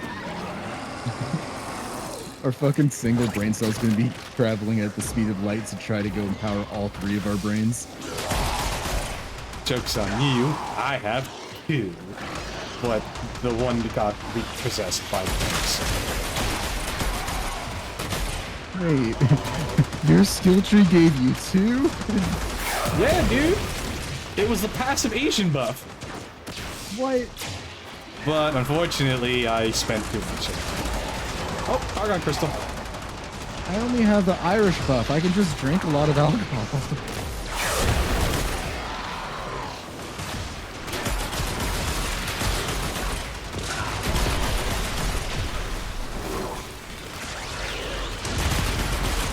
Coming right for us. Did you pick up the Argon Crystal? Oh no, I forgot. Yeah, I marked it. At least I think that's where it is. I'm trying to shoot you guys. That's funny, because for a while, I didn't have any guys out until just now. Yeah, I know, right? I never said I was a smart person. I also have been mostly sitting here and just causing explosions and meteors to fall down. So, like, have you ever heard of a character called Megumin? Yes. Yes. Okay, so we know who your spirit animal is. I can do it multiple times though before I pass out. It depends on the explosion. And it. Depends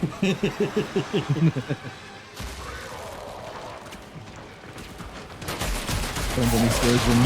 Sometimes I have to boot like a Windows XP PC. Just that loud ass. No, it's like a fucking it's like a fucking Mac computer. You have to reboot and you just hear the that fucking guitar.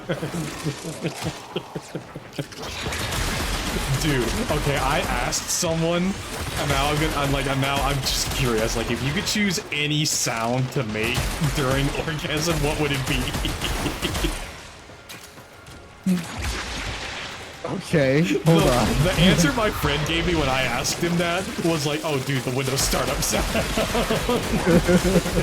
No, the Windows startup sound has by the Windows blue screen sound when I pass out. The Windows startup sound is when you get an erection. That's what that has to be.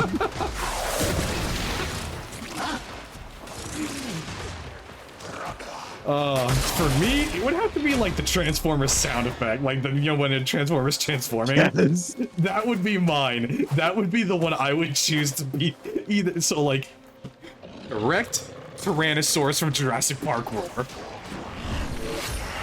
Orgasm, no. Transformers transformation sound effect. No, erect has to be the it's morphin time. It's morphin time! And then just like, oh my god, just make a whole ass fucking soundboard, just like, erect. It's morphin time! And then when you're thrusting, it's the fucking karate grunts. I'm like, yo! God, we're disgusting. You know what? I'm glad Olive didn't join us for this Warframe stream tonight. Dude. Could you imagine if Olive was watching this right now? Oh god, she said she was gonna because she was excited to see what the ISLEWEAVER update had in store. Oh no, there is 3 people on the stream. Oh Who's god! the third? Okay, so hang on. You, Voodoo, and there's one more. I think it may be like a Twitch moderator or like a bot that's meant to keep an eye on things for like copyright music and shit. Oh, could you imagine if it was a mod that joined and we're just like, yeah, so this femboy Warframe. Yeah, so kinda cool. Or even better, it's just like the moment they open the stream, eat them, be happy.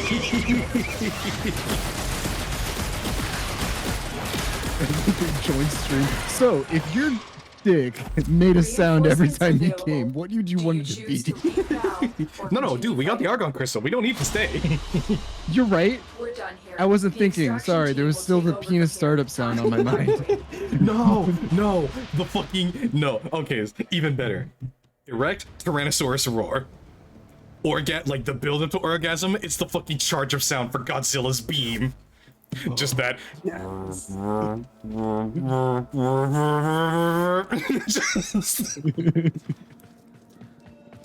Voodoo says no, you have to, she would be taking notes to use against you later. Oh my god, yeah. Joke's on you. I can't get the bar cannot get any lower for me. The bar cannot get any lower for us. For us. No, you got it. All right, I got the perfect. Like, if you're like every time you came, what sound it would make? It's just the Squidward Krakatoa.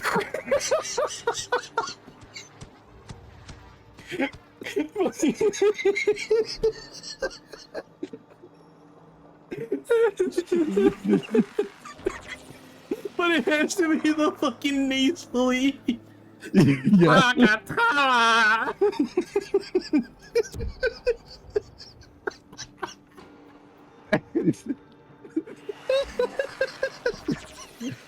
And then the fucking Windows blue screen shut down afterwards. It has to be the PC crash. Just the Krakatoa. Goblin, Voodoo Goblin, Mario Jump for Erect, Mario Death Sound not coming. Oh, because chances are, even with a condom, it's game over for you, bud. Welcome to fatherhood. The passing out is the Bowser laughing in the background. No, but it has to be the Jack Black version. Yes. It Every has to be- thrust is one of those fucking womps that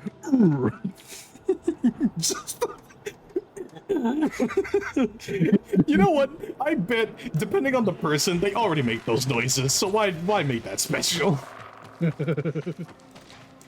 Oh god, we are so fucking stupid. So who is this third person that's watching the stream right now?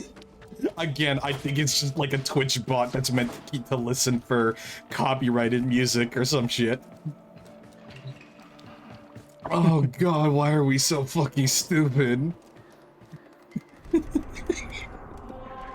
Krakatoa! Krakatoa!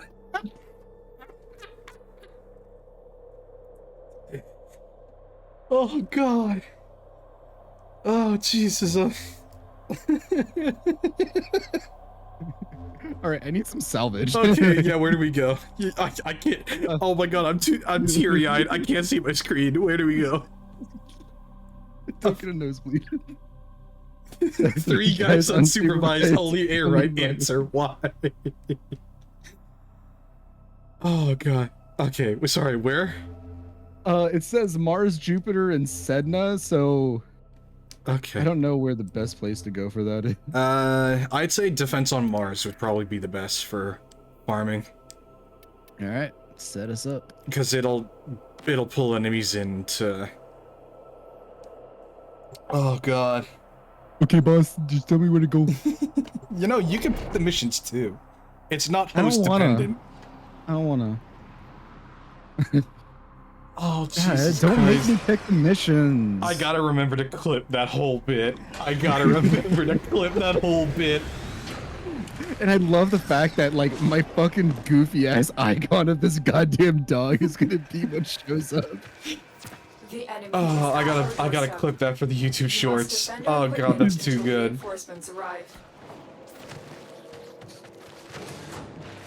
Again. Oh god, now it's stuck in my head. The fucking Krakatoa.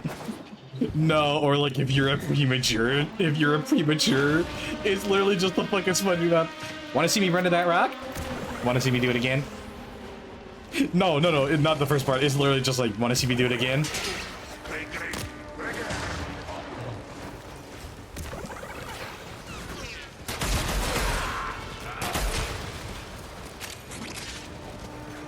Get blue balls. It's just Patrick going, no, I'm gonna starve. Either that or no. Another great one for fucking premature is like, take it or leave it. Oh, take it or leave it. Oh god. Fucking Christ. You're hiring an escort. Money. No. God, why do I just imagine her cooter moving like a mouth, just saying, money! Oh god, that's such a fucking weird-ass visual.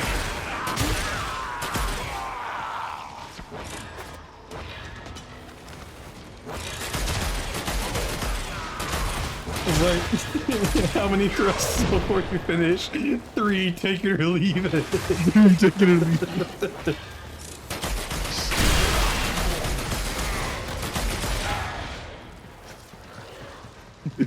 Just the guy's like, I'm going in raw, and fucking girl's like, no you ain't. No the fuck you ain't. Damn, I kind of want to bring Olive into this just so I can hear her suffer. No, we can't. Because here's the thing with Olive. She would either be 110% on board with these jokes, or she would just kind of be like silently listening and just being like, why am I friends with these idiots? Yeah, either way, it's stupid funny. Why are you shooting? Almost like you're doing something that these removed do not like. You say you're going in wrong. She says, so am I. So am I. Why does that make me think of that fucking ReZero abridged with fucking Felix just like, oh no, I'm a man. Or, oh my god, or fucking Dodoria from Dragon Ball Z abridged of just like, fucking Dragon Ball Z abridged Kai of just like, stop jumps, McGee, anything to say before I kill you? I have a thick, meaty vagina. I just think of the fucking hell thing of a woman. I am a woman. What? What? I said I am a woman. What?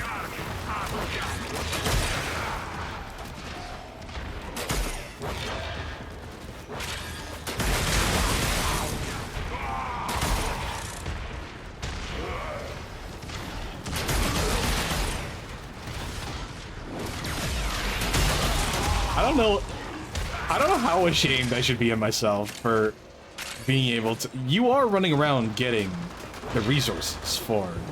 There's like a bunch of salvage. Yeah, you need to actually go and collect the shit. I don't want to have to move. Fucking. You know what? Next Warframe we're getting you is Vauban. That way you can just sit in one spot and let your traps do the work. Okay. I don't honestly. Actually, yeah, that just got me a fuck from salvage. That's yeah. See, who would have thunk? I actually have to kill stuff and go towards them to get the well, yeah, and I'm using Necros, so there's like a coin flip chance that a dead body will drop another reward. Like, Necros is a top tier farming, resource farming thing. If you bring multiple Necros, does it improve the odds? No, not really. No. You'd think it would, but no. A body can only, like, the desecrate ability can only be done on a body once before it despawns. Okay.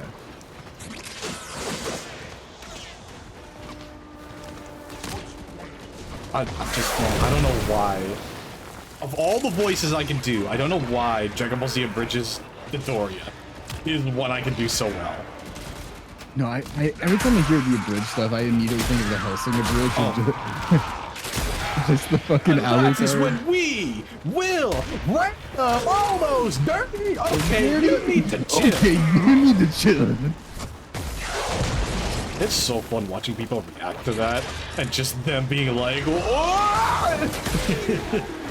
Like getting ready to just like, okay, I need to be ready to fucking stop this video just in like case. it is literally it is literally definition of the fucking the guy eating cereal meme of just like, oh, I'm sure this joke would be harmless, and then just spitting their fucking cereal out. Hang on, this guy's below. Continue to defend. You will be rewarded. I fucking love the Salvation Army joke though. The fucking Salvation Army joke they made for Helsing Ultimate Abridged of just like, yeah, bro, yeah, fuck, bro, let's go kill us some gays. Nuts. Nutsies. Yeah, sure, whatever. Sure, whatever you say. I bring with me 900 holy hosers, eh? From the fucking southern. I got some good old boys I got down. me some good old boys from the Order of the Hanging Noose. Okay, wow, thanks for swinging by.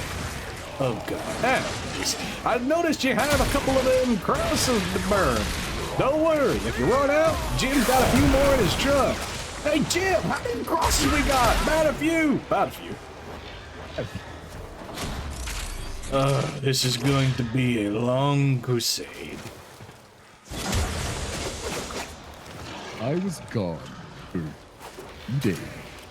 I leave for a day, and the Nazis are invading, while the Catholics are crusading.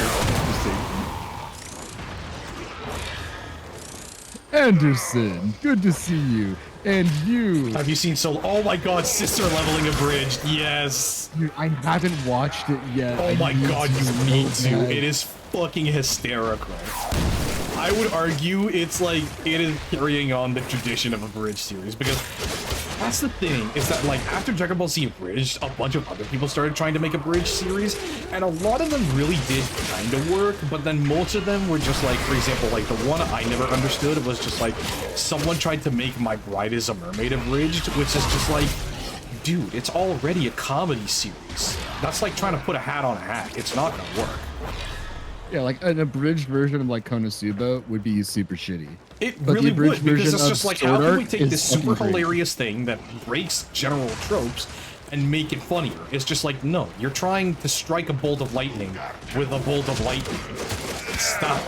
Meanwhile, then there's stuff like fucking Overlord Abridged, or fucking Goblin Slayer Abridged, which is fucking hilarious, and so many times I just quote the fucking their version of Goblin Slayer, because it's just like, these nasty goblins. Dude, Or it's just Sword Art Online. Oh my god, is see, a that's another classic. one that's like, that carries on the torch. Like, ever since Dragon Ball Z Abridged announced that they were gonna kind of stop doing the Bridge series, and they weren't gonna do the Blue Saga, like, that was when I started seeing Sword Art Online Abridged, and it was just like, oh, fuck. Because, like, that's the thing, is that, like, a good Abridged series, first of all, for a good parody of anything to work, you have to have a fundamental understanding of what it is you're parodying. You're making a parody of, because the thing about the art of parody is you're taking something that already exists and you're exaggerating it. You're exaggerating it to comedic effect. So, like, for example, for fucking Solo Leveling Abridged, it's like, oh, this dude levels up once, and all of a sudden he's this Giga Chad that's, you know, making panties drop left and right. And they just up that to the extreme for the sake of comedic effect of, like, just like, well, what if everybody's getting panty dropped? Like, what if his sister as well? Like, what if everybody? I've seen clips of it of like, new route unlocked. New route unlocked. Yes. Or it's just like, well, I turned down the request and the game. I turned down the request and the system made me fight a demonic version of Kendrick Lamar. And it includes this, like, this epic orchestral rendition of Not Like Us as the soundtrack for that party. Mom, is my sister adopted? No. You're adopted. You're adopted. Mother route unlocked. Mother route unlocked.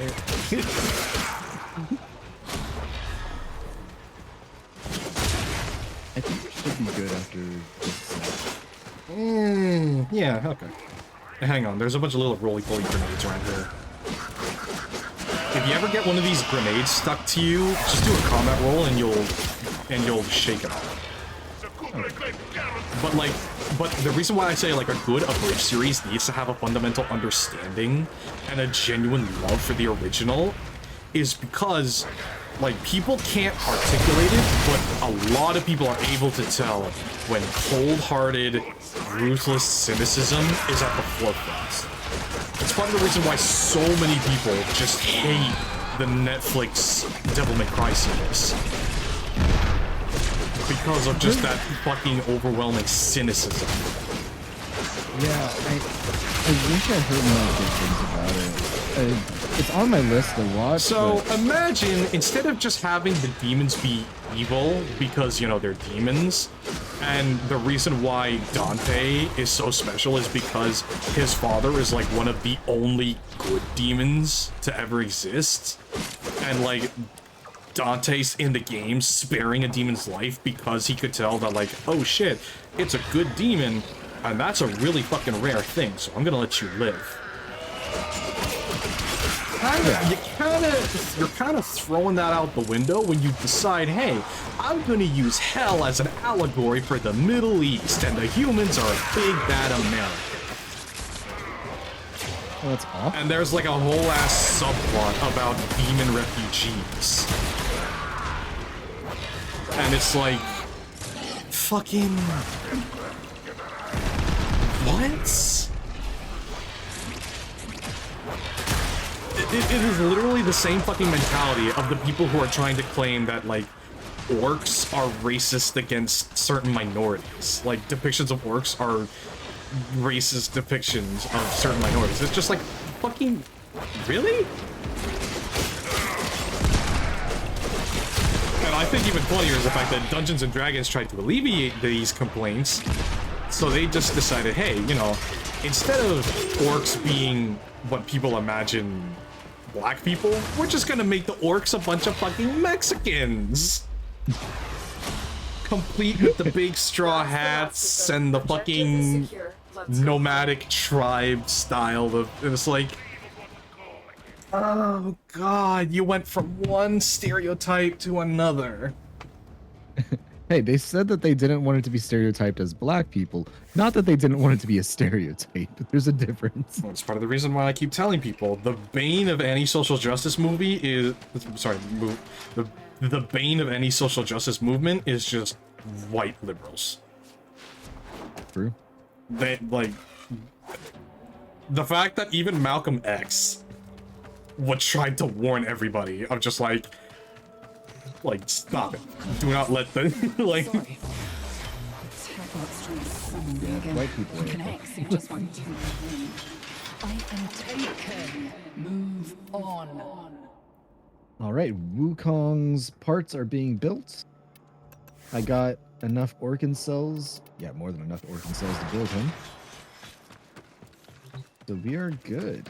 Hang on, I need to double check and see. I need to, where's my macros?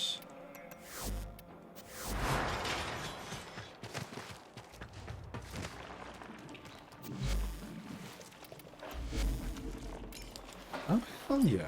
I'm gonna use this. Calforged Ember.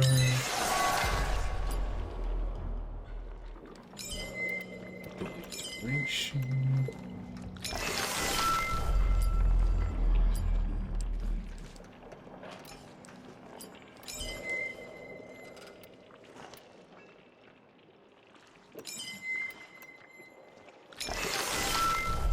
Hell yeah. So my Necros now has 202% ability duration.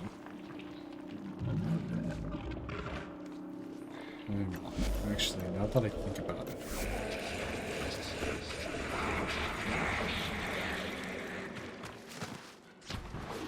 Does ability duration even affect anything on Necros? So, how long is things last, the summons? Summons? Oh, they last until their health depletes. And it's not like a grant, like, it's like, if they die, then they die. I thought their health drain... No, that's just for, like, Necros' summon. Oh. So, like, Necros' Necros' ultimate ability, the health decays. Okay. Well, do you want to open up some relics? Yeah, sure. I don't got anything else to... Yeah, no, I actually have a Nightwave challenge of just, like, open one of each tier of relics. So, Lith, Meso, Neo, and Axie. Later. Okay. So let's do... Oh, yeah, I have the same thing, yeah. Yeah, all of the... It should be the same unless there's like specific things that are just automatically sorted out of your reward pools or out of your challenge pools because like, oh, you haven't reached that part of the game yet. So let's do just a quick sabotage.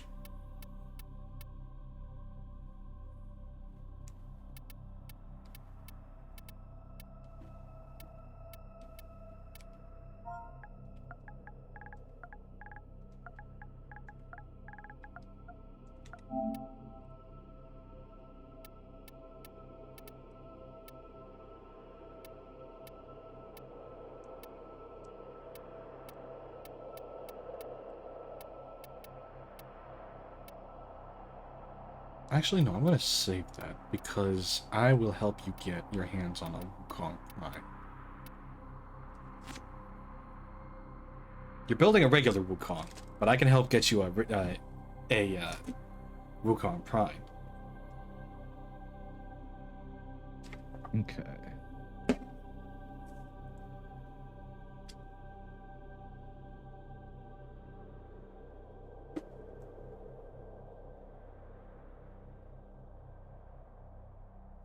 Okay, I don't have anything that gets me. Just anything. Honestly, you can just pick what I do is I sort my relics by how many duplicates I have, because when it comes down to trying to get void traces, so you can get a higher chance of cracking open a relic and getting a more rare reward, you'll need a bunch of void traces, especially if you're trying to farm something specific. Yeah. So behold, Wukong. The Grineer are attempting to clear this forest by poisoning the soil. You Oh, are there's here to duplicates. sabotage their efforts. Just the one. Start with the But toxin the fun mixer. thing is that this duplicate has like 5 times the health and shields You have a matching relic. of my base Wukong. So I'm running around with 2,300 health. This Wukong clone is running around with 16,000 You are health. willing to shoulder the added risk. You're near a fissure. The corrupted enemies are dropping reactant. Collect it to open your void relic. Keep fighting. Look for more reactant.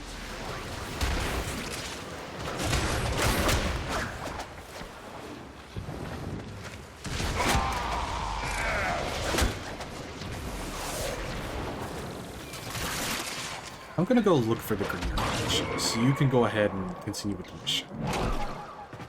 Okay. Just one of those side objectives that can get you some pretty decent goods. Meow.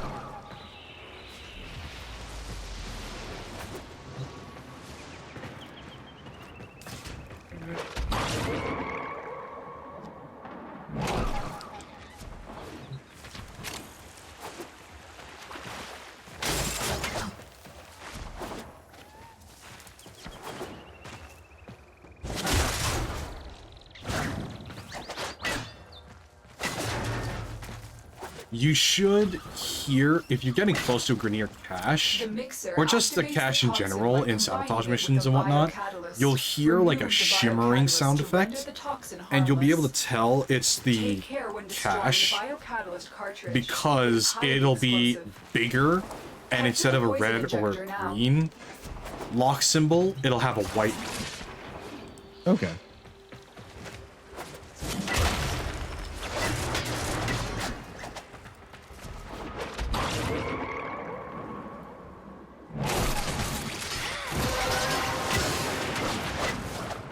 Well done, Tenno. Your relic is opened.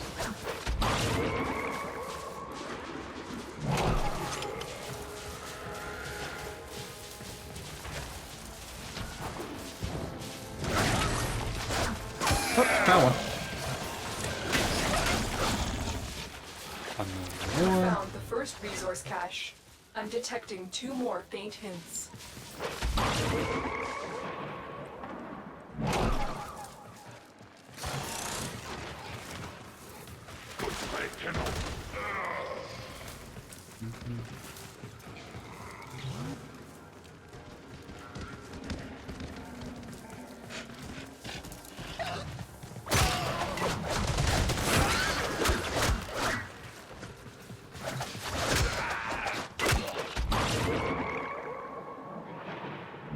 Ooh, I went off the map. That was embarrassing. Damn it, not here. I thought you were a veteran.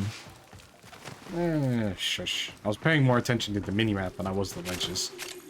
Plus, Wukong's second ability, Cloud Walker, basically just allows him to jump up into the clouds and just run around and do something. That's kind of nice.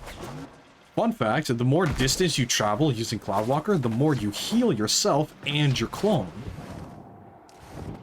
That's kind of nice. So, Set the injector into overdrive to incinerate the toxin. fun fact about that is the fact that it basically allows you to just, you You're know, going to destroy the say injector no by to operating damage. it at a dangerously high velocity. Keep the Grineer at bay until it melts down.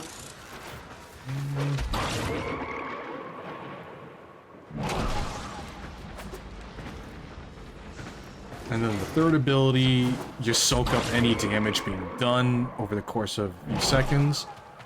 And then you expel a bunch of that energy in the form of a gigantic sweeping attack, and your clone does this too. But the more damage you take while activating this ability, the more of an armor bonus you'll have for, I'd say, about 30 seconds. But ability duration mods will greatly increase how long it lasts. Okay.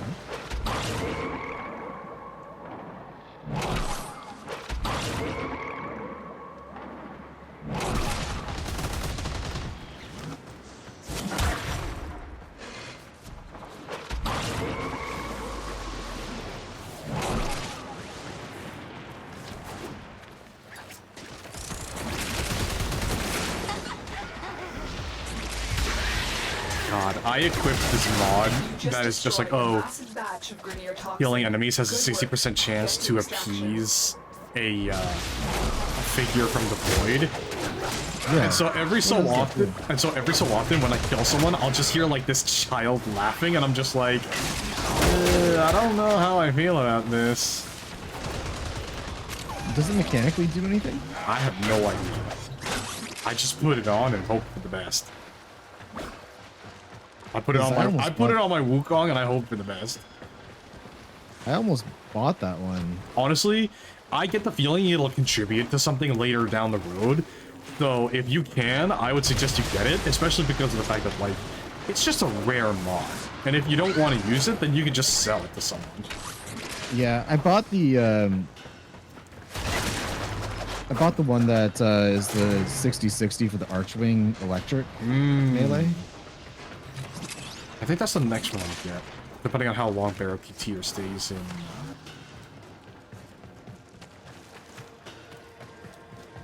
Oh, found the last cache. Oh, nice. Oh, actually, if you come to where I am, have you unlocked a quest called the Silver Grove? All your objectives are Yes. complete. Okay, never mind. Then you don't need. Actually, no. You may as well, because you'll need to know where to find this. So here, come to me.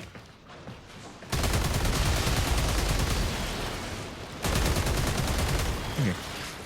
So, in any of the earthly terrains, you'll find kind of a passageway, and it'll lead to this area. This is where a good number of the Silver Growth missions will be.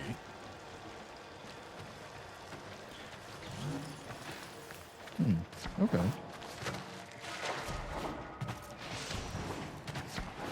But if you haven't started the Silver Growth quest yet, then don't worry about it. Yeah, I don't think I think I got it, but I didn't like, begin it. So.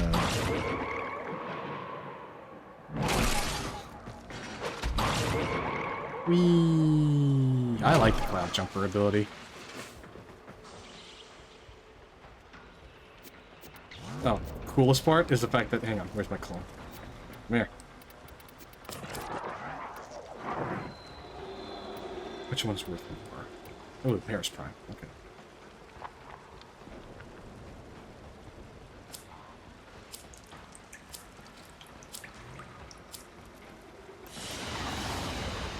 Another job well executed.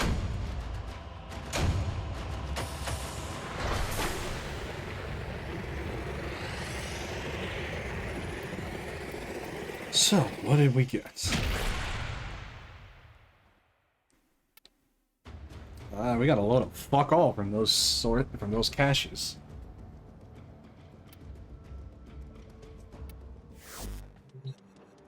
God, but the electric 60/60 mod is for like the hive mission, the infested hive missions on Eris. And it comes from the resource caches, and it's like a 5% drop chance. Oof. So I was doing that for a good while before I decided to just kind of give up for a bit.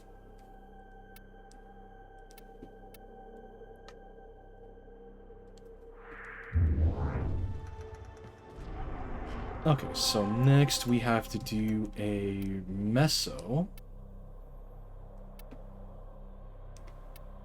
Damn, really? There's only one? Okay, so for survival, You choose one at the start, and then it'll give you the option after like the first 5 minutes. It'll pause everything, and it'll give you the option, and it'll tell you what you open, like what you got, and then you'll get the option. It'll be like a 15-second countdown for you to select another void relic that you want to crack open.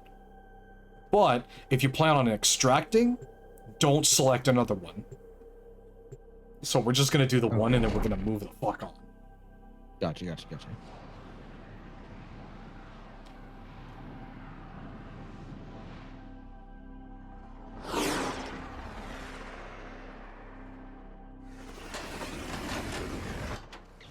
Keep the enemy busy while a fellow Tenno operative raids the ship for supplies. Ready? Trigger the alarm. There are void fissures in the area. Use these to crack open a relic. They have just shut down all systems. I'm sending life support capsules your way. You are near a fissure.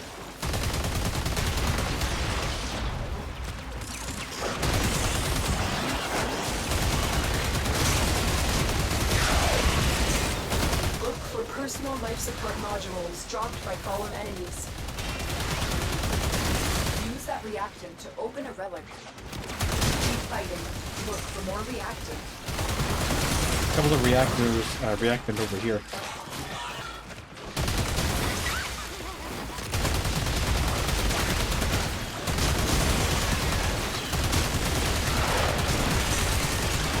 I just hear this laughter, and I need to know what the fuck this laughter represents, because it's just like, is it like, are they gonna introduce, like, with the ISLEWEAVER expansion, are they gonna introduce like another alternate version of our character that is like more aligned with the void?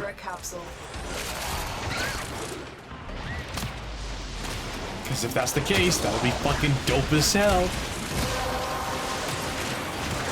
Dude, I just love seeing your fucking clone run up and just kick somebody in the face and they keep running. Even better is when you use Wukong's ultimate ability. You take out his staff, and... Wait, where are you? Oh, there you are. I've delivered And your clone does too, but... Activating it will buy you more That's... time. It's a griller, not a shiller.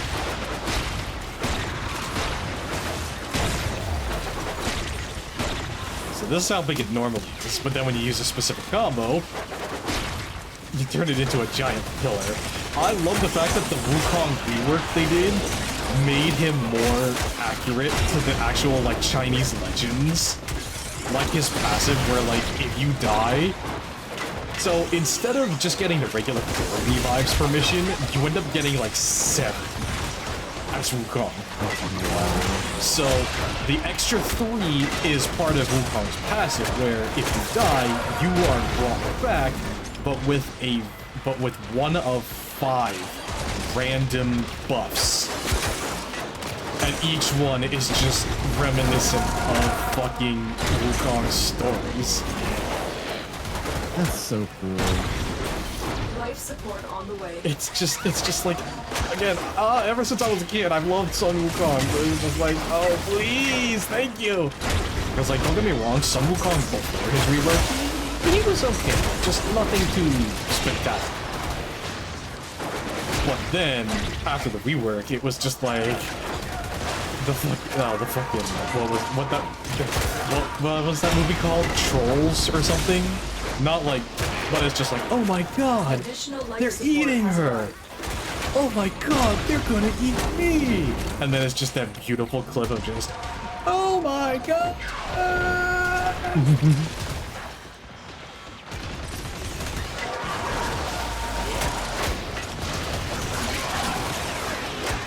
So a cool thing about the Wukong clone is that if you are using one of your guns, so your clone will use the melee you have equipped. But if you switch to melee, they will then switch to the last gun you used. So like if you swap from your primary to your melee, the clone will start using your primary. But if you go from a secondary to a melee, the clone will start using the secondary. Hence why my clone is using the dual pistols. It's just cool little details like that. Kind of just chef's kiss. Fun fact, the clone actually came from Wukong's rework. Really? Yeah, so originally, Wukong's first ability was like a jab using his staff. That, again, it was underrated.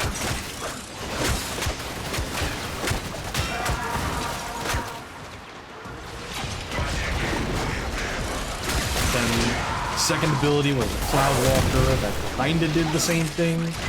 Then the third ability was like a second health bar that was called something armor, I don't remember. And then the third ability was that staff.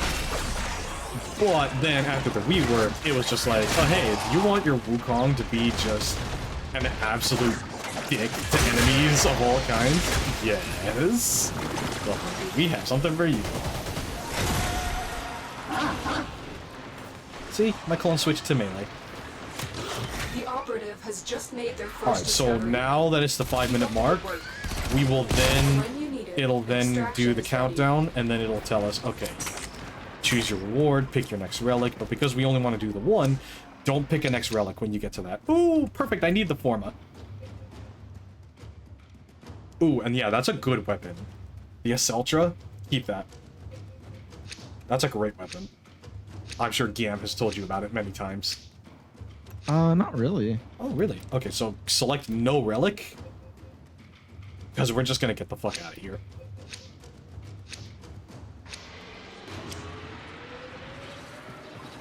Alright, let's go. God damn it, I fucking hate the Corpus that have those ability canceling shields. Because I'm using Cloud Walker and then all of a sudden it's just like, yeah, no, you're coming back down. It's like, no, stop it.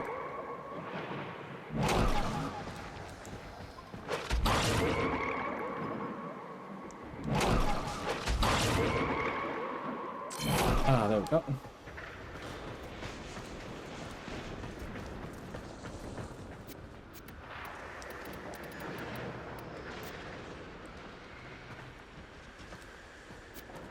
The fact that I can shake my... Hang on. Emote wheel. Handshake. Yeah. That's so funny. Well, I can do it with other players, too. So here, if you have the handshake emote equipped, then you can... Oop, wrong one. I don't think I need it. Oh. Well, then we'll have to fix that. But don't worry.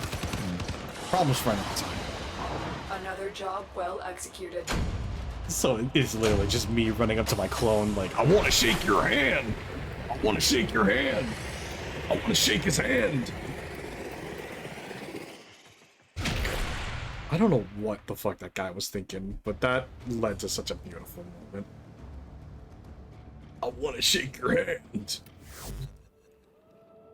Cool, so I got some more Forma to build. Fair Pardon warning, me. if you deal with the die, I'm coming after you. So help me, I will march into the hooded woman's judgment hall and make her Miscellaneous. give me back.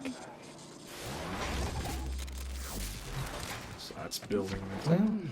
You are giving me inappropriate So now we have to do a Neo Relic. So there's 3. Defense, sorry, there's 2. Defense or Excavation? It doesn't matter. Excavation will be faster. Actually, you know what? No. Defense.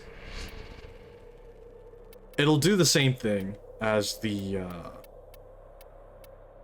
Yeah, it's just then we get to fight Grenier instead of Corpus.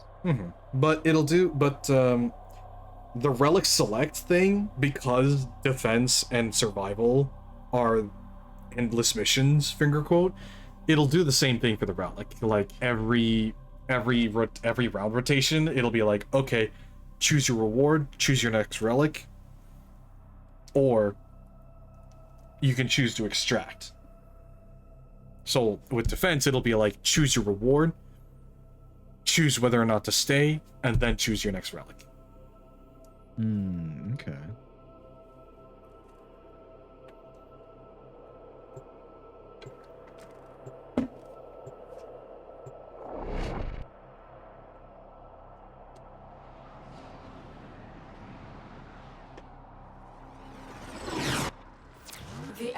is at our doorstep. You must defend our equipment until reinforcements arrive. There are void fissures in the area. Use these to crack open a relic.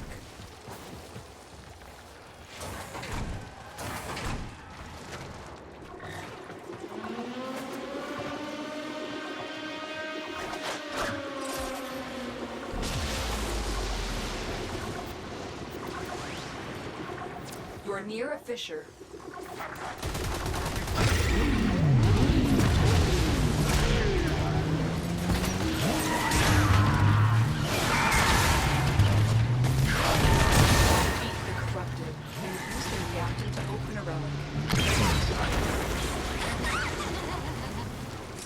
Oh, I got another giggling child. Find more.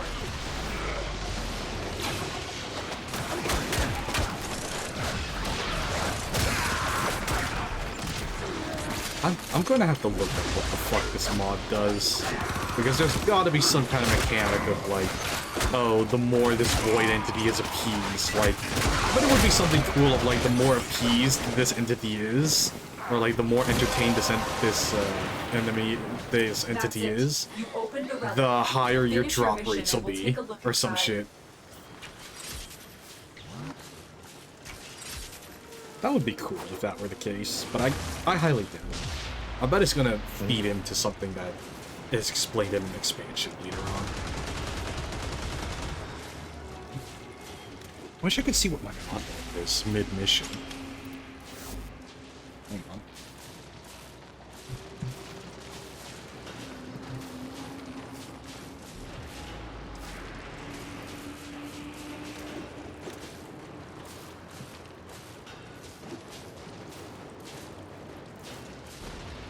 Here we go. Building your audience.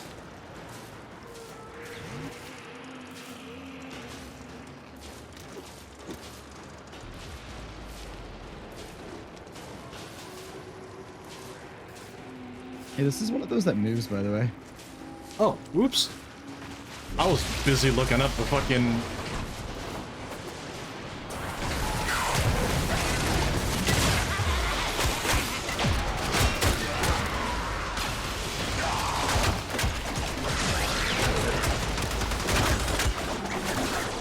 Alright, time to clear out the map. Yeah, I appreciate it. I was like, I'm killing them, just I don't think I'm killing fast enough. just that, like, that subtle, just... Help me. Help. The kid drowning in a pool.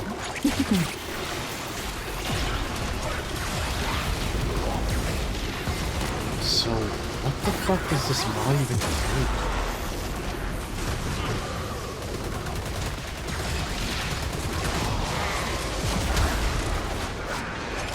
Oh, there's a... You know, I was about to res you. You didn't have to spend it. Because every time you use one of the revives, it takes, like, it... You basically pay for a revive by expelling a bunch of your XP.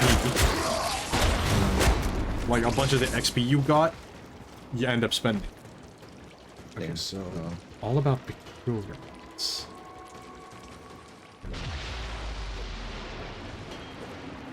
Alright, so next location. Also, again, I am so glad that more and more people are acknowledging just the bad takes that Pirate Software has. Cause I'm gonna be honest, dude. I've been on the fuck Pirate Software bandwagon for at least a year now, and it's just so vindicating to see people finally be like, oh yeah, fuck this guy. I've always kind of just felt indifferent about him for the longest time, but like... Well, he's definitely not beating the nepotism allegations that people had. Because that was one of the things, like, a lot of people accused him of, like, oh, the only reason why you got a job at Blizzard was because of your father. And seeing the takes he's been having as of late, yeah, no, I'm pretty sure he's not with the allegations.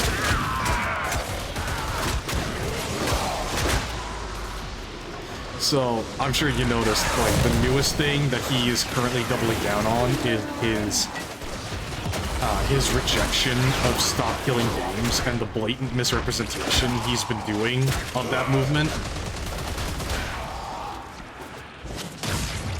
But the reason why I'm not a fan of Pyro Software is because of the fact that he decided to run his mouth about, like, oh, you guys kept complaining about people trying to come into your established franchises and making changes.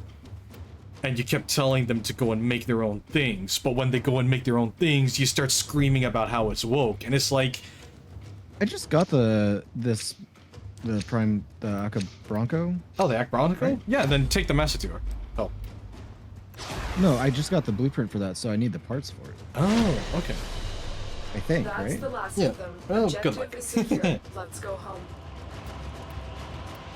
But with Pirate Software's claim about just like, oh, but when they start making their own things, that's when you start complaining about it being woke and whatnot. And it's just like, first of all, they never actually left to go and make their own things.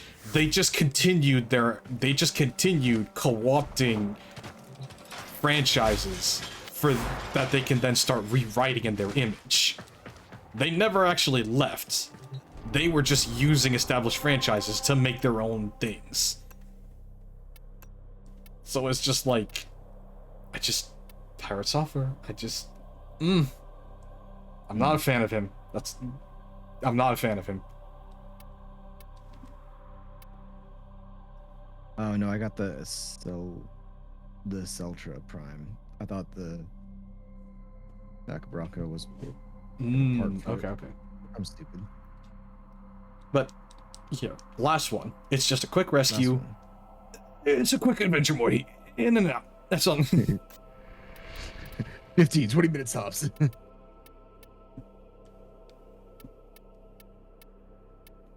But yeah, I'm not a fan. Not a fan of that guy. Yeah, I haven't really been following like any of the drama of any of the gamers and stuff like that anymore. Just can't be bothered at this point. Yeah. To be honest, the guy... If it comes out that he would... if it turns out that he was a paid shill for developers for, like, multi-million-dollar companies this whole time, I would not be surprised, because all the times he would blatantly... support anti-consumer practices. But are you confident you can withstand Because it's just like a lot of people give him the benefit of the doubt of just like, oh, well, he's just speaking from his experience as a developer and he's speaking from the developer's point of view, and I'm just like, he's still supporting anti-consumer practices. Stop it. I'd be a paid shill. I wonder where I'd send my resume. Honestly, that's the thing. It's like, yeah, you could be a paid shill, but that's the thing. It's part of the reason why, like, in regards to my YouTube and Twitch channels, making money isn't my highest priority. It's part of the reason why, even though I can sign up to be a Twitch affiliate by now, I choose not to. Not yet. Not because, okay, no, it's contributing. A contributing factor is the fact that I don't like filling out tax forms. But on the other, it's just like that's not my focus. I don't want to make, because like the moment I start treating it more like a job and a paycheck, the more of a fucking chore it'll be. And and it's like I want to have fun with it. I don't want to turn this into a job. Well done, Tenno. That's fair. Because it's just like, you know, one of the best things about being a streamer or a YouTuber is like you can make videos about playing games. Like, why would you complain about that? But then it's just like, well, when you turn it into a job where your entire focus is turning out the most profit, getting the most views and clicks, it's just like, yeah, no, I don't. That just sucks the fun out of all of it. And it's part of the reason why... There's people that are sitting there saying, oh, streaming is so much harder than a 9 to 5. It's like, no, the fuck it isn't. No, that's because those people are stressing so much about retaining views, keeping their engagements high, etc., etc. Like, they're the ones treating it like a job. Whereas the vast majority of people look at streaming like a hobby. Here are the holding cells. Search each one for the hostage. That's the main... So, it was kind of like... It was kind of a misunderstanding. Like, it was... Okay, so, yes, it sounds like I'm giving them the benefit of the doubt, but, like, that's ultimately what it came down to. It's like, they... The streamers that were saying stuff like that, they were talking about streaming as a job, whereas the people in general view streaming more as a hobby that you're able to make money of. And it's part of the reason why, you know, say what you want about Pokimane, but she did have a good take when she said, oh, if you want to get into streaming, keep your day job. Because it'll be a long-ass time before you get to a point where you're able to start making a livable wage off of streaming. You know, that was back before Poki decided to reveal her true colors to the world, but you know what, we're just gonna bullshit. Yeah. Dreamers, I have for you a tale of triumph over adversity. Of one person acting true to their truest self. Yeah. But again, it's just like... The main, like, here's the thing. I'm not trying to justify those streamers that were saying, oh, streaming is the most difficult job in the world, because it's not. But like, you can understand the mindset of where a statement like that came from, in the fact that, like, they're treating it like a job, so of course they'll be so focused on the grind they won't be able to stop and appreciate the position that they're in. Yeah. No, 100%. Like, I understand where they're, like, what the person's trying to say, but that still doesn't make it It any still less doesn't justify wrong.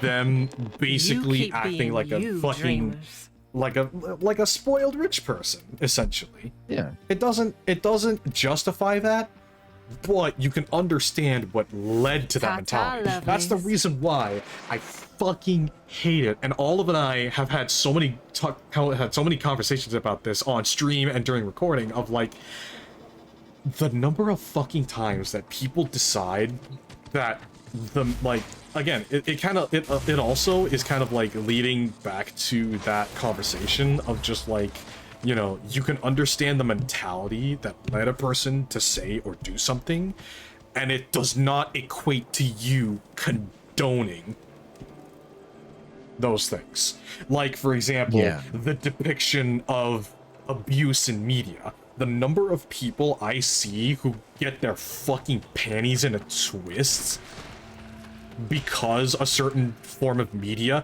it's just like that scene from Andor Season 2. There was a big-ass controversy about the fact that, like, oh, in Andor Season 2, an Imperial officer tries to coerce a woman into sexual activities with him. And it's just like, on the one hand, I understand, like, on the one hand, there were the arguments of, like, why the fuck is this in Star Wars? But on the other, there were also the people, so, like, the one half of the controversy was a bunch of people saying, like, why the fuck is this in Star Wars? Like, and that I completely understand, of just like, yeah, why is something like that in Star Wars? Especially ironic when you consider Disney greenlit that. And I'm sorry, isn't Star Wars meant to be like an all ages kind of genre, like for decades, everybody said, like, oh, Star Wars is just Star Trek but more kid friendly. Like like Star Wars is the Star Trek that's more appealing to children. But then, on the other hand, there's the people who are treating this depiction like it's the creators condoning those kinds of things, which is like, fucking no. There is a difference between depicting something and supporting it. But it also leads back to the conversation that Olive and I have had while recording stuff of just media literacy in general is it's just dead. There is no such thing as media literacy anymore. Yeah. And it's sad to say that that's true. Like, I love when, like, stuff kind of gets hinted at more than, like, oh, it's just, like, blatantly there. Like, yeah, and that's one of the things about Warhammer 40k. Like, I'm sorry, but at this point, we should just make it into a fucking yearly holiday, because once again, earlier last week, I saw another fucking person decide, oh hey, I'm gonna make a video essay about how fascistic Warhammer 40k is, and it's just like, that's kind of the point.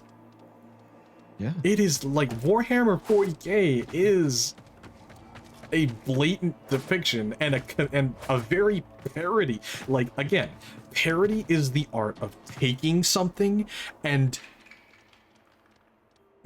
depicting it in its most extreme for the sake of comedy. Like hyperbole. It, like, parody more often than not is just hyperbolic comedy. So again, once again, we have another round of fucking... And I also love the fact that, like, literally the year before, a lot of certain things happened that we will not talk about on stream. Warhammer 40k, it was a trailer for Warhammer 40k, had a controversy because people just a bunch of people decided that the Tyranids getting slaughtered in a Warhammer 40k trailer reminded them of the Jews? Why are these gigantic flesh-eating insects reminding you of that, of all things? Yeah. Like, again, it's like, dude, at this point, you should just put a price tag on yourself, go into a Best Buy, and just sit your ass down in the projector aisle. I fucking heard that. I fucking heard that snicker. Yeah, I tried to hold it back, but I couldn't. But because, like, yeah, I mean, I just get tired of, like, listening to the media and like hearing all these people do these video essays, and all they're doing is just playing telephone with something they heard from somebody else and just doing it. It's literally just, it's a, okay, so the best way I can describe it is, it's a game of broken telephone with the mindset of CinemaSins. Yeah. When in reality, we need more people who are doing what cinema, and let's be honest, there is a reason why Cinema Wins is a much more successful channel nowadays than CinemaSins. That's true. I'm sorry, I'm just saying it like it is. Oh yeah. I mean, I just personally avoid that shit, and I'm like, yeah. Oh no, see, the reason why I delve into it is because sorry, it's just like the reason why I delve into that stuff is because, like, every once in a blue moon there will be a genuinely good take, and not to mention the fact that, like, it's kind of like if you listen, it's very much the Uncle Iroh wisdom of, like, you know, if wisdom from a single source becomes rigid and stale. So it's just like, even though you may not agree with a lot of things being said, the least you can do is at least listen to it and give it a chance before you start immediately condemning it. And it's part of the reason why I have such and because, Champ, you've said before, you've said it so many times, it's just like, and it's part of the reason why I'm able to go in depth about just a fucking wide variety of just the most random shit you will ever think of. Because at the same time, it's just... You got me there. Yeah, because one of the things that I used to say when I was younger was, like, my form of, like, I always considered the pursuit of enlightenment to just be sitting down and talking to a variety of different people. Because the thing is that, like, yeah, you can read a bunch of stuff, but a lot of the stuff that's written that imparts wisdom, way back in ancient Greek times, a lot of stories were passed on verbally. And in the way and the way that certain people say certain things, it really opens a window into their thought process. Just like how a lot of different mythology, if you ever want to understand the basic social structure and social culture of different regions, look at their mythologies. That's like, look at their mythologies and the kinds of stories and lessons that those mythologies teach. It's part of the reason why a lot of people noticed the Spartans were kind of badass, and like the Spartans were kind of trailblazers in the realm of gender equality. Granted, there were some things that they didn't allow women to do because it was just, on the one hand, it was kind of common sense, like women were not being expected to go to war. And not to mention the fact that in Spartan culture, there were 2 ways you could earn a tombstone. 1, you die in battle, or 2, you die in childbirth.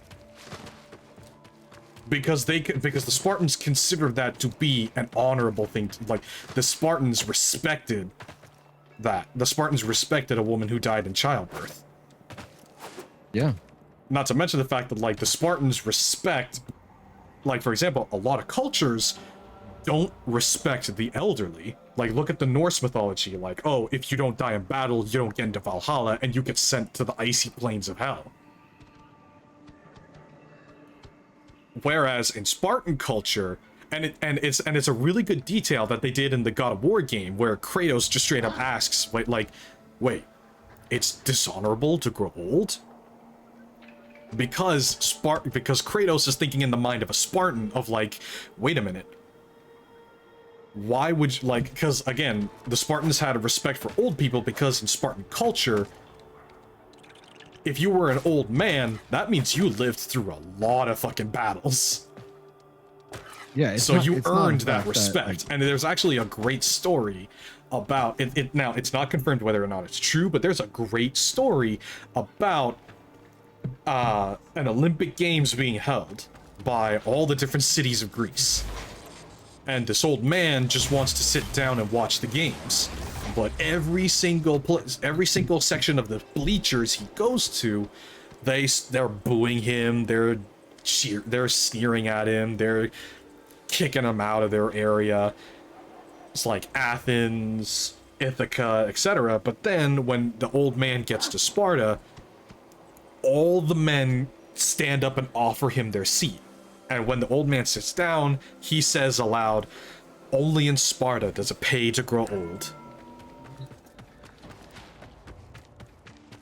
Which is a fucking thick story, by the way. Yeah, but like, and you can tell through different cultures that would. And fun fact, Aphrodite was first worshipped by the Spartans as a war goddess. True. But then Athens came along and were like, women in combat? No, no, no. Granted, the Spartans didn't expect women to go into combat. But at the same time, women were able to hold seats of power in their parliament. Well, not in parliament. In like their councils, women were able to hold spots because, again, while the men were off at war, it was the women who were running things. Not to mention the fact that slaves could earn their freedom if they fought. Like, that tradition of, like, a non-citizen being able to come over to, say, Canada or the United States or wherever, they were able to get kind of an express lane to getting a citizenship if they did military service. That was a tradition that went all the way back to ancient Sparta.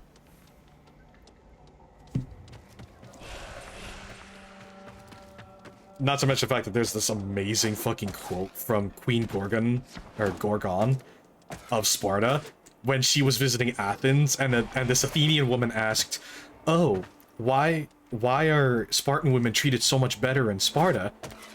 Like, why are women treated so much better in Sparta than they are in Athens?" And this queen just looked at this woman and said, "Because it is the woman that give birth to the men." Which is, first of all, that's a hard-ass line right there. A hard fucking line. That's a hard fucking line right there. But, like, that's a hard fucking line right there. But at the same time, like, it's fucking true. And again, in ancient Sparta, if you wanted to earn a tombstone, you either had, like, because a tombstone was considered a great honor. So you either died in battle, or you died during childbirth. And one of the things is that a lot of older Spartan soldiers, even though, by all accounts, they've earned their pensions, they've earned their retirement, every time a war started, the older Spartan men, because they wanted that honor, that tombstone, they would pick up their shields and spears and be like, all right, let's go to fucking war. And because of that, it incentivized more people, especially more people with experience, to go and fight. So literally ancient Sparta kind of created the very first example of what was it? The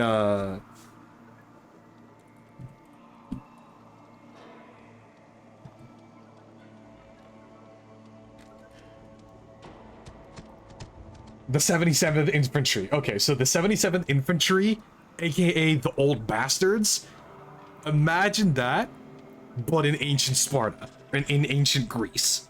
Just these older guys who learned all the different lessons, who had all this experience and wisdom, just going into war and just being like, alright, let's get this shit done. Literally just the ancient Spartan energy of just dad having to step in and get off the couch.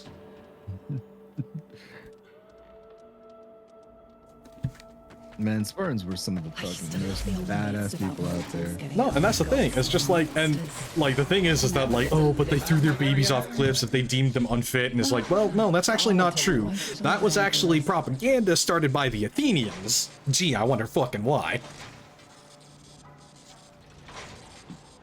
Not to mention the fact that a lot of the, and again, like, the funny thing is that Aphrodite is just another example of the spread of a religion across different cultures.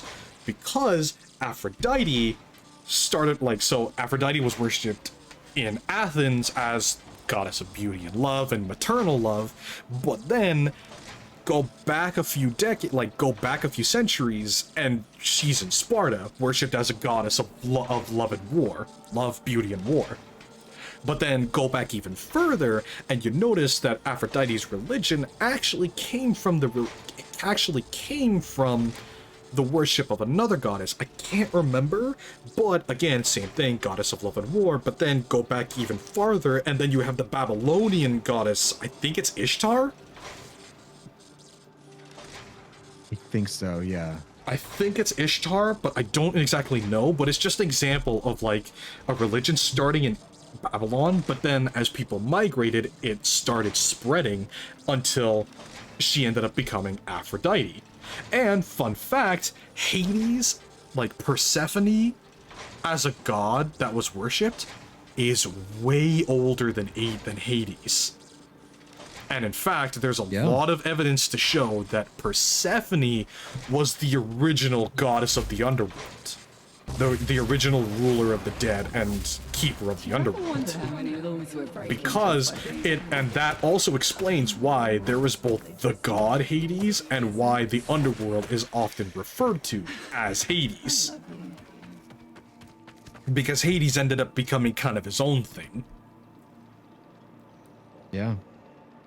And it's funny because it was originally in Mycenaean Greece, basically ancient Greece's equivalent of ancient Greece.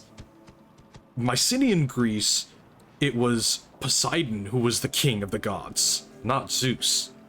And Poseidon was both the god of the ocean and the god of the underworld.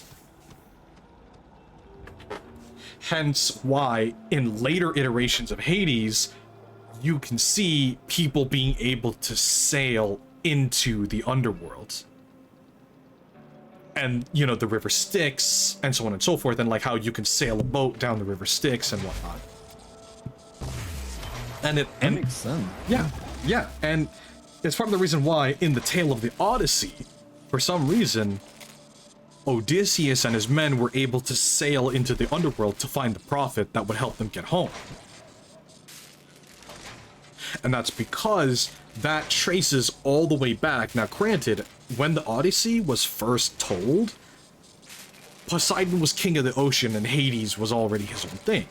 But rewind a bit and you can see, again, it's really cool because it very much starts off as like mythologies can kind of be described like a tree. You have the main trunk, which is like the original Babylonian mythology and like the original story of Gilgamesh. But then as it spreads across the world, like roots, it starts splintering off and going in different directions and becoming their own branches. But you're able to trace it back to that main trunk.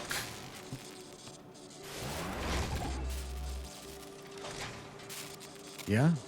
I mean, as generations go on, like, there's obviously going to be different stories, there's going to be different iterations of stories, and part of the reason why a lot of these stories were able to change with the culture was because they were all told verbally. These mythologies, these stories were passed on orally. And it wasn't until someone started actually writing them down was when these mythologies started becoming a lot more concrete in their depictions. And even then, as generations continued, more and more people decided to start making their own twists on things. Like, for example, the Romans, for some reason, having a personal vendetta against Athena. Hence why Athena... Because here's the thing, I'm sure we all know the story of how Medusa was made, of like Poseidon assaulting one of Athena's priestesses and then Athena turning the priestess into Medusa. That is actually Romans. That actually stemmed from Rome, because there's a lot of indicators, like for example, Athena, like ancient Greek Athena, being portrayed as having her shield display the face of Medusa, along with highway markers that have Medusa's face on them. It's believed, the theory is that in the original story, Athena turned Medusa into a monster as not only a way to protect her from gods and man, but it was also giving her the power to protect other women. But then the Romans came along, and for some reason the Romans had such a fucking vendetta against Athena. Of course they did. I honestly don't know why they had such a vendetta against Athena, because god damn it, they treated Aphrodite so goddamn well. In fact, like, so many different Roman emperors would try to claim that their lineage traced back to Athena. Not Athena, Aphrodite. Not Athena, Aphrodite. But it's just so interesting because you see like these changes. Just for like, for example, Journey to the West is basically just Buddhist fan fiction.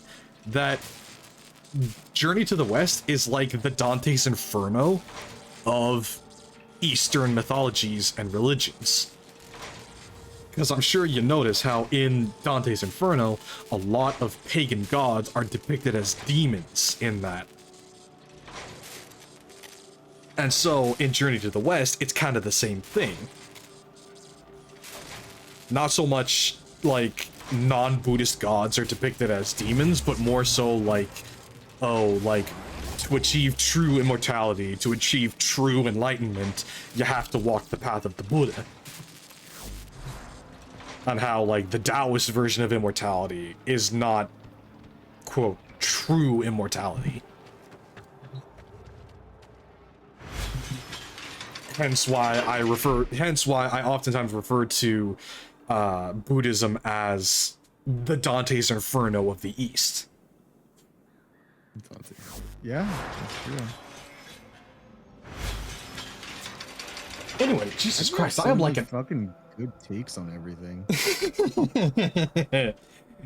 Oh my so god. Intelligent. It's not so much femboys.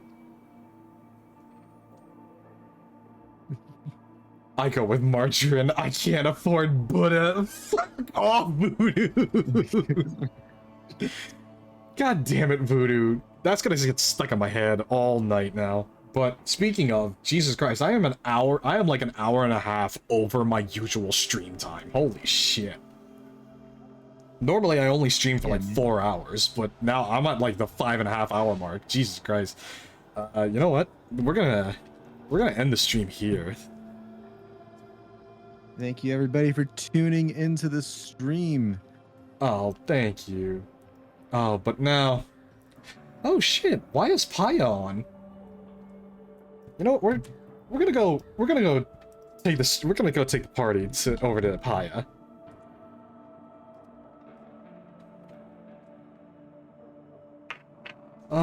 But I hope you guys enjoyed it. Jesus Christ, I know I did. And thanks for joining me, champ. Absolutely. Anytime I'm gaming and you're streaming, just let me know. I'll be more than happy to join. Of course, of course. Not to mention the fact that you helped me just yap on endlessly, so... Anyway, as always, the VOD's gonna end up on the YouTube channel, along with videos dedicated specifically for the YouTube channel. So, go ahead and check those out. And we're gonna go give our lovely little cyber vampire princess, that's what she is, Trish, we're gonna go give her a little raid. And we're just gonna dump buckets of blood on her. And everybody remember, Krakatoa! Krakatoa! Alright, let's go raid her now. Can't wait for the